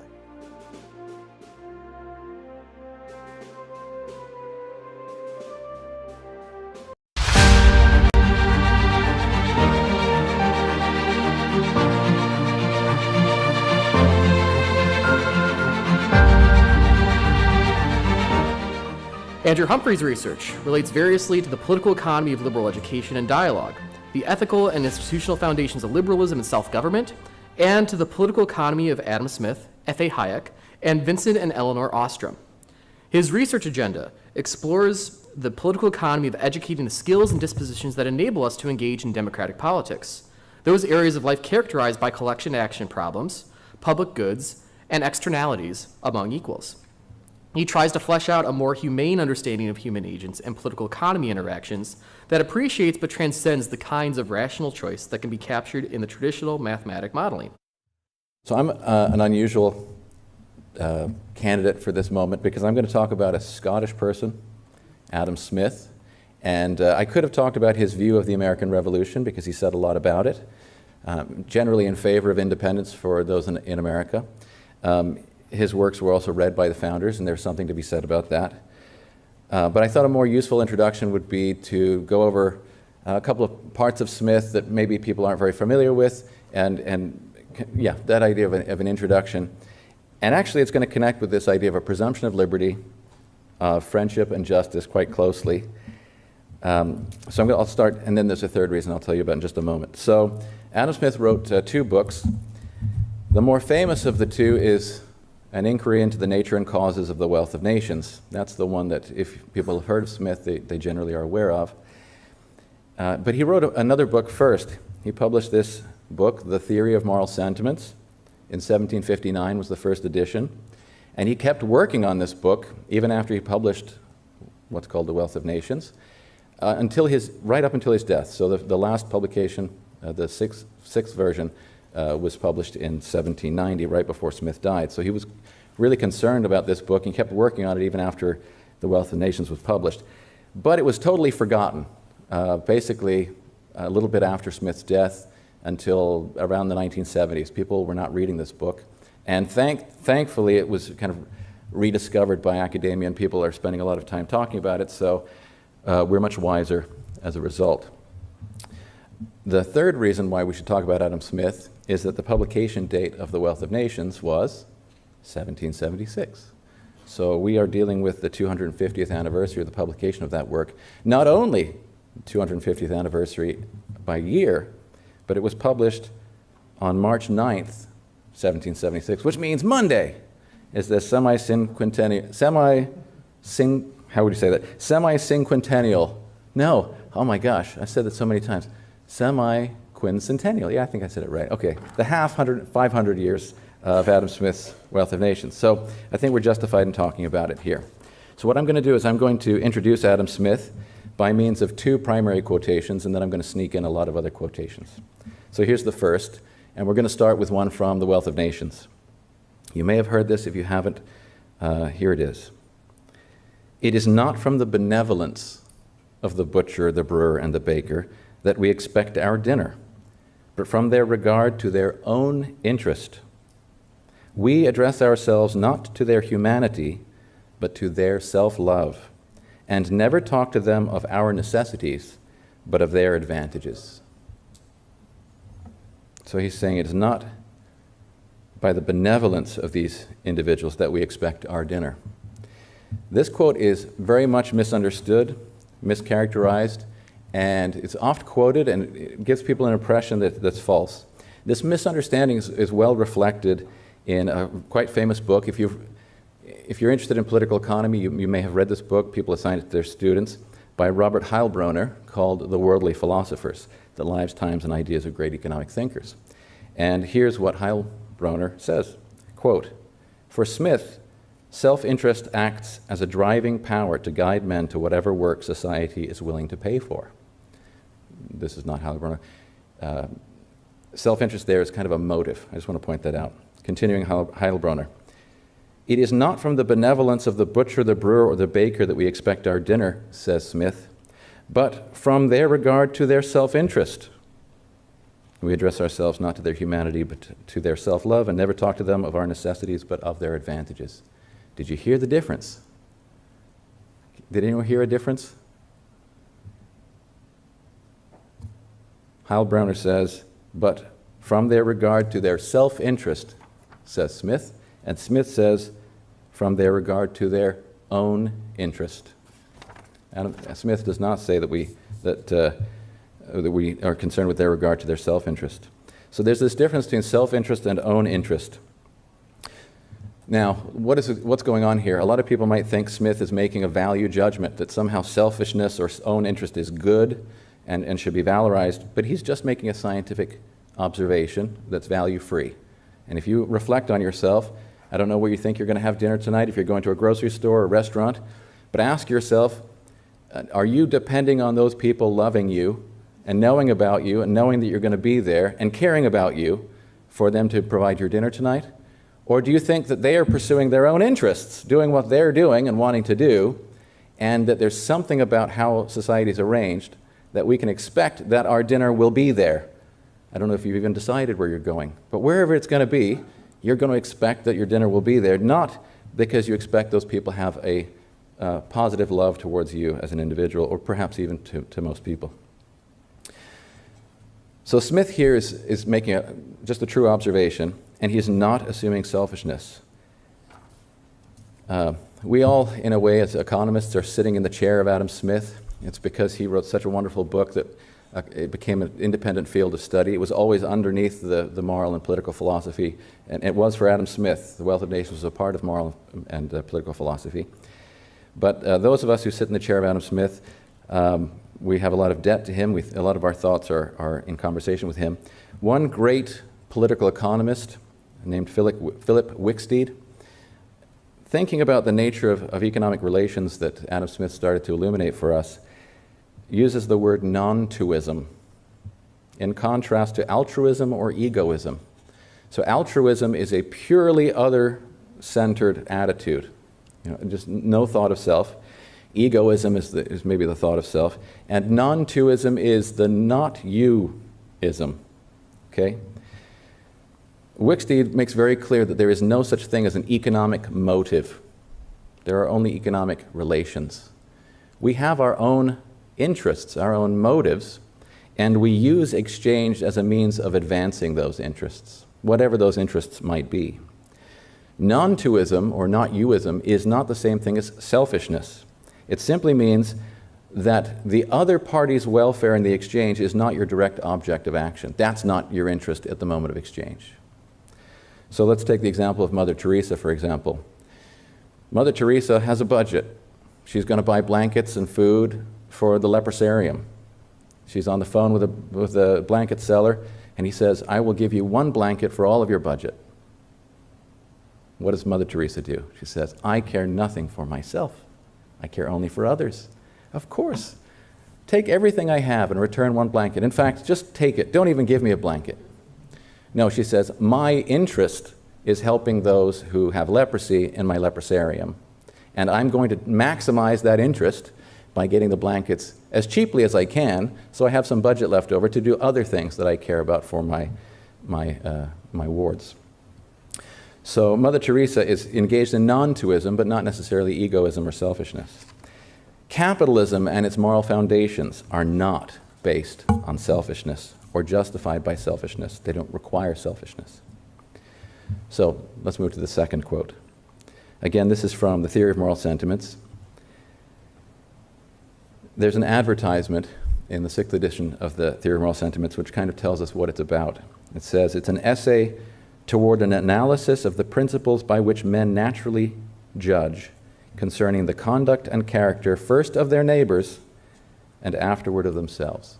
So it's an attempt to understand the natural principles by which men judge the conduct and character of others, their neighbors especially, and then themselves. So here's a quote. This is the opening line from that book. This is the first book he wrote, and also the last one he was working on after The Wealth of Nations. How selfish soever man may be supposed, there are evidently some principles in his nature which interest him in the fortune of others, and render their happiness necessary to him, though he derive nothing from it except for the pleasure of seeing it. So some German scholars were kind of perplexed. How can it be that there's this seeming justification of selfishness or self-interest as they saw it, and at the same time passages like that from the Theory of Moral Sentiments? Is there a different Adam Smith? Are these things reconcilable? And this came to be known as the Das Adam Smith problem. So what's going on in the Theory of Moral Sentiments? Smith is trying to understand and account for the moral feelings we have. Sentiments are our feelings, but they're associated with ideas. And most importantly, moral approval and disapproval. When we are disgusted or elated, grateful, those are sentiments. So they're not just feelings that jump out of nowhere. They're feelings that are associated with views and ideas and situations. So Smith recognizes that we first judge others. We watch them, we look at them. How does this judgment come about? Well, one of the principles of human nature that he just said is that we are interested in the welfare of others. And how do we assess that welfare? Well, we sympathize with others, or we today call it kind of empathy. We put ourselves in their place and imagine what it would be like to be in their situation. And at first, that means we look at the motives or intentions of the actor. But in a society, things that people do also affect other people. And so we're in a situation where we can sympathize with that actor, and we also can sympathize with the people who are the objects of the action of that other person. And so we actually can have two sympathies, and maybe perhaps divided sympathies. And the good thing is we can perhaps be an impartial viewer or impartial spectator of these two different parties. So that person just wants to kiss that other person because they love that other person. And that other person's just standing on the edge of the stage, and the person goes and wants to give a hug and a kiss and accidentally knocks the other person over and the person falls down. Well, we can actually sympathize with that brotherly affection, but we also sympathize with the person who falls. And so we have to form some moral judgment based on these things that are going on. And we as a third party, we have some impartiality to think about that. But then we notice that other people judge us. Oh no, other people are judging us? And we have our own perception of ourselves, and we realize, well, that person, of course, had only good motives, and then there were not so good outcomes. And we have to be impartial in thinking about their activity. I only have good motives. But then there's that person's judgment about what I'm doing. So what we do, naturally, Adam Smith says, is that we form an imaginary impartial spectator to help us get perspective on the interactions that we're having with others, to be able to judge ourselves and our actions. And that we generate a kind of pleasure in the fellow feeling with others. So that when others have the similar feeling in their breast that we do, we have this pleasure of fellow feeling by engaging in this harmony of sentiments. So we form an impartial spectator in our imagination, which also he identifies with the conscience. And this conscience is different from a position of narrow self-interest or narrow self-concern. So this theory of spectating and thinking about how our morality evolves into a quotation like this. This is also from the Theory of Moral Sentiments. And hence it is that to feel much for others and little for ourselves, that to restrain our selfish and to indulge our benevolent affections constitutes the perfection of human nature. In the course of the work of Theory of Moral Sentiments, Adam Smith eventually comes to identify 4 sources of moral approval and disapproval when we look at others. The first is that we sympathize with motives or intentions. And when we judge this approvingly, we call it propriety. And when we judge it disapprovingly, we call that improprietous motive or intention. The second is the gratitude of those who receive the benefit of actions or the resentment of those. So we sympathize with those who are affected by gratitude or resentment. The third is that we judge or approve or disapprove when conduct is agreeable to the general rules by which the first 2 sympathies act. So we kind of grow up in a system of moral rules that tend to harmonize and make sense out of our intentions and the merit and results of our actions. And finally, and fourth, last of all, when we consider such actions as making a part of a system of behavior which tends to promote the happiness either of the individual or of society.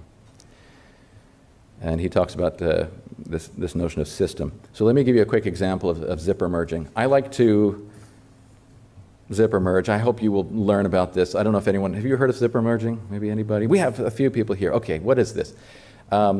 Well, years ago, I applied this rule of don't cut in line, and I was the proud justice enforcer.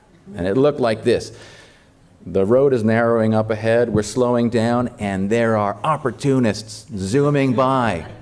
I'm not going to let it happen, so I would pull over, put my car halfway, and I would say, you're not going to steal from the rest of us, get in line, that's the rule. And then I learned that actually there's some science of traffic flow that says what they're doing is actually increasing average traffic flow and basically affecting other people not at all. And why that is because there's a lot of free road, and when there's stop and start traffic at the front of the line, there's always these gaps that open up, and it's not being used by anybody. And in fact, if you can go to the last moment and then merge like a zipper, one car, there's almost no harm to anybody, and so many people are benefited. And I thought, oh no, I've been doing the wrong thing all the time. But of course, my motive was so good. It was the motive of justice. And the rule was in conformity with the rule. But the effects actually were negative on others. I didn't realize that. Although maybe I was having different negative effects on the people who wanted to zoom by, who maybe knew better than I did, because I was a know-it-all, maybe perhaps. And then there are other people who applauded. They had gratitude. Thank you for being an enforcer of justice. But then lastly, there's the system of traffic flow. Actually, a different rule and a different action facilitates the general welfare in terms of smooth traffic flow. And Adam Smith is not a reductionist. He doesn't think you can take it all down to one thing. All 4 of these levers are in play whenever we see a human situation, and it's complicated. And we can be positive on one and negative on another. And I've explained all this to my wife, and she still kind of cringes when I zipper merge, because she's looking at all the people looking at us, thinking that we're being unjust.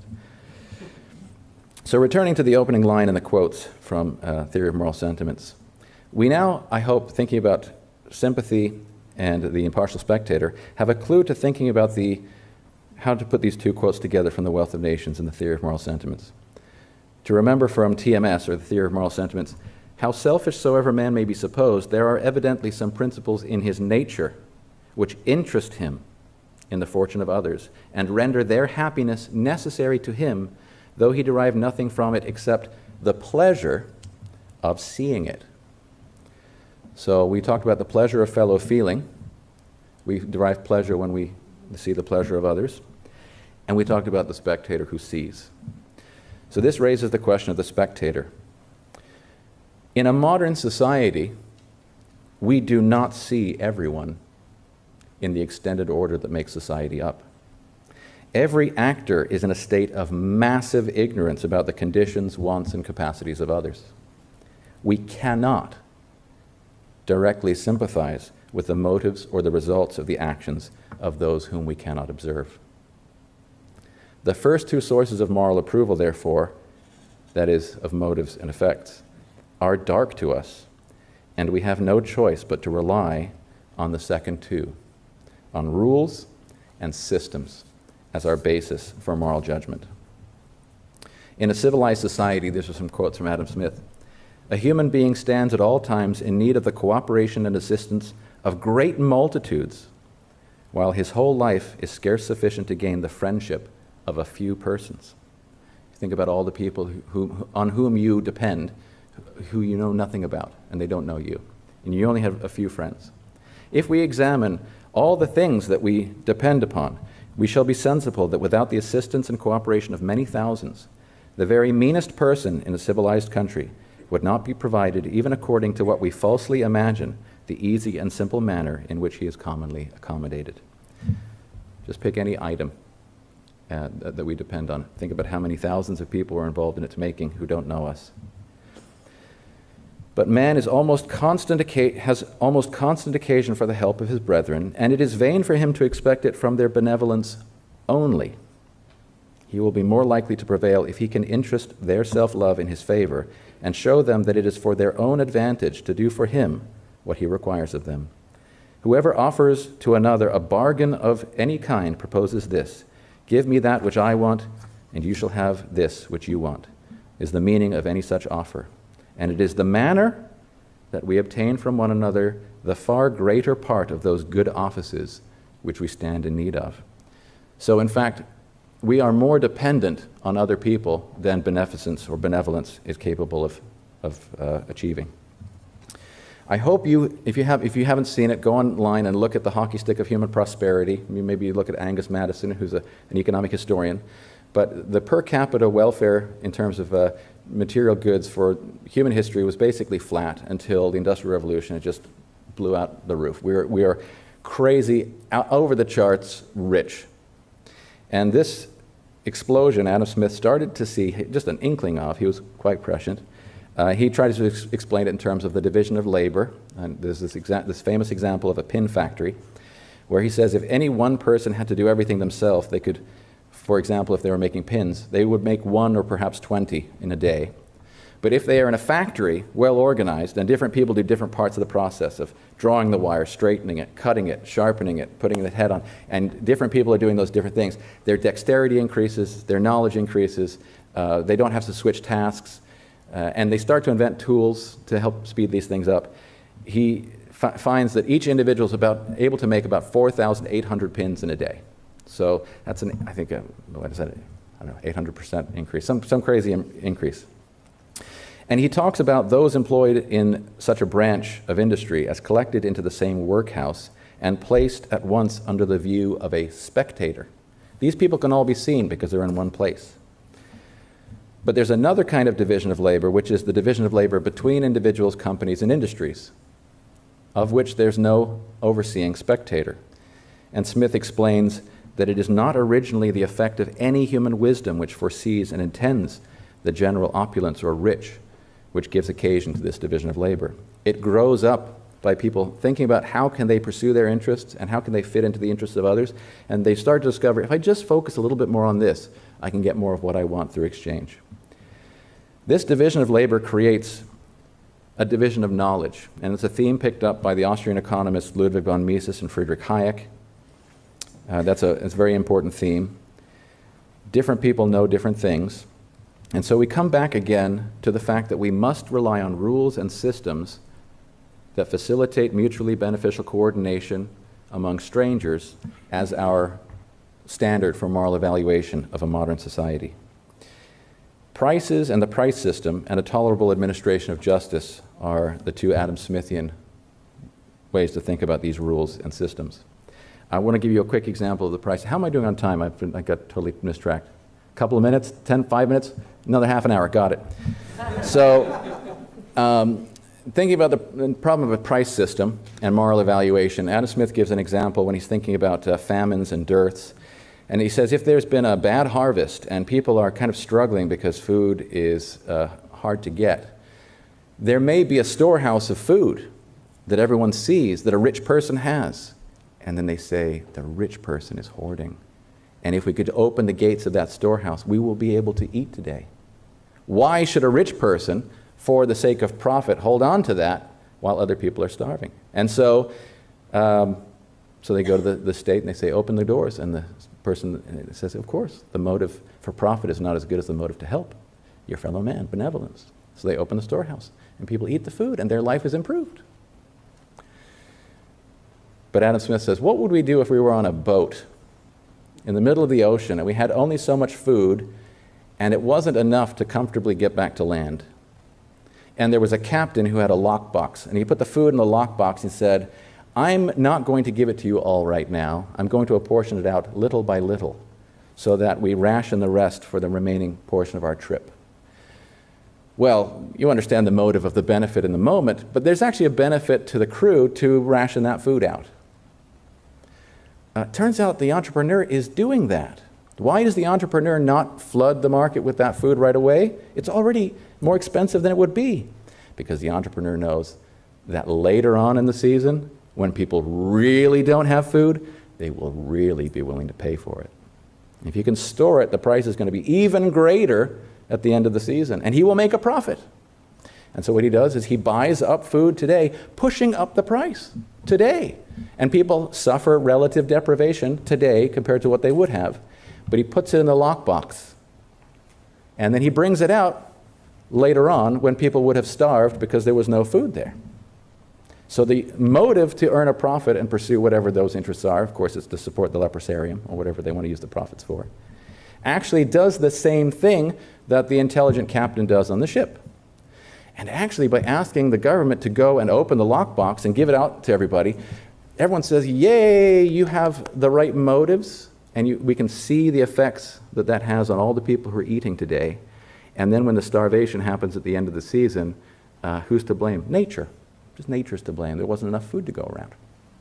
So this is an example of the idea of an invisible hand. Adam Smith has this wonder of understanding how the system of the price system, the system of property and justice, for some miraculous reason almost, he outlined some of the mechanisms, operate as if there's an invisible hand making a harmony of interests between the different individuals. And so Adam Smith advocates for a liberal plan. He calls it the liberal plan of equality, liberty, and justice, which is allowing every man to pursue his own interest, his own way. He calls it a system of natural liberty. Quote, in this system of natural liberty, this is the condition. All systems either of preference or of restraint being thus completely taken away, the obvious and simple system of natural liberty establishes itself of its own accord. Every man, as long as he does not violate the laws of justice, is left perfectly free to pursue his own interest his own way, and to bring both his industry and capital into competition with those of any other man or order of men. Thus, the sovereign is completely discharged from a duty in the attempting to perform of which he must always be exposed to innumerable delusions, and for the proper performance of which no human wisdom or knowledge could ever be sufficient. No one can plan better than the market can deliver. And so the simple system of natural liberty, the government has very important functions. They are four. The first is national defense. The second is a tolerable administration of justice, which is effectively police and courts. The third is the duty of erecting and maintaining certain public works or important public goods. Did I say four? There are three. So there's a minimal framework that's very important. And so for Smith, the first approximation, and really the second and third and fourth approximation of what's required for freedom, order, and prosperity, quote, are easy taxes, peace, easy taxes, and a tolerable administration of justice. There are, of course, exceptions for Adam Smith, but these will go beyond our time, but they do establish a presumption of liberty. To conclude, capitalism is not based on selfishness, either to work or to justify itself morally, but neither can it be based wholly on benevolence. The processes of learning and production required to maintain a modern standard of living far exceed the capacity of any overarching spectator. Consequently, the overall pattern of human activity cannot be planned, nor can it be judged on the basis of propriety or the merit of all the individuals involved. Rather, the morality of the market must be the morality of the impersonal rule following, that is, following the rules of justice, of property, of contract, of tort, etc. Only this allows individuals to take advantage of the price system and to use their separate spheres of control to pursue and maximize their own welfare as they see it, and in doing so, to tend to maximize the welfare of everybody else. Thank you. Join us in falling in love with America again.